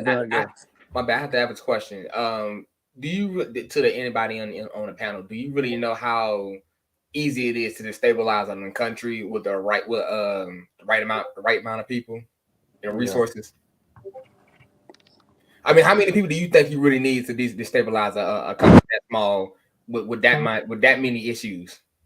Yeah, they can even send spies. You don't know. They can send spies from Pakistan that are refugees. You don't know these people. You know, they can just, that may just be an easy way to. And Pakistan is looking for resources. They are literally looking for resources. And what country are they right next to that they need resources to come to? The Congo. I mean, literally, it's kind of like almost that's literally too goddamn easy to put that together. So I mean, like, your country's already a powder keg. It don't take that much to really to destabilize a country. Really, God, honestly, if you got the right amount of people and the right amount of money, you can probably do that with. 80 people, honestly. So Yeah, how I just hope Actually, I Rwanda know I what they're don't. doing. Okay, Sorry. go Go ahead. ahead. Sorry, go ahead. Go ahead. I actually don't think that it will destabilize Rwanda, because Kagame, like, when it comes to it, like, he's a very strict leader, but and also, like, there were a lot of newspapers that were out, and I was reading them, and I kind of agree with them to a certain point. Like, the newspapers were talking about how he might force he might force some of them into these rebel groups that he has that are operating in Congo and stuff, and how he would just lock people up and stuff. And the UK, like, they would be happy with it. They really don't care like what Kagame would do. All they want is like to contain the immigrants, right? And normally, like, the people that expose human rights violations, like, it's just is the media, the Western media. So it will be in their benefit not to expose or like try to interfere with how he deals with them. when So did when did but I Britain not really don't become a think like it would destabilize the country, though, because like with Rwanda, man, like it's very it is a police state. Like, I think, like, I'm not being very far from saying that. Okay, look at this. Let's think. Okay, see what happened in South Africa. Okay, like if this let's say it happens, these migrants they come, they settle in Rwanda, and they have this extra benefits. Okay, maybe it gives them a boost, so they can open more shops, start their own business. And we know all these people from Asia, Pakistani, Indians. When they come, they stick to themselves. Don't you think in the future, if they start bringing this kind of people in that country, it's going to create an atmosphere similar to that of South Africa? Yeah, I but mean, the that may difference be the good or difference is bad, that depending on how you look at it. the difference is that Kagame runs that country by himself. South Africa, it's different. So people may be able to do all of that. As one of the guys were saying, it's like Kagame can prevent the people from doing that again, from having those problems and going out and protesting. I mean, Plus, I don't think that this the Asian refugees, I don't think like they would be giving they'll be given a lot of a lot of leeway. I think like they'll be very controlled, and I also don't think the Rwanda people would even accept Asians coming and, like, just taking over the It's, country. I it- it's really not doubt it's that. not the Rwanda people. It's refugee. No, Refugees are I mean, like, refugee. they would feel something about it. They would But feel what a what certain can way they about do it. if you've signed that? Okay, you're bringing refugee. You're not choosing. The UK is telling you who to take. Yeah, I guess you're right. But then, like, Rwanda is such a dense place, man. Like, you Yeah, know, yeah, that's what we're people saying. are so condensed. Like, how much can they really do, and like, how can they really integrate and, like, set up businesses and what I think is, like, Rwanda, like, if there are, like, some, highly educated people that they can use, they would use. The others, like, they'll just try to contain them and control them. That's it. I mean, that's kind of seems like test bed powder keg phenomenon. Got highly dense population of people. You add some foreign people in there necessarily. God forbid they actually get a little bit of money and some status over there, and then knowing how kind of Indians work their own stuff over there in their country, they try to set up their own thing over there in Africa. It's gonna be a fight. That's a fight Yeah, waiting to happen. yeah, So, yeah. nah, that's a crazy idea. Whoever setting that up, they know something. They know something. But Uganda kind of did. At least Uganda took in, I think, some Afghanis, and I haven't heard any problems with that. So maybe Rwanda will work just the same.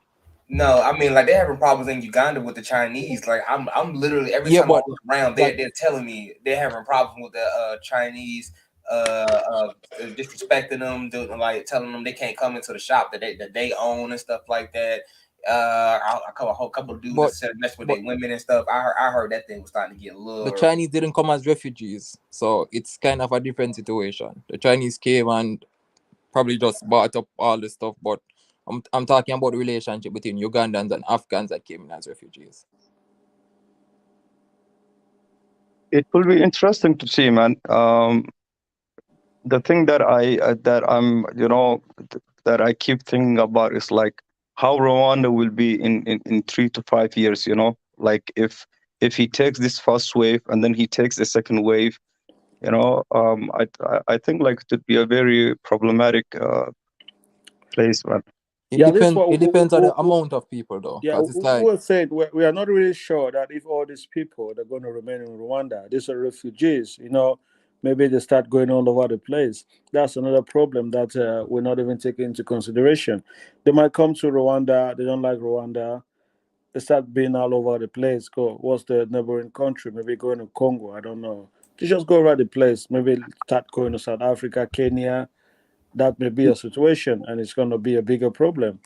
No, I agree. Like some people will definitely leave, but also like you will also have a majority of people staying there in the hopes that their paperwork gets approved and they can just leave. So it's just, I'm sure like a lot of people would have that hope. So a Well, lot of people will stay behind. did someone say Uganda has taken some refugees? from Afghanistan. So I was wondering what's the relationship between those people and the Ugandans?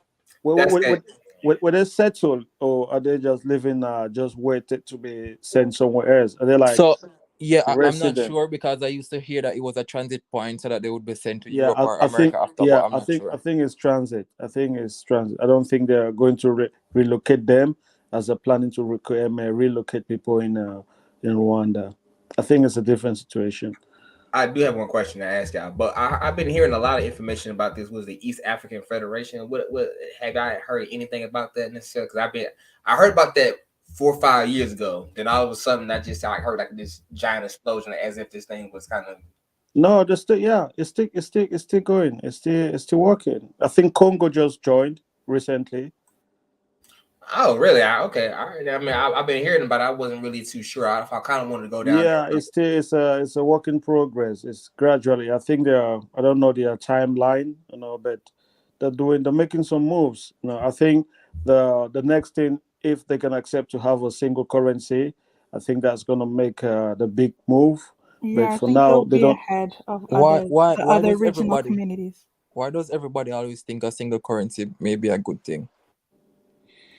Good question. Good question. Because Single currency, like then like like the price change like will not affect each individual country, and then like you can work on common customs yeah, and I think it tariffs can and stuff, facilitate so like trading. economic Yeah. wise it will help a lot. It helps to stabilize regions and help necessarily trade and stuff like that. Because if I can spend my Yeah, currency but from your all house, right, you spend your money at my house. It's just easy for me to go trade, talk to you, and do more stuff. So that when you do that, you can pretty much come with new ideas and other stuff. So that helps with all right. community.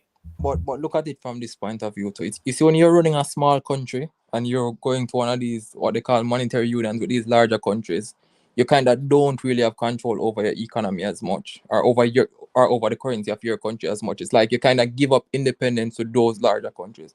It may benefit some people more than it benefits others. Well, but these countries, their economies are not really that really. There's not much difference. You understand? There might be bigger countries, but they don't have a really big gap among them when it comes to their GDP. So I don't think they're gonna feel a little. It's not gonna be that much difference because in most African countries, for the most part, you might have a different currency, but what I can buy in my country, I think I can still purchase the same thing in someone else's country. That might just be a different currency, but if I change it to your currency, it might still get me the same thing for the most part. Once they do agree on on a single currency, the effects will be very immediate, because then like you would have like so many commodities that you can just buy without really affect, without really like lowering the market and stuff. But also the downside to it is like if you look at the Greece situation, right? Every country has to really monitor their fiscal and monetary responsibilities. If they don't, if they are not careful with the credits and the debts and stuff, then like all the countries in that block will be affected. So that is a downside to it. But I think like there's still a long way to go You know, they do have some time, but if they do succeed, oh man, they will benefit a lot, definitely. And No, you know, I have one question. One quick question, and I'm gonna get off after this. The one thing I was hearing necessarily was a lot of the companies that was in like Kenya and the ones that was also in Uganda, where they have their own native shops that you may have in that country, but then they were being bought out by European companies necessarily, or just being incorporated into. Now, what I'm seeing is that may be kind of sort of dangerous necessarily, because if you get too many European countries to have too many let's say businesses in your country, and then all of a sudden when your currency does go online, basically they just got an improvement on your currency also. So I was saying that may be a risk or something that may need to be looked at within the Ugandan people, or especially in Kenya. I was seeing that a lot in Kenya also. But I just wanted to get your perspective on that.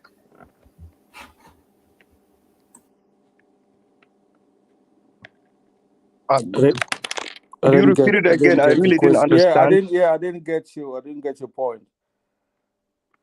Okay, basically, in like a few of these countries I'm reading, like Uganda and Kenya, a lot of the, let's say, I think it was like, what's some of the shop names? They were like big major shops that you have in those countries, like our version of Walmart, or your big surplus stores or whatever, or the native stores that they had there were being bought up by European stores necessarily, and they were taking their goods and selling their goods in y'all stores. I was saying that necessarily need to be an issue that need to be looked at sooner than later, because if you're going to have your currency hooked up as one currency, but then you have too many European or too many foreign investors necessarily in your let's say in your business, you can see how that's going to be issues, especially when your currency becomes one currency. Why is there going to be issues?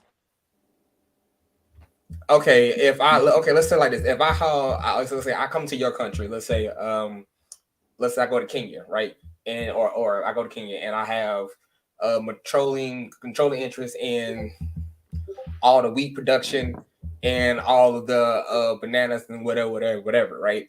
You can see how that can necessarily be a danger to the entire group if I have majority control over specific items. To me, that's not a currency problem. That's a monopoly problem, where it's like you just don't want them to control a specific good, but it doesn't. I don't see how that's a currency You're problem. talking about like private. What's it called? What's the term? To kind of privatize. Like public. To privatize limited companies, things like that, to foreign investors. I mean, if you don't have if I control your business, if I control your businesses in your country, I basically almost control your country by default. I understand what you mean, man. I understand what you mean. So look, to really grow your economy, right? You do need with foreign investment, right? There's no other way about it.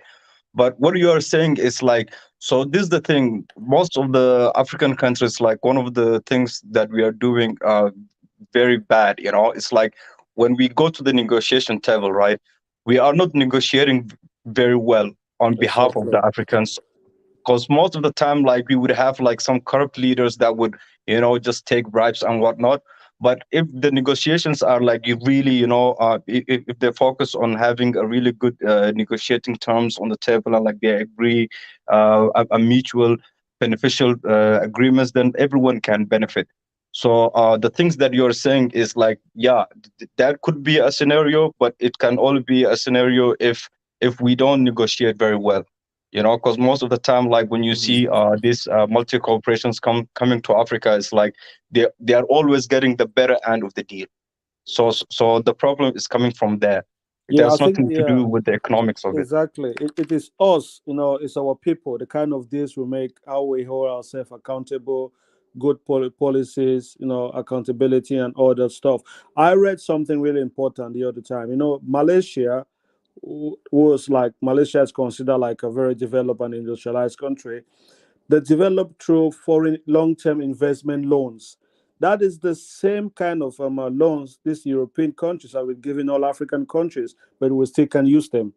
But Malaysia used those long-term loans to develop their country. Now it's like a paradise. So Foreign investment, there's nothing wrong with that. It's how you manage the money, your people, your human resource, it boils down to the people. I don't think there's anything wrong having foreign companies, it's all business. They pay the right amount of tax, they employ people, and there's nothing wrong with that. But if you can't manage them, you're corrupt, zero accountability, you're gonna suffer.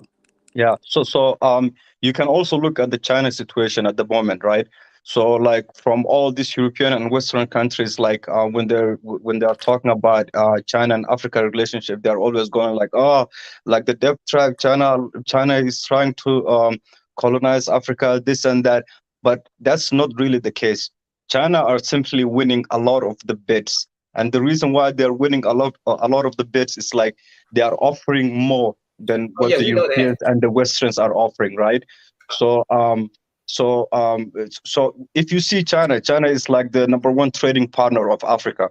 So so the reason why they're always saying they're colonizing and stuff, like I don't understand that. Like is the problem because China is the number one trading partner of Africa? They're also your trading partner. So everything really comes down to how you negotiate on behalf of your country, So so if our leaders, if they do negotiate very well, we will never have a problem of like, people just coming here and like taking over the whole market. That won't happen. So So yeah. I really agree with this guy, what he just said.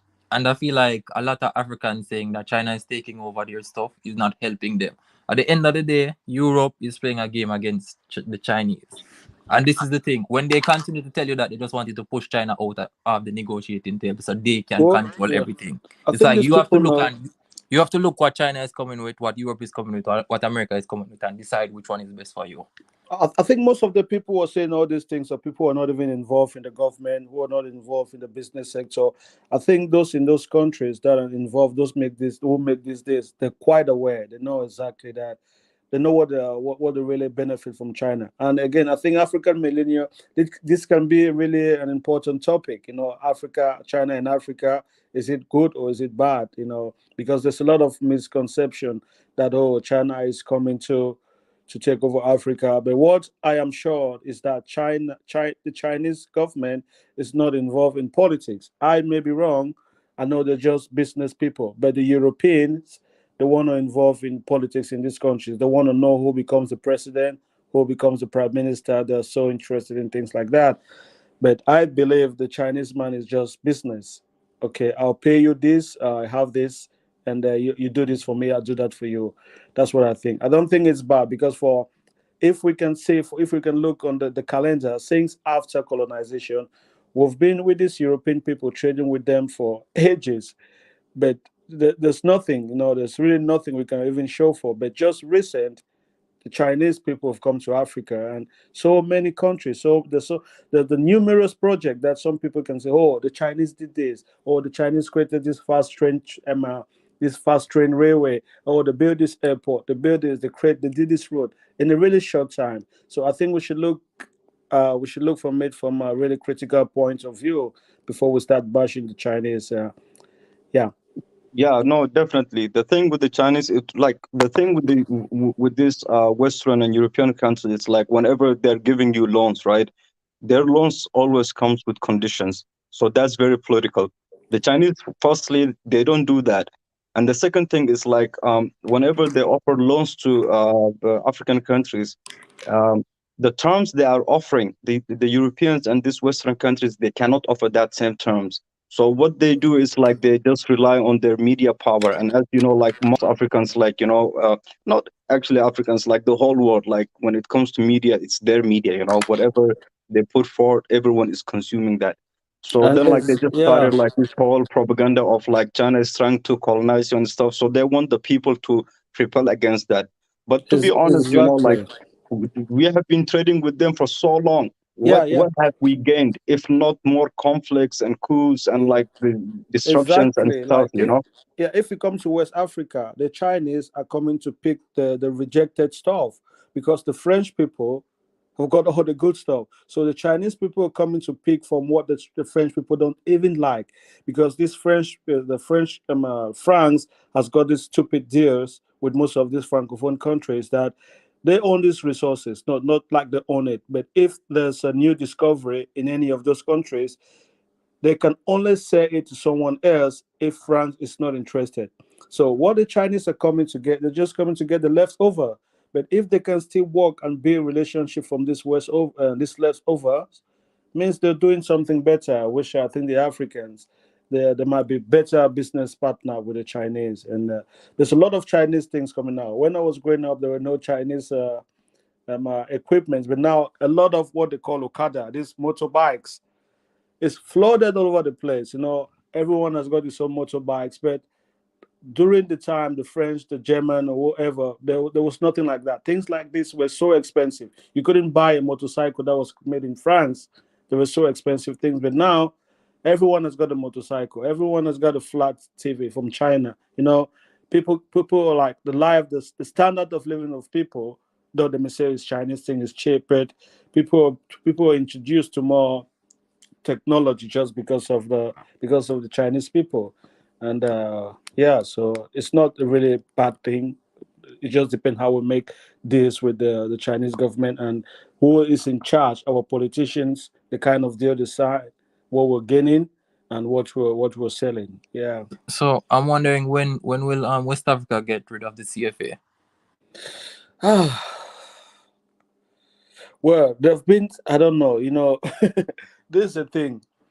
I don't know. I'm not in the ring of those people, but they say they're going to have the ECHO. When is that African Millennium? When is ECHO supposed to get into circulation? Do you know? Nope. It's supposed to be anytime soon. But is the ECHO going to be involved in Nigeria and Ghana? Yes, that's ECOWAS, yeah. But they have to get rid of France then. No, but Nigeria and Ghana is not a problem. They're okay. But it's the other African, the West African Francophone countries. I think those are the ones that are delaying the process, because it seems they need to have a deal with France first before they can make a deal with the ECOWAS. They need to ask permission. Yeah, sir. To be honest, they need to know because at the moment, these countries, France is holding the foreign national reserve. Most of them. So I think they need to know. They need to explain, or they need to come to an agreement if those foreign reserves are going to remain in France or in euro, or it's going to be in a different currency. There's just so much that has to be tackled under the hood. I don't know how they're doing that. If not, it's just going to be another kind of a fake currency that is still going to be backed by France. But it's going to be difficult because Ghana and Nigeria, they're not into that BS. It can't be backed by France and then be the ECHO with Nigeria and Ghana. It can't be in two places at once. All of the money would have to be in one place. It can't be run by France and still. So they have to choose. It's either they're going to let France tell them what to do. That's the reason why it's pulling. You understand? That's the reason why it's pulling, because they would need to produce that money in one of those ECOWAS states. They will need to bring their reserve. They'll need to have a central bank of ECO in one of those countries. They'll need to print your money in one of those countries and control the currency. I don't know how they're doing, but you know what I'm surprised by? It's like what, almost 20 countries, if so much, that is like, and it's just one country, France, that's able to tell all of them what to do. It's actually sad. What did you say? I'm saying so many countries and one country can tell all of them what to do. It's sad. Yeah, it's sad. It's sad. It's just power, power. When you've got power, you control a lot. How do we gain power? That's a problem. Someone commented about the ECHO, and how France are not allowing it, and I actually wanted to talk about this. France, like, they cannot allow this, because what you call, like, a major chunk of their GDP comes purely from the exploitation of their former colonies, So they won't just leave this nice piece of meat and just walk away. Like, it's just not possible. So So now they're saying like it's delayed till 2027. So they will definitely Whoa, find a way into it. whoa, You know. whoa. I had no idea 2027. Yeah, people will be fed up. Yeah, that's I think the fingers like when people talk about China. China has got nothing to do. It's France. it's still France. Chinese people are just business people. France control the political institution of these countries. You know, they decide who wants to be the president. If they don't want you, they're gonna create a fake coup, or they're just gonna destabilize your country. And that is the biggest problem West Africa has got. It's still France. If they can come together to see how they can kick France out of that region, it's going to be a problem because, and as you said, France is not thinking leaving that part of the continent anytime soon because it's like their existence depend on that continent. It's like if we lose them, we die, and Yeah, definitely, we definitely. did some really high strategy. You know how to get yourself free Yeah. yourself from this bondage, and Even another. like even their president, like he put it very well. Actually, he was like, without the exploitation of West Africa, he said like France will just slide back into a Yes, third yes, world that category. You know. was François Mitterrand. I Yeah. just don't understand how so many countries are unable to like push out one country. It's like so many of them, and it's like they're unable to push out one country. Come on. Because they're not all in agreement. Yeah, that's why we really need. When I say active Pan Africanism, do you know what I mean? You know, but we but need but to. the problem, like, it's just not only France, to be honest. It's like the EU, but the Germany, France, with America, like whoever, UK, all of them, they're all like one way or another, like, the, the whole world is benefiting from Africa except for Africans. That's a fact. But me, like, I don't even like to talk about these external powers. Our biggest problem is our own people. Really, it's like Yes, they have their share of the blame. They have their share of the I blame. agree because at the end of the day, even if the president decided, "Alright, we're going to kick France out," France going to just pay a group of people that doesn't like the president, and they're going to start a war. Yeah, you guys, you saw now what happened with Mali. Mali kicked out France, the French military. Now the EU stopped funding this whole what you call this terrorist thing that they had. I forgot the name for it. Like, they are no longer funding Mali's struggle to tackle this terrorism and In whatnot. the Sahel. Yeah. And So if you refuse them from one angle, like, they'll just Mm-hmm. come at you from Yeah, another. yeah. and then I heard Mali brought in the Russians, so America will have to get involved. Yeah. So that's the The same kind Russians, of bullying. That's the same kind of bullying I think Rwanda is going through. There's almost the same kind of thing. Yeah, but I don't know about the Russia relationship with Mali. I think the Russians are now in Central African Republic, and I don't know. I man, don't the know if Russians too. The Russians too. Like, man, they're all the same. Anyone that comes to Africa, they are for not coming to interest. Africa for the benefit of the Africans. They are just coming to get to get what they can exploit. Like, this is what we don't understand as Africans. It's just crazy, man. People think that, like, all these foreign people are just coming here, I think out of I think pure I think business we or out of understand. pure need to help Africans, but that's not really the I case. think we understand. The problem is we're just stupid and greedy. I think we understand exactly that these people come in for their own interests. But Yeah. you know what I think is one of the reasons why I think Africa probably will not get out of this. As long as African people see themselves as different, as long as they kind of said, okay, this is my tribe, they're going to be easy to put this person against that person. So it's like, until it's like Africa sees itself as one, in a I sense, don't I think. just feel like it's going to be Mm. easy to like put this person against that person. See, I Man, think there's a thing. I think there's a thing. I think we can be different, but we live in peace. I know when you come from the diaspora, it's easy to say things like that. But before even colonizations, most African countries live like separate little states. Like even before the white man came, they were like different kingdoms, different tribes. That's how people live in little tribes. It was not just one country. That difference is going to be there.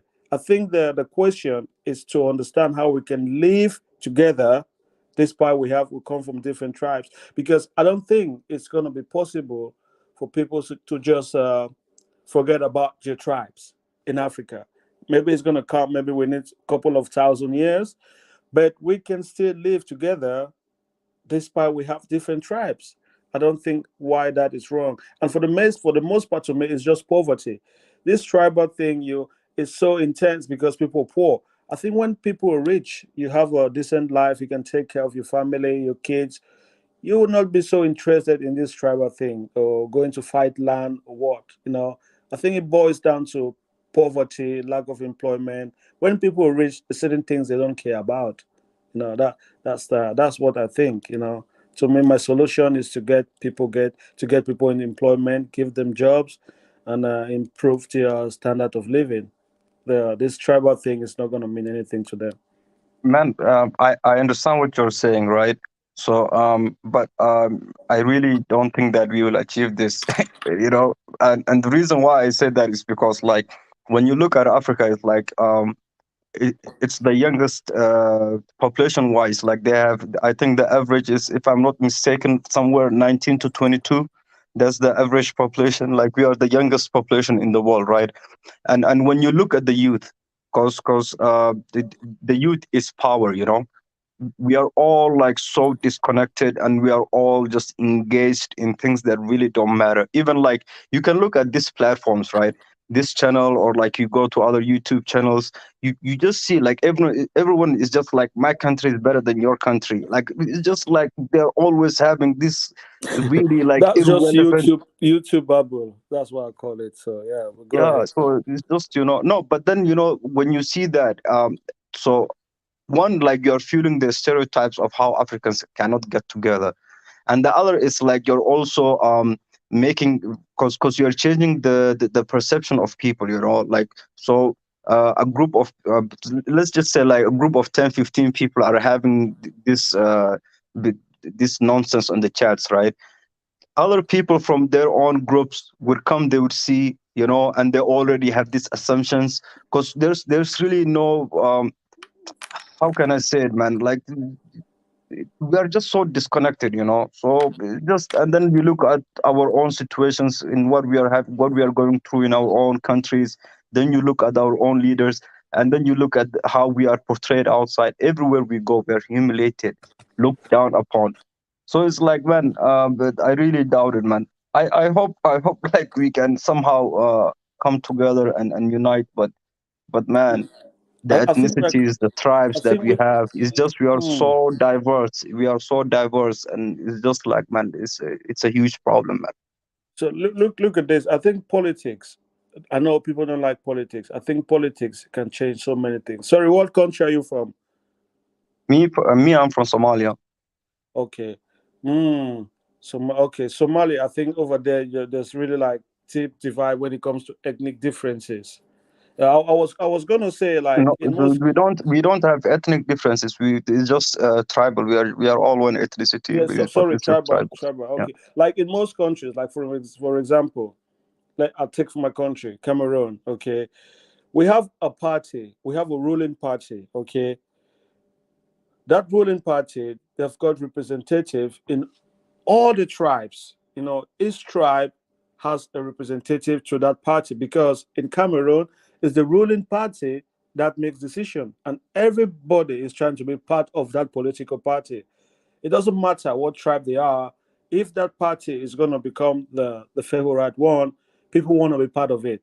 People don't care about, the president of that party is from this tribe. No, there might be some people who might not like him because he's from that tribe, but still in his village or in his town or whatever, there'll be his own people that still support that guy.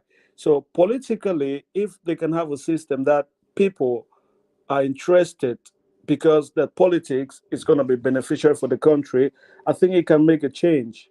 That's what I think. I think politics that can be spread all over the country, for the benefit of the country, it's going to be, it can work. Because if we start making tribal political parties, it's still going to be it's going to create more tension, among African countries. But I really believe politics that is of a global interest, because for now there are a lot of young people who are tired of all these things and they don't really care.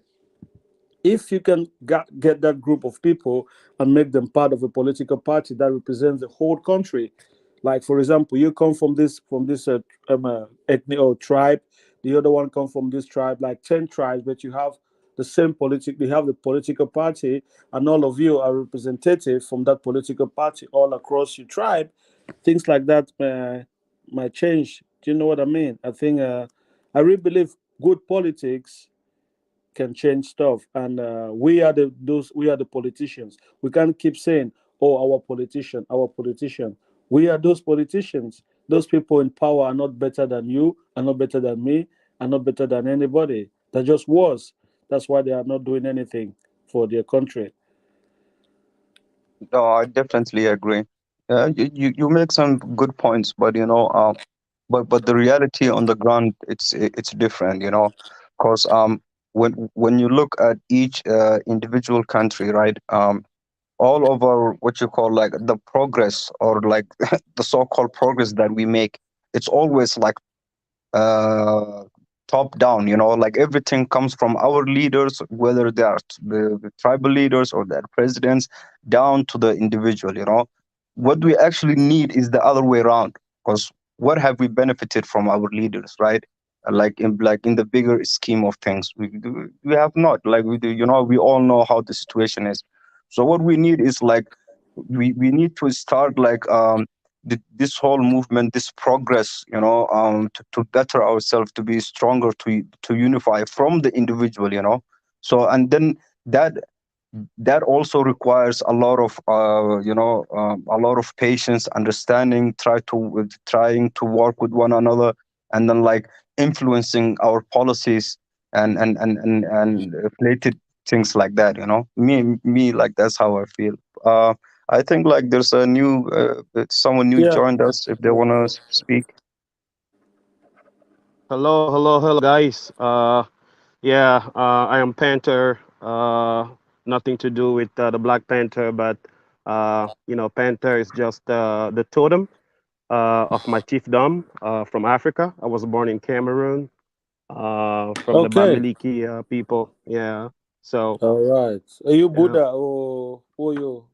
Buddha? No, Baganti. You're Bangante. Okay. Yeah, Bagante. Yeah. A lot of good things have been said here. I like the show. I like what is being said. It makes me proud because you guys on the right track. We are at war, and this has started since they came over to Africa and strip away our brothers and sisters, enslave our people, and so we are at war. So going to the subject today's topic. What the UK is doing is just a sign of weakness. That's how I see it. The UK is in crisis. The inflation is going high. They can no longer afford to keep the migrant, those who are waiting for asylum, in their own country. So they are trying to get rid of them. So it's just a sign of weakness. It shows that the UK economy, is weakening. So that's how I see it. And you guys also talked about Mali. So Mali is just, implementing the rule of what we call national sovereignty. That's what it means for a country to be sovereign, to be governed by itself without any external interference. So that's what Mali is doing, and I think everybody's proud of them. So I'm going to stop there, and I will keep listening. So I just joined the show a little bit late. So I will keep on listening. So thank you, guys. Est-ce que tu parles français? Oui, je parle français. Très bien français. Ouais. Moi, je suis camerounais. Moi, je suis de Boya. Oh, d'accord. Super. On va se connecter parce que j'ai une chaîne. I have a YouTube channel, but I don't have time. I'm so busy with my work and family. But Tu from vis en Angleterre, en France, au Canada, tu es où? oh, I live in Virginia. Je vis aux États-Unis, en Virginie. Ah, Yeah, I am in VA. Yeah, Virginia. d'abord. Yeah. Okay, okay. Where you live from? Where you live at?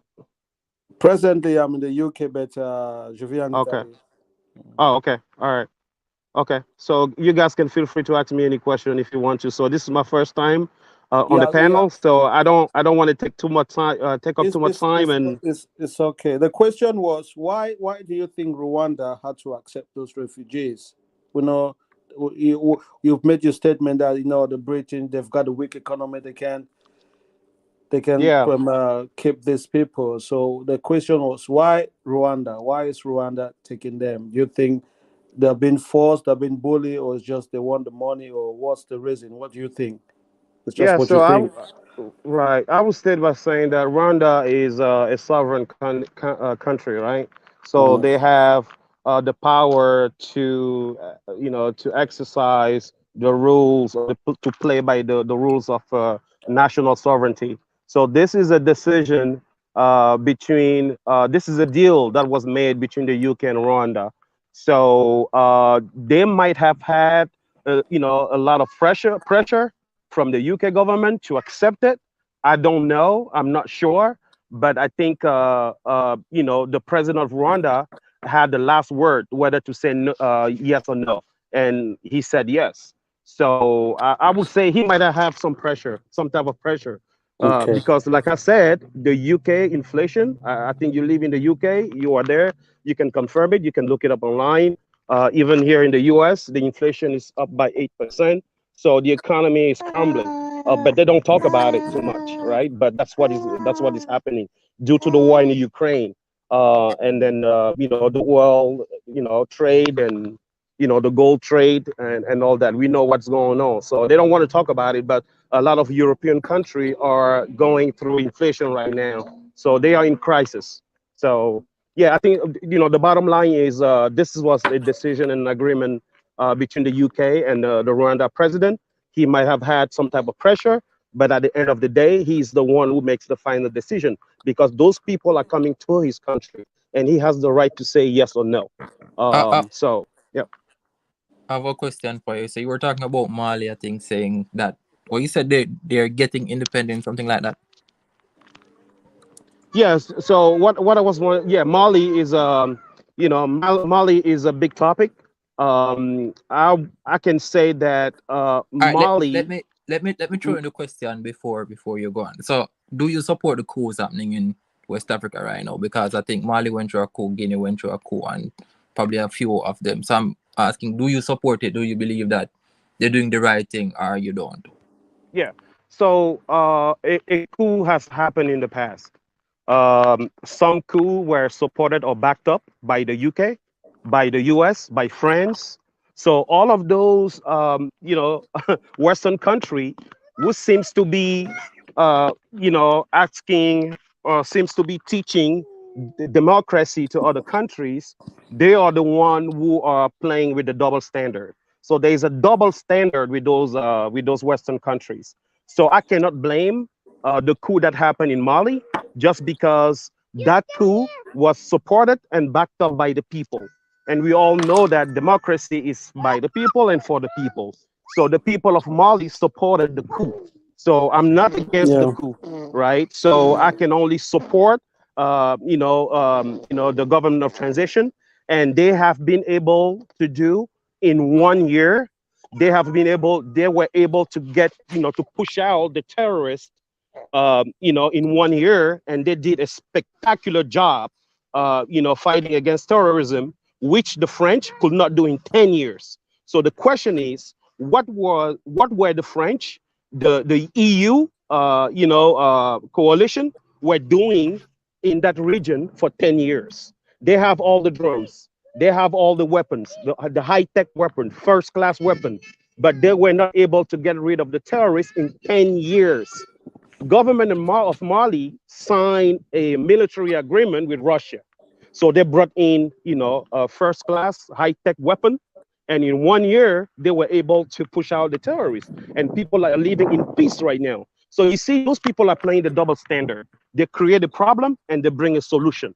So what they have created terrorism in those countries. They are the one who created terrorism. And they came and say, oh, we're going to build some military bases here because we think you guys are at risk, for attack, because your people cannot live in peace, because, there were attacks in this region, attacks in that region. And then they came to offer a solution. But for 10 years, they were not able to do shit. I'm sorry, excuse my word. So now the government of Mali is capable now to control its own territory. So I can only support what has happened in Mali. And talking about the money, when it comes to the CFA, you all know that the CFA is the currency that is printed in France by the French people. So the government of Mali doesn't have a central bank. When you don't have a central bank, you cannot keep an eye, or you cannot monitor the exchange between the trade and the money between countries. You lose control of your own economy if you do not have a central bank. And if you do not have a central bank, you cannot have gold reserve, because gold is what makes you credible on the international market. If you go out to get a loan to build roads, to build hospitals, and you are not credible, you cannot get a loan. People are not going to come to invest in your country because you do not have gold. So Okay, I'm gonna stop there. Yeah. I have another question. I have a follow-up question. So basically what you're saying is that you support Mali, which I do too and stuff like that. But I think the same ECOWAS, they started sanctioning Mali, and I think their reserves, I'm not sure if it was in Senegal, was frozen. So I'm like, do you think that the other West African countries or ECOWAS is actually not doing what's right for Mali? Yeah, so you have to look at the history of ECOWAS. And I think in French it's called CDAO, CDEAO. It's been there for a long time. Exactly. So the CDAO was born from the AOF, l'Afrique de l'Ouest française. So it was a French, when the French came in Africa, and they destroy all the empire, the Mali Empire, the Mandingo Empire. All those empires were destroyed and was replaced with the AOF. The AOF became CDAO, and then the ECOWAS is just part of the Commonwealth, and we all know what the Commonwealth is, right? So I think the best thing to do from my perspective, sorry about the background, my son. So I think the best thing from my perspective is to, is for each country to exert its own national sovereignty first, right? Because those institutions, ECOWAS, they are ruled by the Western world. They do not have full power on the ECOWAS. So when they take decision to sanction Mali, it doesn't come because how a brother will sanction his own brother? Why am I going to keep my own people, my own brothers, under sanction and prevent them from trading? People are dying, people are sick, they need medicine, they need food, and so on. So all those sanctions are coming from the Western powers because Mali is interfering of all of the stealing that they are doing in Mali. So that's why they sanction Mali. They sanction just because Mali blocked cut off the pipeline that was supplying gold and precious minerals to those Western power. So if you look at Europe, they do not have gold mine. They do not have, they have no natural resources. But how come they are the richest? They're building roads, they have nuclear power plant, they produce electricity, and so on. But where the uranium comes from, it comes from African country. It's come from Mali, from Niger, and other places. So those institutions, ECOWAS and CDAO, they just, they are ruled by the Western power. So what Mali is doing is a prototype we should follow. So Mali is giving to the world, to African, to the Black people, the prototype of what we should be implementing in the future. And that's why they're trying to, they sanction Mali. And now they are trying to accuse the government of Mali of, how you call that? human rights stuff. Like, yeah, they were killing innocent people. The same thing they are accusing Russia for, like human rights, right? So that's what they're doing. They're trying to do with Mali. They're playing the same playbook. It's the same book, the same game. I mean, they want to play this. It is the same rule if you look at it, closely. Yeah. So I'm gonna stop there. Yes, that's nice. Yeah, it's a whole politics that's going on behind the scenes. Yeah. They're just changing names, keeping the same faces, different people, but the agenda is still the same: explore, explore, and explore. And that's what I was saying. I was having this conversation with some other panelists that we can have all these communities, the East African communities, the West African communities, or whatever, Central Africa. If our trading partners are still Europeans, that does not change anything, because they're always going to have our interest. If we still trading with them, if we still get our monies from them, no matter how these economic communities are big, the Europeans will still have a hand. No, they will still have complete control on each individual countries in those communities, because they can still dictate to you, I'm not going to buy your stuff if you don't leave those people, if you don't sign these deals. And these people are going to do that because they don't have an option. But if we trade in, let's say, even 70% or even 60% among ourselves, we're going to be like really powerful. But for now, if you look at most African countries, their trade partners are out of Africa, all of them, maybe up to even 70 or 80%. So Yeah. we need to try to It's reinforce trading among us, then we'll get the power. If we're trading among us, I don't care if French people give me embargo. What has that got to do with me? What has the American embargo got to do with me? I'm still trading among our people. But if I'm not trading with them and they say, we're not going to buy your cocoa, my people can buy my cocoa. I'm going to do what they want me to do. If not, my country is going to get into a crazy economic crisis. People are going to be hungry, riots, don't know, whatever, coal milk, so we need to enforce our trading and among these nation states so we can get some power and some control, some autonomy over Western Europe and America. I do have a question for you guys. So I think the African Union kind of, because he spoke about Russia, I think the African Union has been kind of staying out of all that mess going on in Europe. Well, I think they said Zelensky is supposed to speak with the African Union, and I'm like, what you guys think should be Africa's like role, or should be the outlook? Should they I think they should just stay out of it. It's like it's a European problem, let them deal with it. But it's like, do you think Africa should, I don't know, criticize Putin, or should they just stay out of it? No, me personally, I couldn't care less, to be honest with you, because like when when we have like so many conflicts happening in Africa, one, if it doesn't satisfy their interests at that particular moment, no one really talks about it, or like if it doesn't get enough media exposure, right? And the other thing is like, we have all seen how they reported on like regarding this Ukraine war, how they were talking about the Yeah. African immigrants that were there, how they were treating them. They were even telling people like, grab a gun and go help them. And they were like, the African immigrants were like, after the Ukrainians left, after the Europeans and like other Western people left, the Asians left, the Africans were the last, like, to leave Ukraine. And all that time, like, they were being pressured, like, why don't you just get the gun and like go fight for them? And then like how they were reporting, like, oh, these are like white people, they are not savages and stuff, they look like us, like they went on that whole racist fight, right?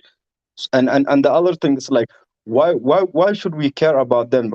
Did they really ever care about us, like a genuine care? I don't even think like we should waste our energy on that. Let them just sort them out by themselves, because Putin, what he's basically doing is like, he's just giving them a taste of their own medicine, like keep poking like a particular people, and then like find find what you call like just create that propaganda, and then like find a reason like to go and invade them. Because these European countries and especially the United States, that's what they have been doing with all the wars that they were involved. The exact tactic, I don't even see any difference in it. So let them get a taste of their own medicine, really.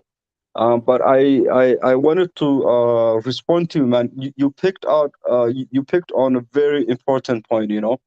Um, Africans, we don't trade with one another. I think like the trading percentage between African countries is, if I'm not mistaken, like it's not even 20%. Yeah, So yeah, sure. like if we can somehow encourage that, try to reconcile with one another and try to work with one another, you will save a lot of money, first of all, because we are all right next to each other, and we can have infrastructures, a lot of infrastructure to support our trading partnership. And we really don't need them. It's, like this what we keep forgetting, right? They need us, we don't need them. So if we really like focus on this, like it would be very interesting, really. I really hope we I really hope that we achieve that someday. Yeah, because if That you was a look very at good point. yeah, because we do produce what the countries need. For example, I would take for example, I think Cameroon does not trade with any African country, none. I've been doing my research. Ghana at least trade maybe with Ghana trade with some African countries, but Cameroon does not. Like I think 100% of Cameroon export goes to European countries. But guess what? We have aluminium. Cameroon produces aluminium, like from the bauxite, but we're shipping it to Japan and these other countries that buying aluminium sheets from European countries. And that is just one sector. The same, maybe rice, foodstuff, so many things that one country produces, but it's Europe, then we buy it from Europe and bring it back to our countries. I don't understand that triangle, That Yeah. to me is just disgusting. I don't know how they had how it's possible for this country to sign these trade deals. Are they so ignorant that their neighbor countries produce such stuffs like this, or is it that they don't care, or is it because they have more value or like money? They make more money by selling to the West, or what is the point? And yeah, we should really look into those trade deals. What one country is selling or what they produce and how we can buy, simple as that. I Yeah, may was I say, listening to okay. I was listening to one of these African intellectuals the other day, and I learned like something very shocking. So this guy, he was talking about how the African economies work, and he was also talking about like how the African economy has been growing, and it's not as bad as people portray it to be.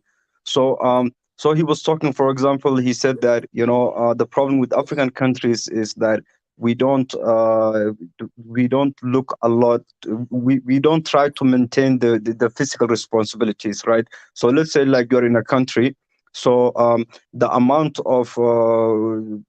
of infrastructure, the economic the economic demand of the people are not being met. So for example, in Nigeria, Nigeria, they have been having this oil crisis, but then like he talks about how the oil revenue just makes up 10% of the Nigerian economy. But just because of the oil crisis they were having, the whole country like were suffering.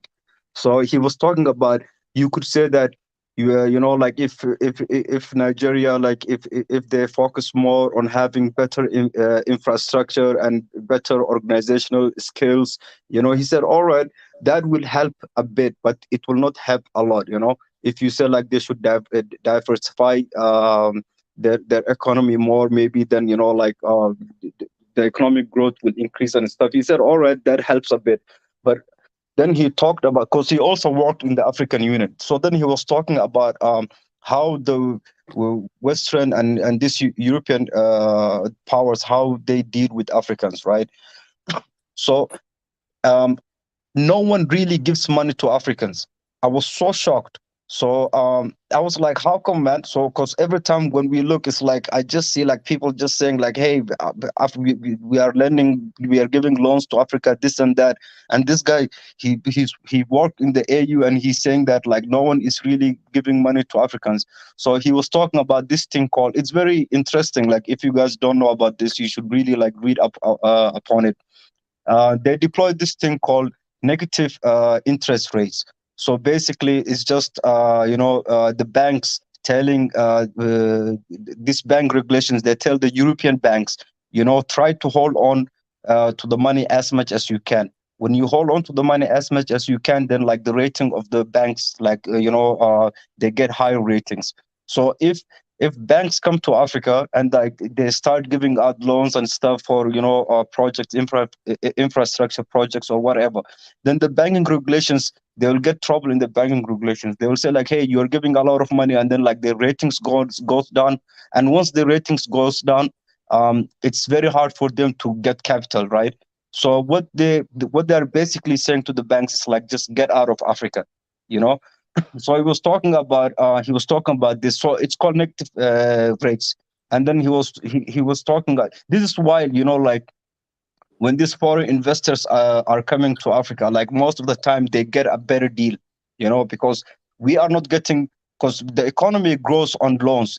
Like if you want to grow your economy, you need money. You need that flow of cash, that influx of cash into your economy. So if you are not getting from the banks, and then they send like these corporations and like these private investors, so they already know how how the system is set up. So most of the time, like they get a very good end. They get the good end of the deal. So the Africans, like we have to, work with what we have. So that's the problem. One is like we focus only on one commodity, and the other is like these banks, they don't want to give us loans based on this thing called negative interest rate. And then what you call like that's how our problem is happening, but at the same time he said like we are growing.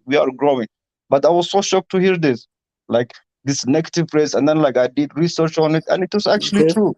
I could not believe it, because every time you see on the news and like whatever the media is like, you're always hearing like loans and stuff, and I'm like, man, I was so shocked. I did not expect that. It was so crazy. Yeah. Yeah. So what I can say here, yeah, a lot of good things have been said here. What I can say here is based on the facts. Russia has never participated into slavery. So please, someone correct me if I'm wrong. Russia has never taken part into enslaving the African people or the black people. Anyone, I So don't know if they've slavery. I don't know, maybe Europeans, yeah. but I don't know. So I research on it, but we never know. Okay. So someone correct me if I'm mistaken. I don't So think so. Yeah. by only that fact makes me think that Russia, consider all people or see all people, regardless of the color of your skin, as human. So, and then Russia, since they came in Mali in 1 year, Mali has seen a tremendous change. Mali is producing, on average, 70 tons of gold every year. That's huge. So they are credible. So they have the money to pay for, whatever, military arsenals they need. So I will say that Africa will be better off connecting with Russia, because over the centuries we have been part of the Commonwealth. We have been working with the French, with the Americans. No big change on the ground. We are still underdeveloped. We don't see, any big change. We are still in the status quo. We have resources, but our economy is still crippling. It's still degrading. So something tells me that something is not right. Something is wrong. Something wrong is happening, on the ground. So number one, the CFA is a currency of servitude, because the French people are printing that money in France. So when it comes to exportation, let's say Cameroon wants to export maybe oil or gas, for example. This is just an example. On the international market, that oil, okay, is listed or sold, is priced in dollar. Listen, it's listed on the international market in the dollar currency. What happened now is the French people take the dollar from the 14 French-speaking African countries, and then they print the CFA and give it to them. With that CFA, they cannot trade or they cannot buy something else from the Chinese or from the Russian because the CFA is not recognized on the international market. So that's how the French people put in place this CFA mechanism in order to steal from the French-speaking countries.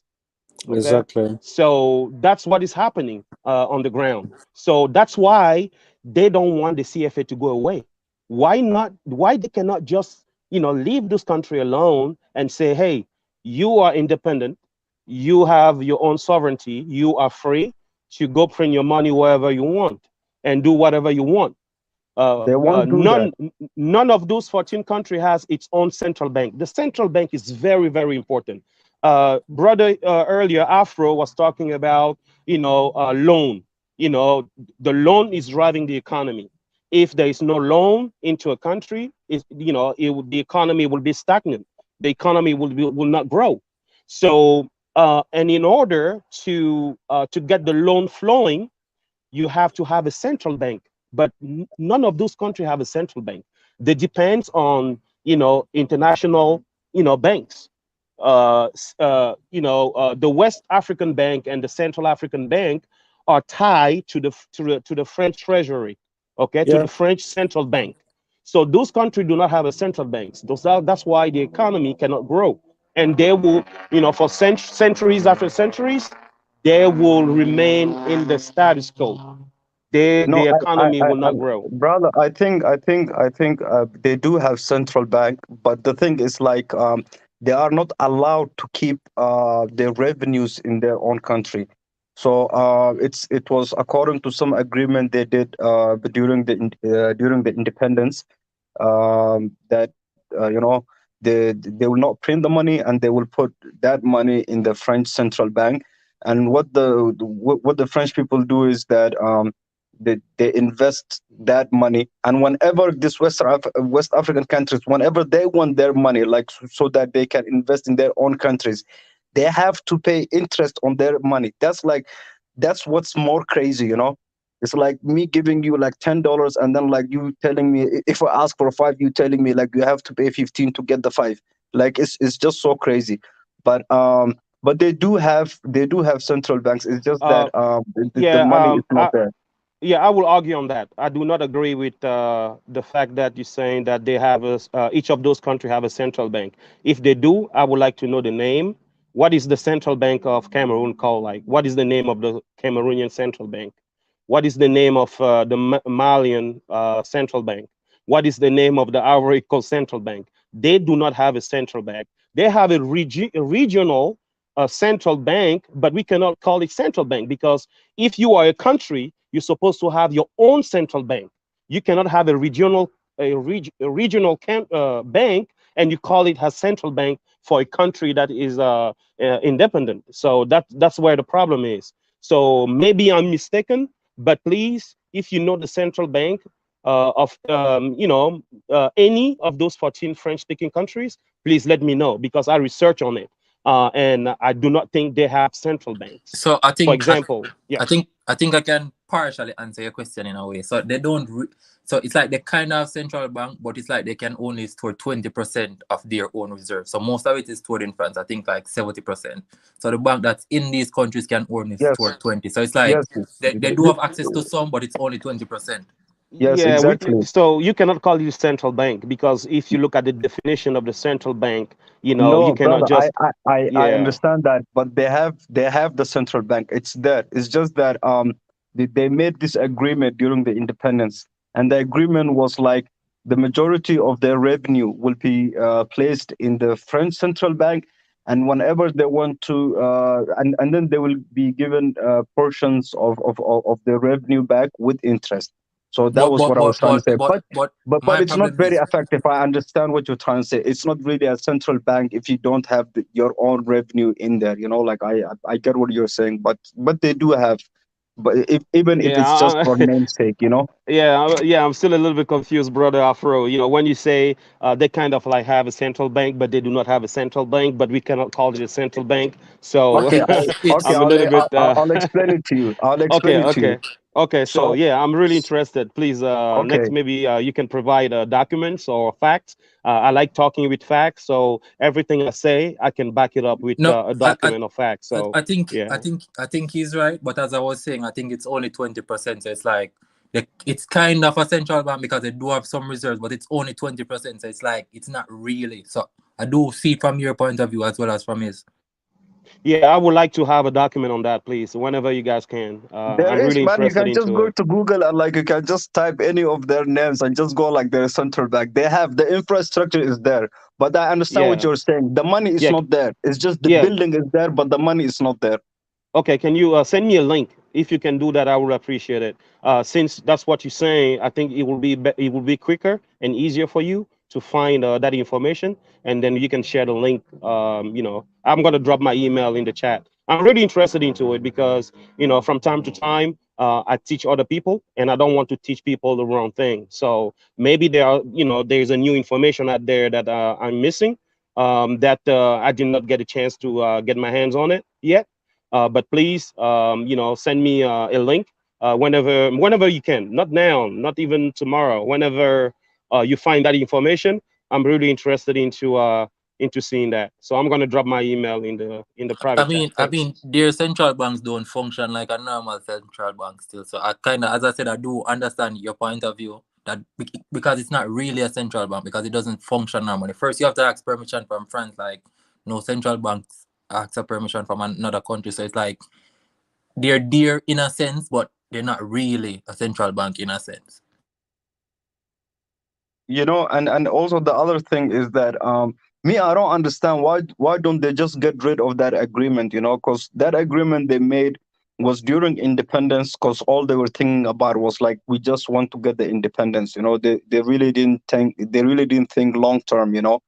And on top of that, like them just having 20% in the central bank, and then 80% of that money is being placed in the French central bank, and the French people that are investing in that, like investing in their what you call like the stock market, whatnot, and they're making a lot of money from that. But the other thing that's more interesting is um, a lot of African countries are paying colonial debt. I don't understand, like, how come our governments are not fighting this, you know? What Because is the AU doing? Like, I just don't understand. I feel like at the end of the day, the government comes out and says, okay, we're getting rid of France. They're going to use the same African people to get rid of the government that says they want to get rid of France. The same people that are going to start a riot.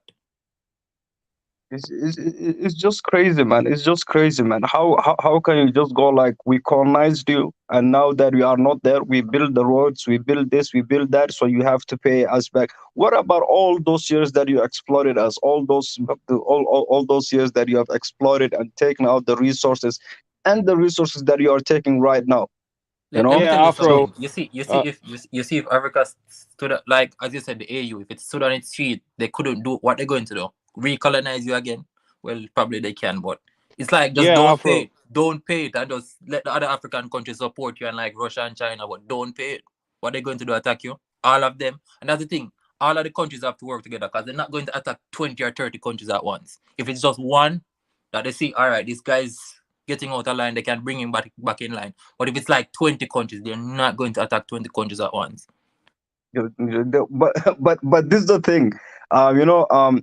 This is why we are like, you know, they are causing so many problems in each individual country, right? Like when it comes to the economy, and also when it comes to the rebels and the conflicts and stuff.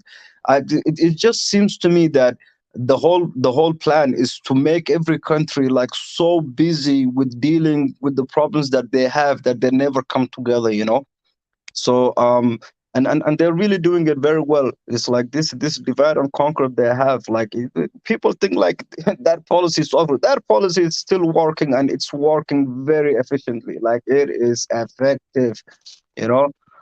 So I really hope, you know, like we get and the other thing is like we also have like a lot of people betraying us, a lot of our own people betraying us, you know. It's like they're deceiving us, they are not working for us, they are not Yeah, standing Afro. for us.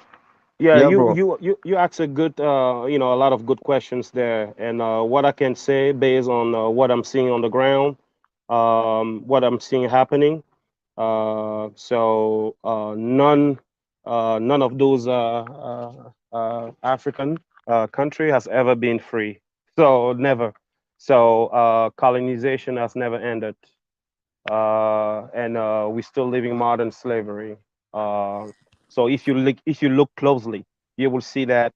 So when those European country decided to give independence to African country, it wasn't a full independence. It was just Yeah. on paper. It's the And same thing.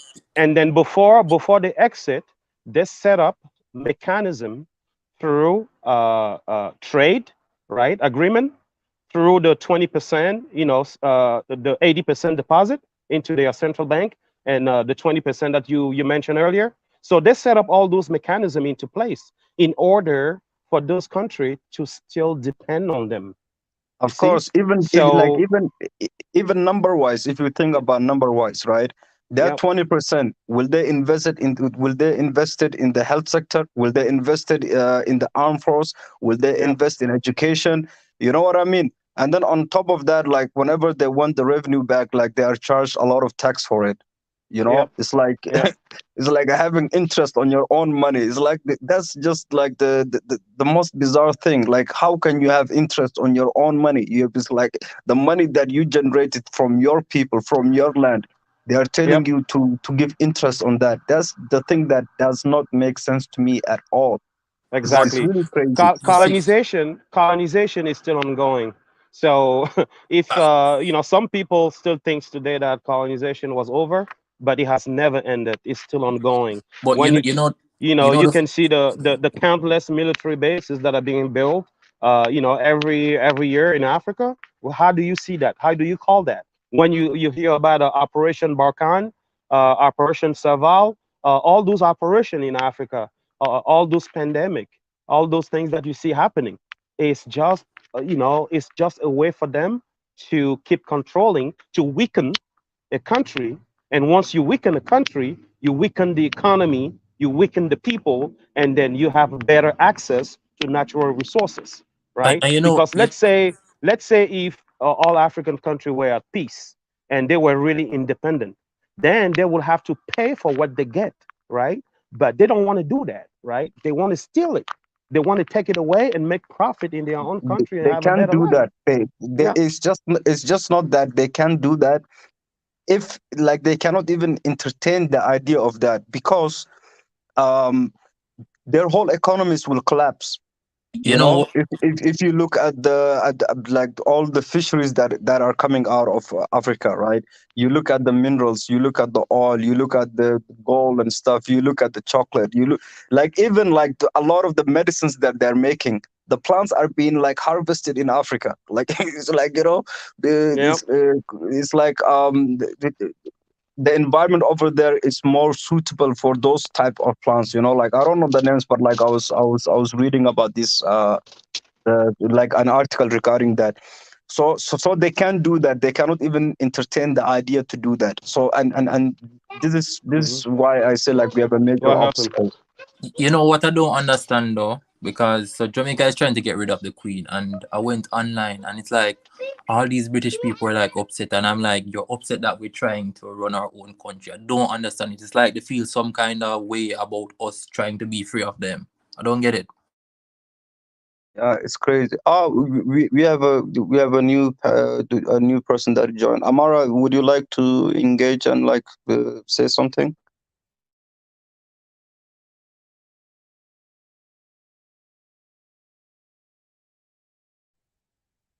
Okay, I guess he's not here. Pan-African, go on. What were you saying? No, I was just saying I don't know why they're upset when we're trying to get free, because I know Jamaica is trying to get rid of the Queen, and it's like some stuff that I saw them writing in the British media and like posting online. I'm like, I thought people would be like, all right, yeah, they're getting rid of the Queen, they're being free. But no, it's like some of the British people are actually upset.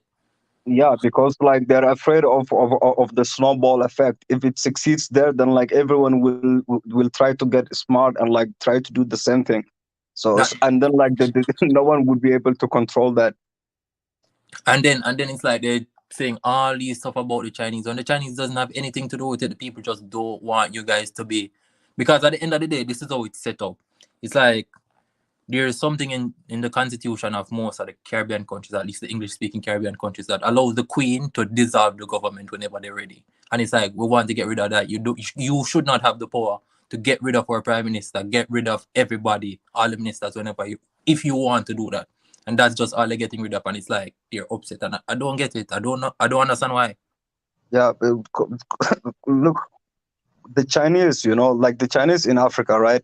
They have a behavior problem, right? When they come to Africa, like sometimes they talk to the people in a very negative way, or like sometimes the way they are interacting with the people is very negative. But on pure economic terms, the Chinese are offering a much better deal than what they are offering. And when it comes to Jamaica, like the Queen, they can't let you do that, cause like they don't want anyone to be inspired. They don't want black people to be inspired from one another. If you guys succeed in doing that, I'm sure like all these African countries, like they're afraid of movements. What they're really afraid is like movements, gaining momentum. They don't want that, because once that starts, like you have seen with the Arab Spring, right? It just started from like a very poor vendor guy. He was an educated guy, but he had no job, and he was fed up with his government, and he just lit himself on fire. And then like just from that single act, like the whole Arab countries, they all start revolving. So this is what they are afraid of. They're afraid of like movements or inspirations taking momentum like that. They don't want that, you know.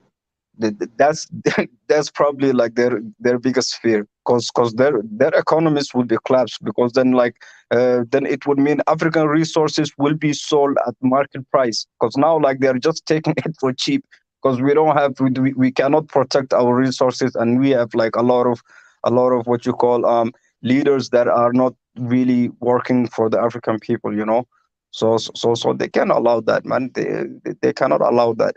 And this whole thing with Jamaica and the Queen, even that, I'm sure you have noticed it. There's not enough media exposure on it.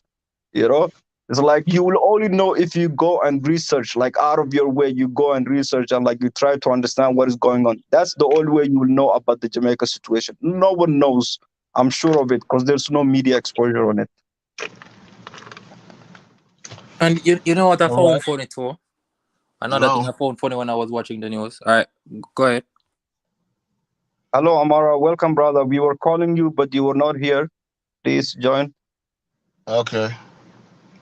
Yeah, I was just saying on the Chinese, because I've studied the Chinese real close for a long time. I was a fan of the Chinese because in fact, how I knew them was through my dad was a professor in college, so he had all these magazines. They'll send him some magazines. People come from China. How the guys started to where they at today. One thing they do we don't do is they got an entities list. What do you mean? So you don't make it on top of the Communist Party, you gotta care. Then they have 14 industries in their country that are off limits to foreigners or locals. Off limits.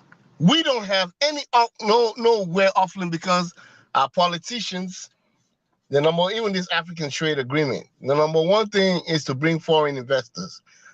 When they bring foreign investors, they get a percentage of that money that they're signing up for the contracts. The number one thing for them to get FDI. So Africa had like of the total world total FDI like 10%. China had 80-something% at one time, foreign direct investment. Because the way they set up their country, they build their infrastructure. They, they had all these other benefits where they have the taxation system for foreign investors was even lower than the locals. The locals paid higher. So, but they did it in phases till they got a level playing field. Then the guys, when Donald Trump came to power, he tried to reverse all the gains because, for example, there were no tariffs on imported goods from China that went to Walmart in America. You know, the tariffs was like 2%. But then on U.S. agricultural goods and other like agriculture, they protect the agricultural products, it was higher. You see what I'm saying? We don't have an entities list. You looked at the Chinese, I'm telling you, now they're on the next phase is moving up the value chain. They go to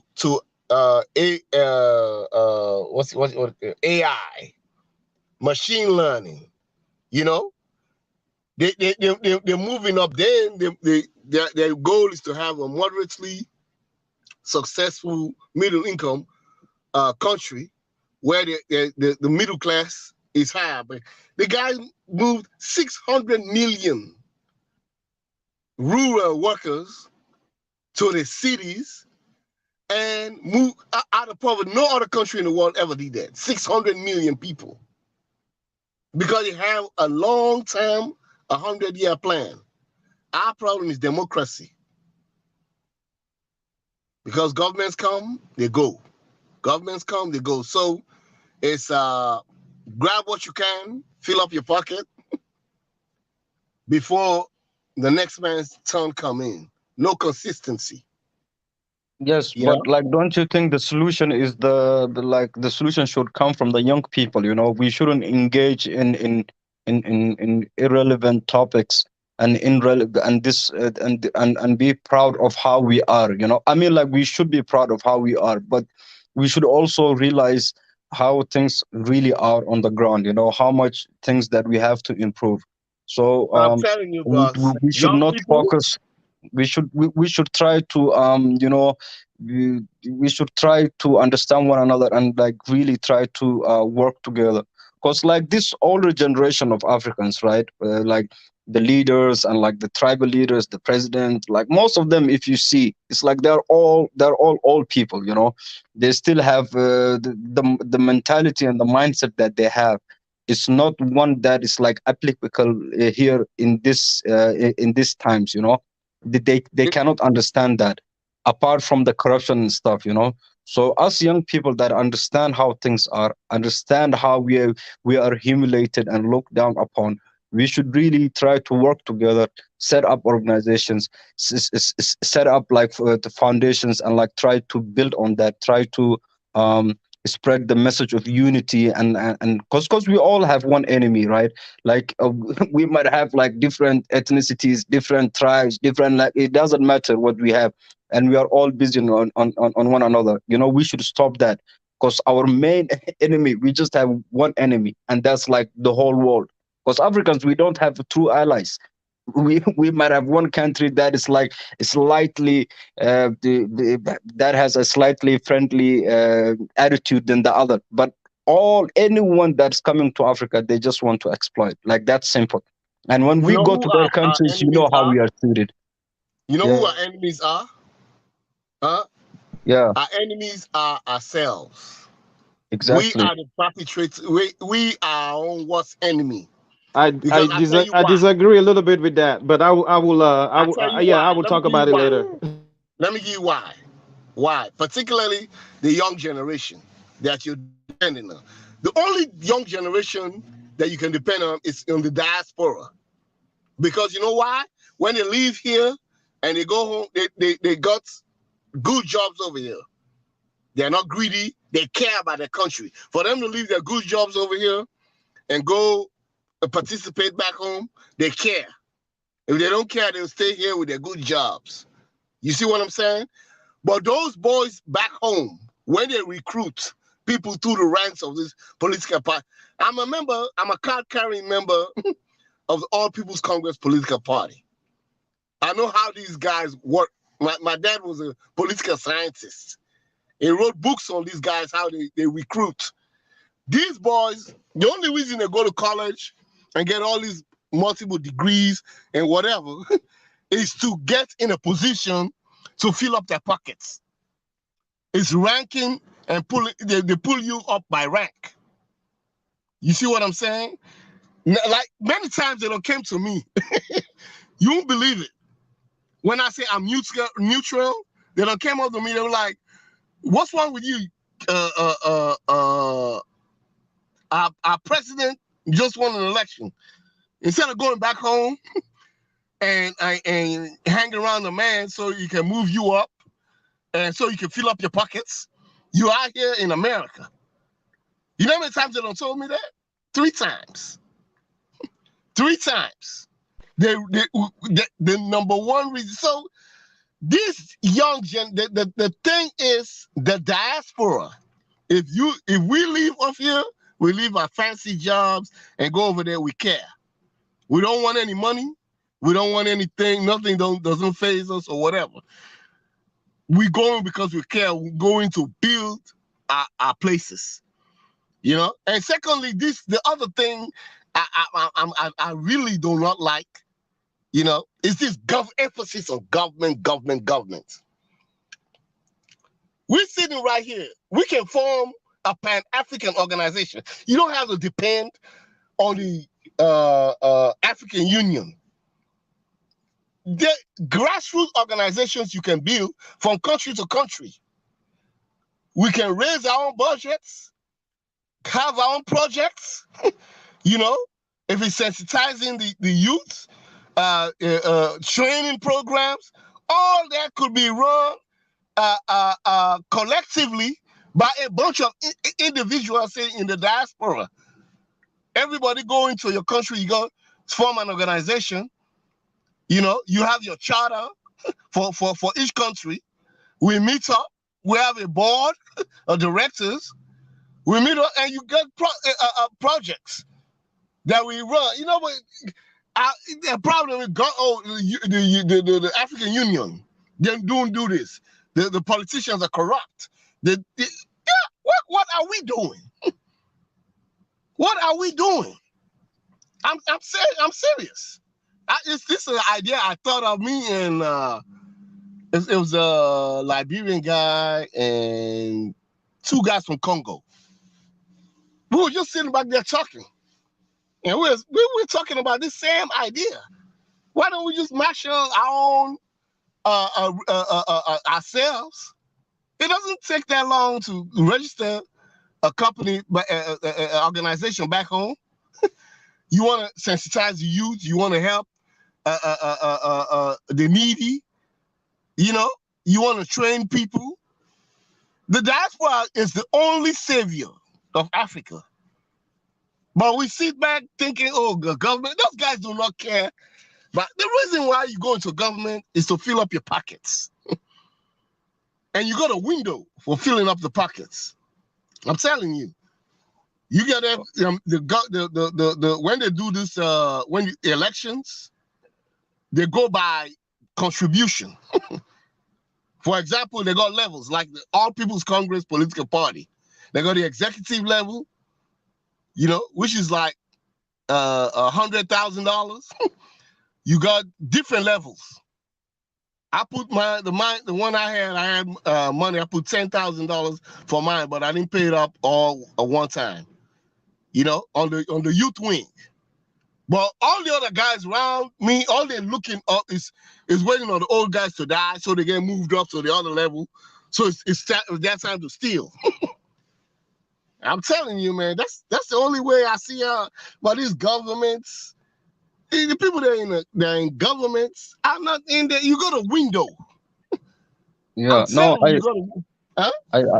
I completely agree with you, man. This is what I have been saying, you know.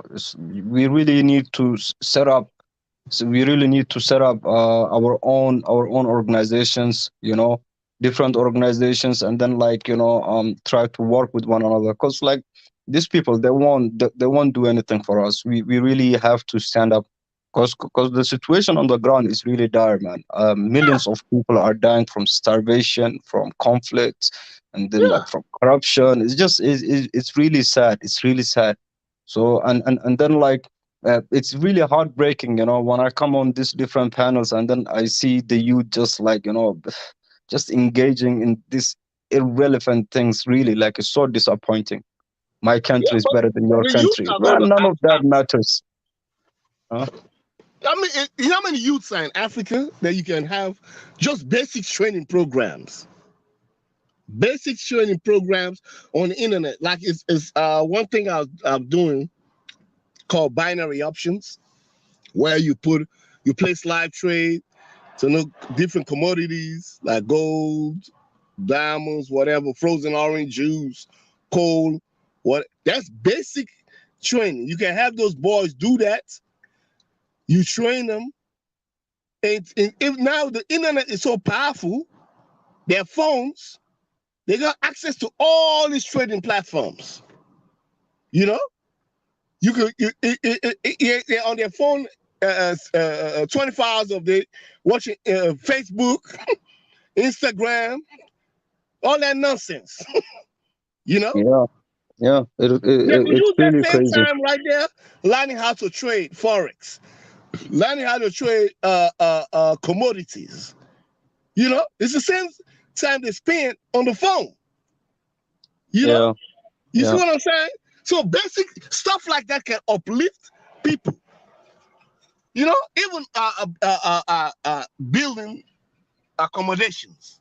Yeah, man, there are a lot of ways, but people, when I'm telling you, when you tell them to let's do this, oh, government, this government, I don't want to hear about no government.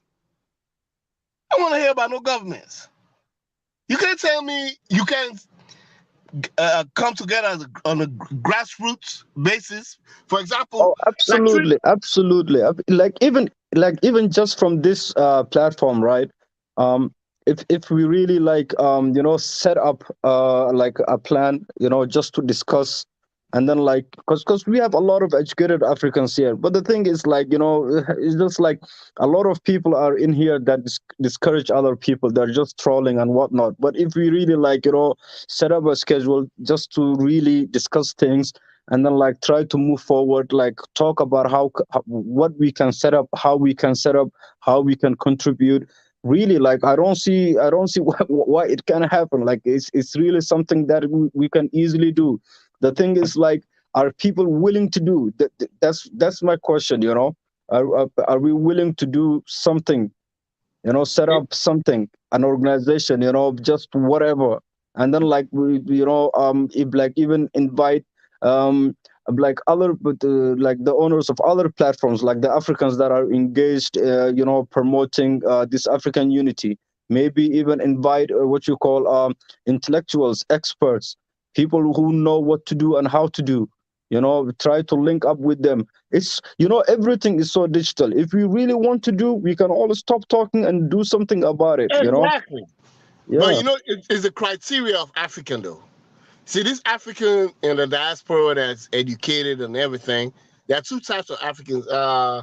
Me and my brother was talking about that the other day, and even out here in America, look, a simple task. Somebody told me I was stupid the other day. Okay, we bought a house together in America when out here in this state called North Carolina, when houses were like 90,000. Now all these houses, they're building them up. They're 500,000, 600,000, right? The day I say I was going back home to build and whatever, I took the equity out of my house. All that years of payments and whatever, over 25 years, I took that equity and I, established my family back home. Now my family's back home. You know what people are telling me? And they got them set up in my wife in a business. Then I built some rental units, 1-bedroom rental units, which I'm just renting, basic ones, which I'm renting. You know what people were telling me? They're telling me I was stupid because I was stupid to take my money and take it back home and invest. Yeah, they told me I was stupid. No, that's No, I'm telling you, but there that's are really people like crazy. that who tell you that you're stupid. Yeah, they don't. Amara, brother Amara, they don't know what they're talking about because No, I'm just saying those are yeah, some of the people. I just built the house number 3 in Africa. Yeah. And then you know, I cannot, you know, it's not just that I cannot afford it, but I'm not ready and I don't want to spend $500,000 to buy me a house in the US, whereas I can use $25,000 or $50,000 to build a better house in Africa for my family. Bruh, You see what I'm with my saying? rental So, units, yeah. you know what I started with? My tax returns. I had $5,000 on tax returns. Those boys, we bought the iron rod, the cement, the sand, and the stone. Yeah. Them boys started making blocks. By the time you know it, they don't build all the walls. The next thing they're calling me about is the roof. You know? Yep. You rent them out $500 a year, one bedroom like that. Easy money. You can pick it up like that. You goes over there, everybody looking at you like you stupid. You know what's over there They that don't you're know. going over. Even when you want to invest in treasury bills, like it's treasury bills, right? Like the bank, like a Bank of Sierra Leone, has what is called treasury bills, right? They borrow money at a certain interest rates from people. So you buy the treasury bills, and they pay you back interest every 6 months. You know, people are investing their money in here. That VTI, have you heard about VTI? As a Vanguard. These guys were getting 1% back. You know, the government over there in Sierra Leone was paying 15%. People were telling me, you stupid, because at any time they'll take it. How at any time somebody will take your money? It doesn't work like that. You know? Exactly. You get 1%, but you rather invest the money in America. You see, that's the kind of people you're dealing with. Yeah, I know. I agree with you on that, and I think you made the right decision there. So, but please allow me to backtrack a little bit on the diaspora. And earlier, when you said that our biggest enemy is ourselves, and I disagree a little bit on that because you cannot go to war being your own enemy, right? You cannot have that in mind as a warrior. You cannot put in mind that you are your own enemy while going out to fight, right? So the enemy is definitely not us, right? And I understand why you said that, but I just want to make that clear to maybe people who are going to listen, because you know people in the continent will be are listening to us, and we are teaching some of the younger, right? So we need to be we need to clearly state who the enemy is. It's not us. It is the Western world. Those people who have enslaved our people, and will continue to enslave our people till today, who are exploiting the continent. And also, I wanted to also give my take here on the diaspora. So if you look at the Chinese diaspora, when you compare the Chinese diaspora and the African diaspora, you see a big gap, right? So in every country you go, you will see a Chinatown. You will see Chinese people going to buying stuff from Chinese restaurants. You will see Chinese people shopping, buying stuff mostly from a Chinese-owned store, right? So they are keeping things together.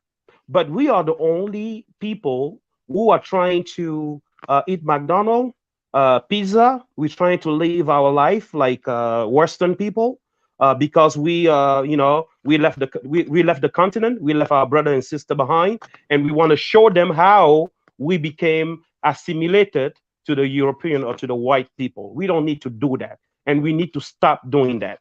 We need to bring the money back to our own people. We need to eat black. We need to buy black. Anything, if you know a restaurant, a black-owned restaurant in your area, go eat there. If you know a black-owned store that is owned by your brother, go buy stuff there. If you can buy your stuff online coming from the continent, do that. If you know people in the island who have stuff that you can buy, I would rather give my money to someone who looks like me, right? I don't care. People say that's being racist. Fine. So who is racist more than who? If you look till today, who is applying the rule of racism? Who's racist? Who's really racist? The people who are telling us to be anti-racist are the same who practice racism against our ancestor and who continue to practice to go by the rule of racism today, right? So we have to be racist. We have to become racist, but without violence. So I want to make that clear. So the racism that to I'm, piggyback what you said, It has the nothing to do racism, with racism, though. yeah, It has nothing to do with let me racism. It's respond to just what you just exactly, supporting said. each yeah, other. It's supporting right. each other, and we should support each other. I absolutely Exactly. agree. I want to put my people first. I want to put my money in my people's hands first because that's what the Chinese Absolutely. people do. That's what the Let Chinese me people respond to do. what That's you just why, said. excuse You me? understand? When you say Chinese, I'm happy you said Chinese. You remember when I started the conversation, I said there are 14 industries that are off limits to anybody else but the government. Our governments bring in these people for their own personal being. Now, the other flip side of it, we have land, right? This will have to take some hard thinking. Anybody who's an engineer, civil engineer, that knows how to build houses, somebody who runs a sewer system. So we need to come up with a collective set of people. We have plenty of land in Africa. Forget about the big city. The government is always going to bring in foreign investors. We can't win that war, but we have plenty of land. If you jointly we buy land, we clear it up, we make an exclusive zone. Exclusive zone for locals. Locals and diaspora. They're the only people that go, because you go to any major African city, you can't stop any shop owner from renting a Lebanese or Chinese or somebody his store. And they bring in their goods next to the local, killing the locals' business. So the locals need their own exclusive zone. There's plenty of land in Africa. You come up with a plan, you buy land, you clear it up, exclusive zone. If you have to fence it, you fence it, or make a barrier. And you put your people over there and set your people up. Bring incentives which that could draw customers away from these big cities. That's the only way. But these politicians, they don't care. They don't care. They know doggone well. It's not only two organizations, actually. My political party, and within my political party, we have a trade union. We are fighting hard with intellectuals, other intellectuals in the party that have this World Bank mentality. People that go to the World Bank and whatever, IMF, when they tell them what to do, we have to fight these guys and tell them what? We have to protect the local. The local businessman. Where is his protection? It's not there. These people come in, they come with all kinds of jargons, all kinds of a white paper on do all kinds of extensive research. And the guys, at the end of the day, they don't protect the local customer. So the local customer has to find his own safe zone, safe areas. This will have to be done. I mean, this is some of the ideas I have. I'm so pissed. When I went to my daddy's funeral, man, I was so pissed off at this Chinese, Lebanese, even the little small girls that have the stuff on their head. They're competing with that girl that have that stuff on their head, walking around selling stuff. They're competing with the guys making African clothes. Yeah, they're bringing it from Dubai and other places. No protection whatsoever. So you gonna have to buy your land, fence it up, excuse me, you guys. I'm close to the airport. Fence it up, and then have an exclusive area, exclusive zone, where only your people can be over there. They can buy their land and set their shop, they buy their houses or whatever they got to do, and see if we can draw customers away from these big cities. You know, Other than Amara, that, yeah. I want to add something on this this protection aspect that you were talking about. Like now currently I'm in Turkey. Like I'm trying to establish businesses here in Turkey. The Turkish government. You know how they protect their people. Like any foreigner that comes here and that wants to establish a business, right? They have to employ at least 5 Turkish people, okay? And they have to give 5% of the business. They have to partner up with a Turkish people, like with a Turkish person. You cannot just come here and just go like, I'm a foreigner and I'll just like set up my business. Like no one would allow you that. When you go to register your documents and stuff, they will tell you, all right, where are the Turkish people in your business setup? That's the first thing they will ask you. They will ask you for their documents. They will ask you for the engagement letter, and once you show them that, after that they will process your documents. You see, so Africans too, we need to do this. We need to protect our people. We need to protect, starting from the farmers to whoever. We need to protect the people. We can't just allow everyone with exploit, take out things from the continent, and then bring things that we are producing in the continent, and then like outcompete the locals. That's just, how will you grow if it's like that? It just doesn't make sense. Look at food processing. Food processing. You know how much Africa imports? We have the world's largest arable land. The world's largest fertile land is in Africa. We can't grow our own food. We rely on imports. Imports. You see what I'm saying? That is our problem. Too many imports, and by doing that is killing the local production.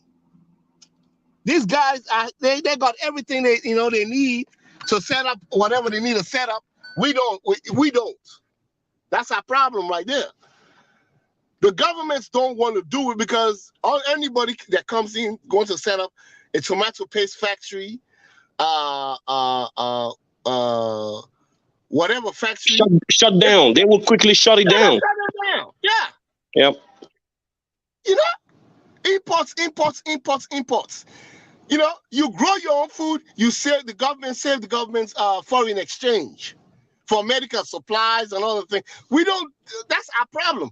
And clearly, the diaspora is the savior. Exactly, Amara. The diaspora is sleeping, right? We are not doing what we're supposed to be doing. We have to copy the Chinese model. The Chinese diaspora is a great example. And that's what we should be doing. We have to keep an eye on what is going on in our country. We have to share documents. We have to share knowledge with people in the continent. But we are not doing that. We live comfortable because we got the chance to to go in the Western world, and we're forgetting about the country. The Chinese people are flocking the country. The Europeans, the Americans, they are there. Trading and stealing, but what are we doing? Nothing. So the diaspora, like you said, is a key thing here to unlock, the problem of Africa. So the diaspora needs to wake up, basically.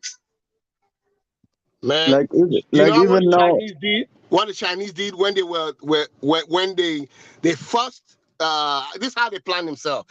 This guy named Deng Xiaoping was their leader.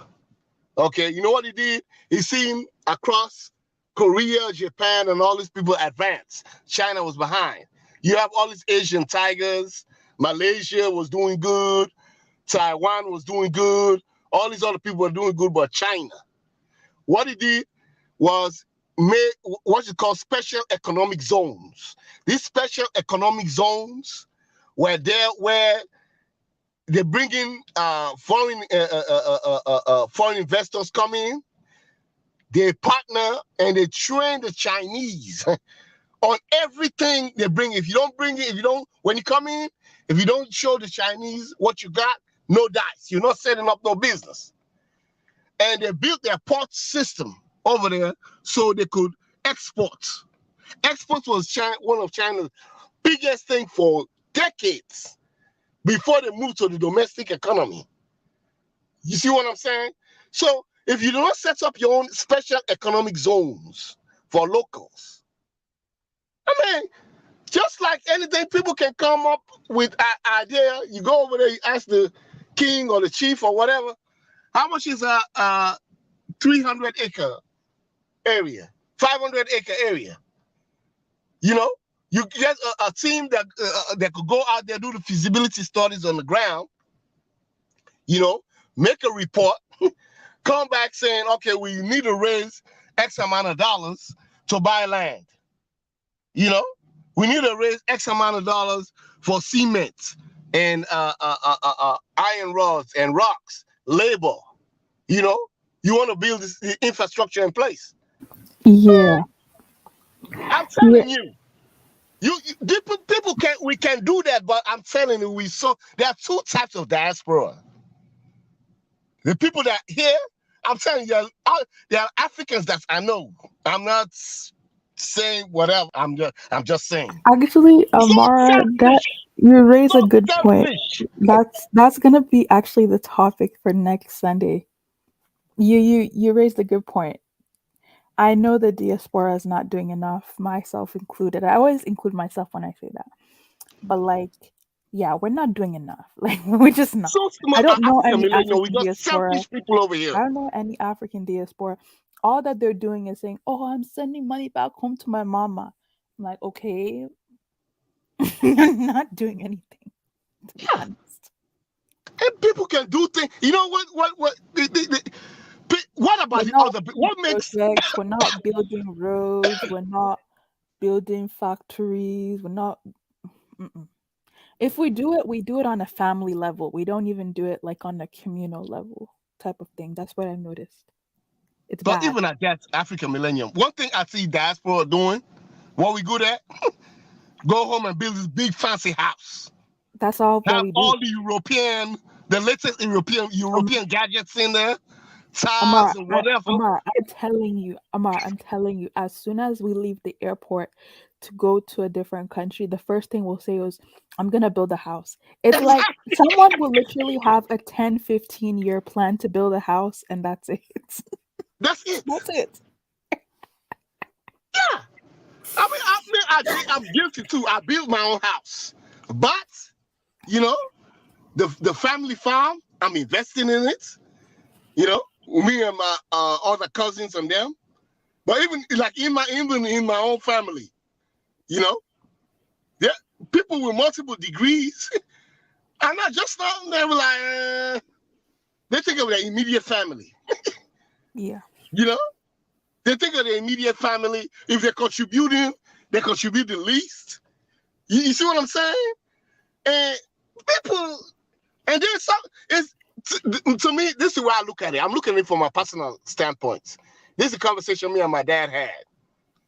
It says it looks like only a few people, a few of you guys will have to carry the load, and don't look up to others. Well, you know, you can't say, "Oh, this man's making 100,000," and when they say contribute, he contributes $100, and I'm spending 10,000. You can't look like that.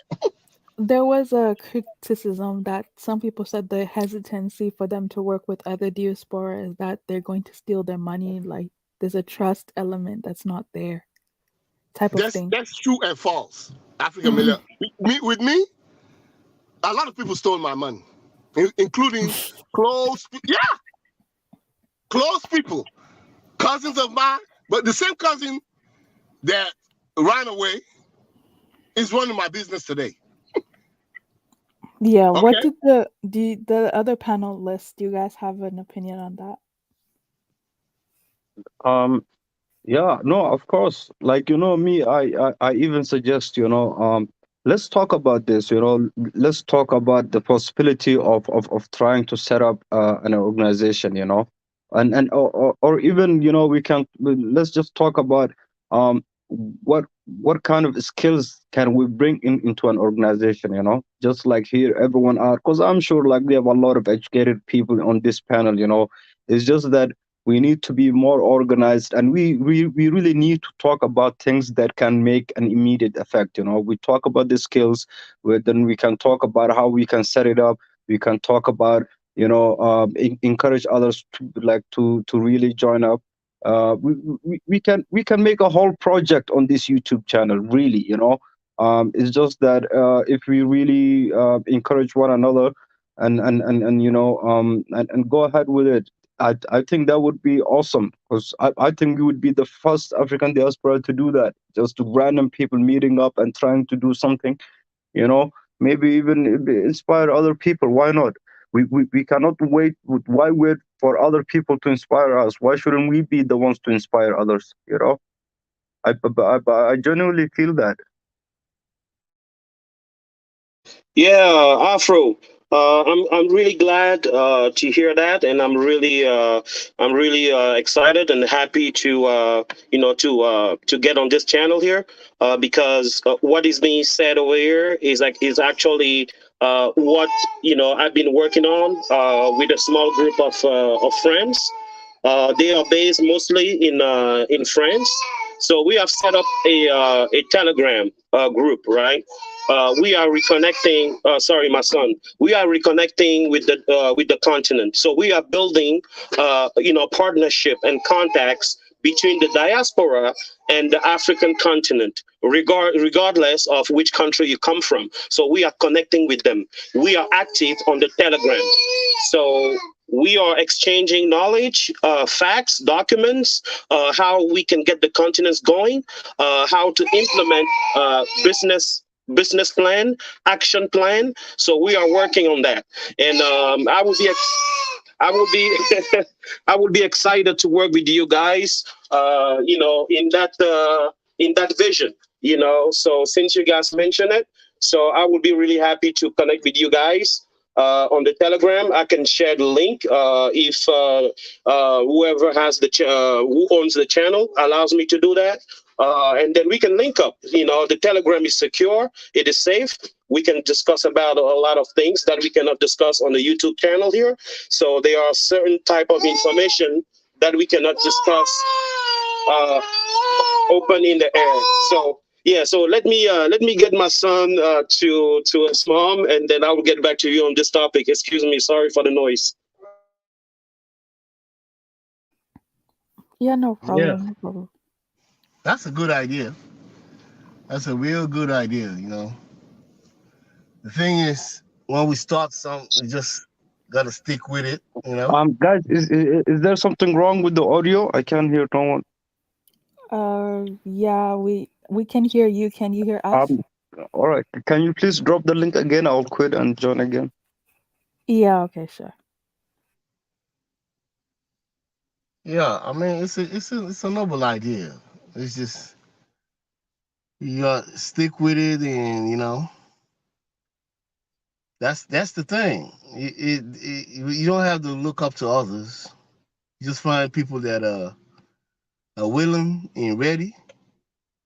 And I don't care how the success is come in different sizes. I mean, success you can lay one block on the foundation. That's success, as long as you start. You start. I'm telling you. But these politicians, you can't depend on them. It's the system. It's the way the system is designed. System is designed to benefits. They're short-sighted. You come in, you rip what you got to rip off and leave, because the opportunity is not there for you only. A political party or government got to please a lot of people. And so when you got your opportunity, hey, you got to make the best out of it. So It's not. Yes, It's not the guys. best. Yeah, Salute. I'm back here. So, if you allow me to continue a little bit here, Go ahead. like I was saying, so we have set up a a group on the Telegram, and we currently have people from the continent joining. So, and we have set up different groups named with the country names, and in those groups you have people from let's say Cameroon, right? And those people in the Cameroonian group are connected with the diaspora, right? Regardless of the country of origin, because we are trying to build the sense of unity among us, right? So we are not putting Cameroonian with Cameroonian. We are putting Cameroonian with people from Ivory Coast, Senegal, Nigeria, Ghana. So it is a mix, right? So there is no border between us. So we are trying to get rid of the borders of I am Ghanaian, I am Nigerian. So we are all African. We are all from the same motherland. So that's how we set up the Telegram group, and in there we are discussing different topics, the economy, geopolitics, how can we get the country the continent back on track, and then we are not asking people to give any money, because when it comes down to money, it becomes too complicated. So for now, there's no money involved. We don't want to get to it. We need to be very careful, and we need to set up a clear, transparent mechanism that anybody can monitor, right, before getting to the money stuff, in order maybe to finance a project or to build something together. So for now, money is not involved. And we are asking the members to prioritize African stuff. So if you know someone in the continent who is capable of shipping coffee, cocoa to you, I'm a big coffee drinker. My coffee comes from Africa. I'm not going to go in the store and buy a coffee that was purchased by an American company and sold to me, because when I pay for an American coffee, the money goes back to the American economy. I need my people to increase their productivity, and in order to do that, I need to buy directly from them, because the more people will buy directly from the continent, the economy will grow. So, and people who owns a coffee field or plantations, they're gonna increase their productivity once they see the demands increasing. So more demand, if the demands goes up, the productivity will go up, and when the productivity go up, then they have enough money to help the people in the community back home. They're gonna hire more people. People are gonna have a little bit of money to send their kids to school, things like that. So that's what we're doing bit by bit, little by little. So, and I think this is a great idea, and I think you can set up yourself a Telegram group or set something like that. You don't forcibly have to join what we're already doing, but you can start from from scratch, and then we can link up at a certain stage. So yeah, this is great. I like the conversation. I like what is being said here, and I really want you guys to push it one step further by going into action, because we talk a lot. We give we talk we talk about a lot about good stuff, right? We give good ideas, how we can do this, how we can implement this, but there's no action. So we really need to get into action. That's where we're lacking for. That's where we're lacking a lot. So we need to get into action. So yeah, keep up the good work, guys, and I really want you to to move it one step further, and not just giving ideas and suggestions, but we have to get into the action mode. Yep. Thank you. Panther, I would really I genuinely, I really want to applaud you for having that mentality and putting in that effort. It's really you're setting an example, and I really hope we can follow an example like that.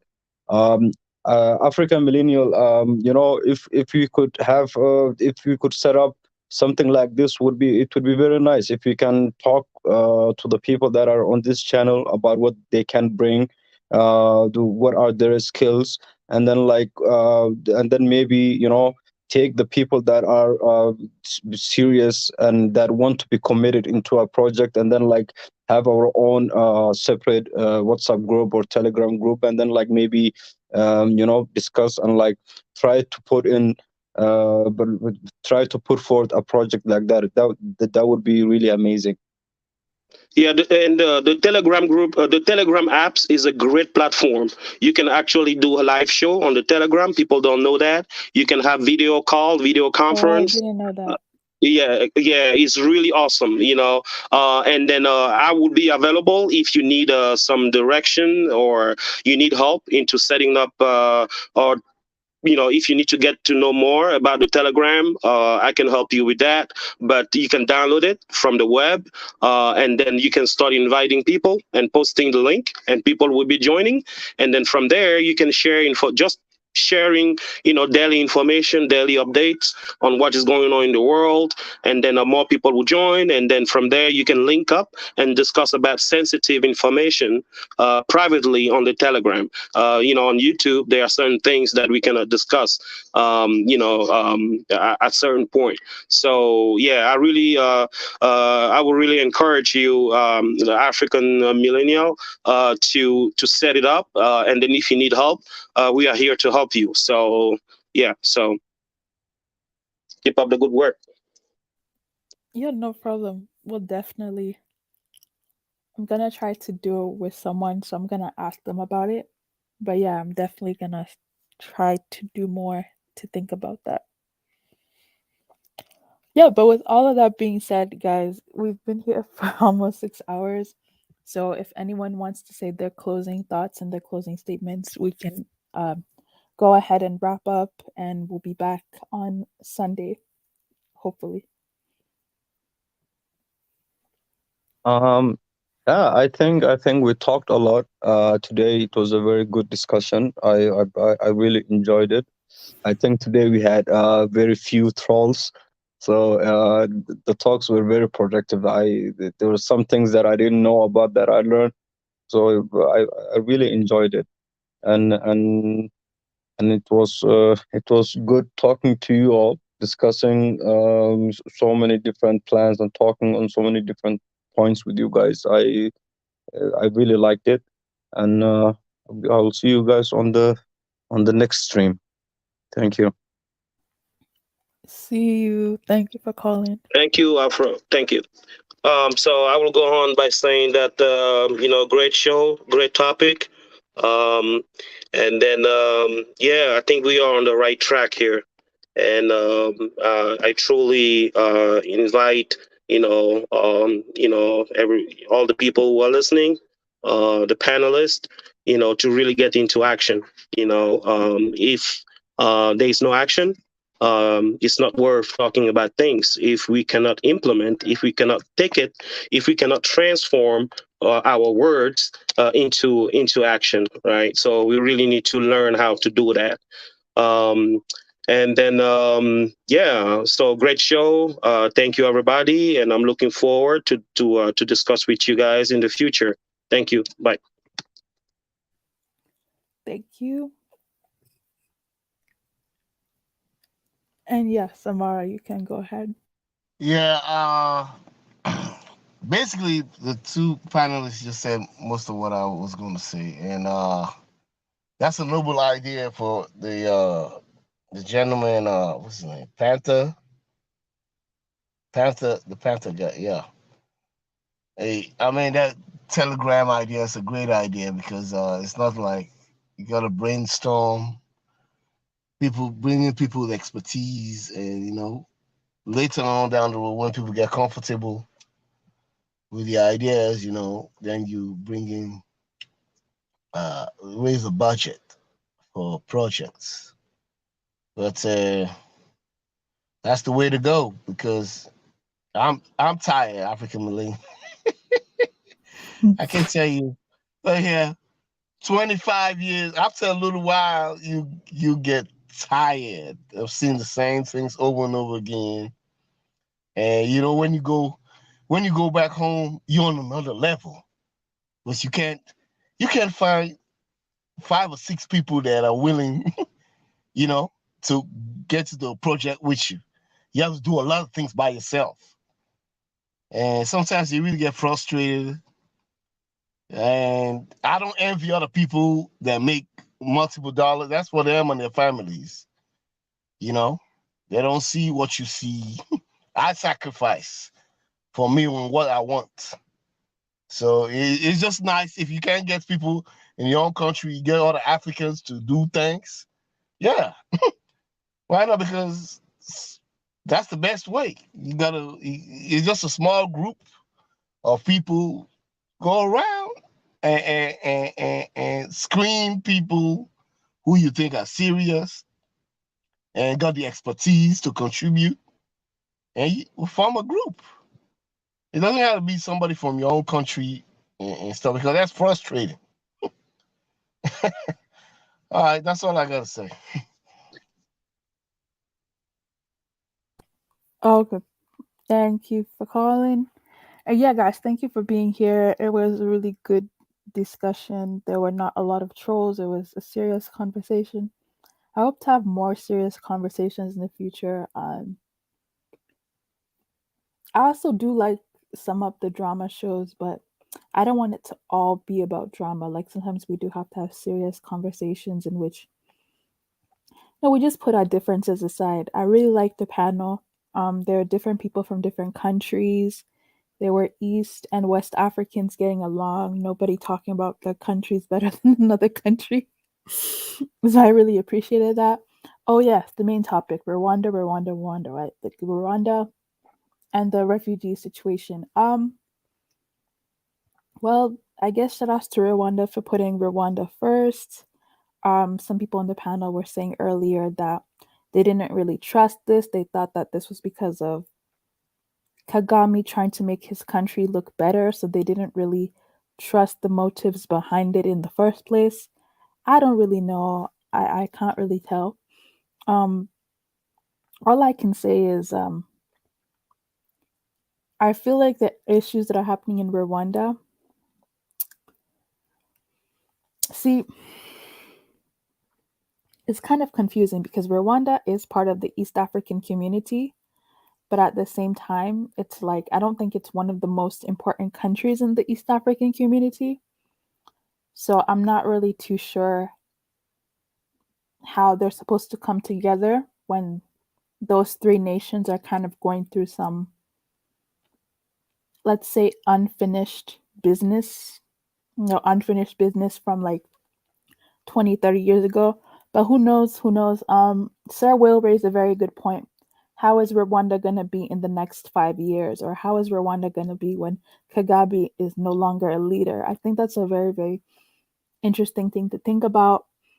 Oh, and yes, the only question I have for the East African community is when are you guys actually going to help Burundi? Like, when are you guys going to help Burundi and Congo? Like, when are you guys actually going to do more? I guess never. But anyways, yeah.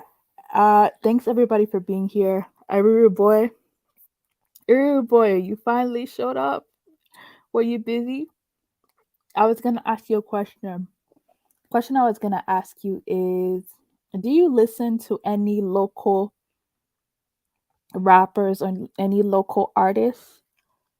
I wanted to ask you that because I don't know if you follow Six Buzz TV. I follow Six Buzz TV, and every day they have like a new rapper that I never heard about, and their music is usually trash.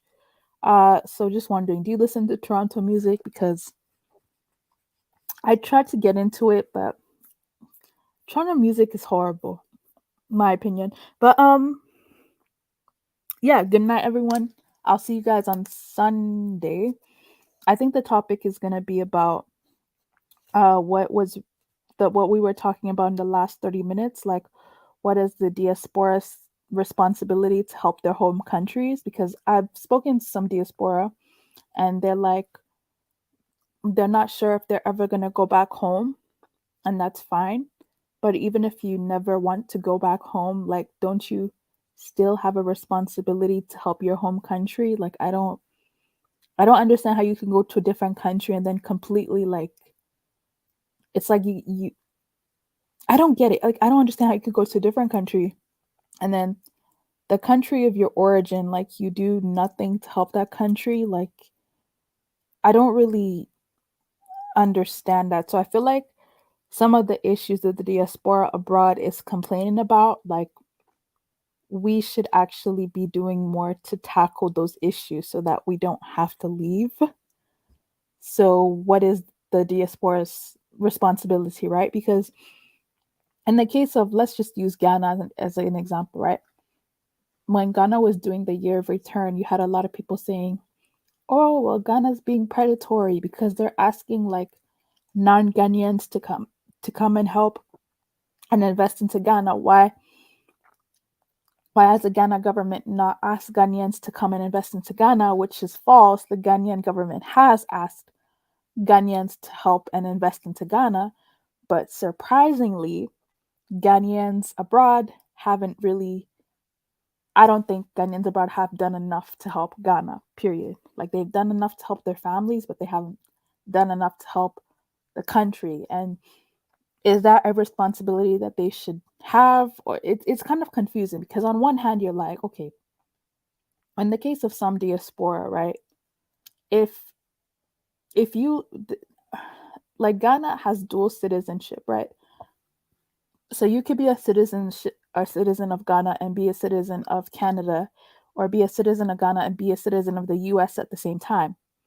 But with some other people, it's like there are some countries in Africa where there's only a singular citizenship. You actually can't be a dual citizen. So let's say if you move to Canada and you're a Canadian citizen, then you have to renounce your other country citizen, like your country of origin. So then if somebody is not a citizen of their country of origin or their country of heritage, do they still have a responsibility to help their country of heritage? I think that's what we're going to talk about on Sunday. But it's been really nice talking to you guys. I will see you guys next time. Good night, Ari. Good night, Gila, Flexed Up, Stoic One.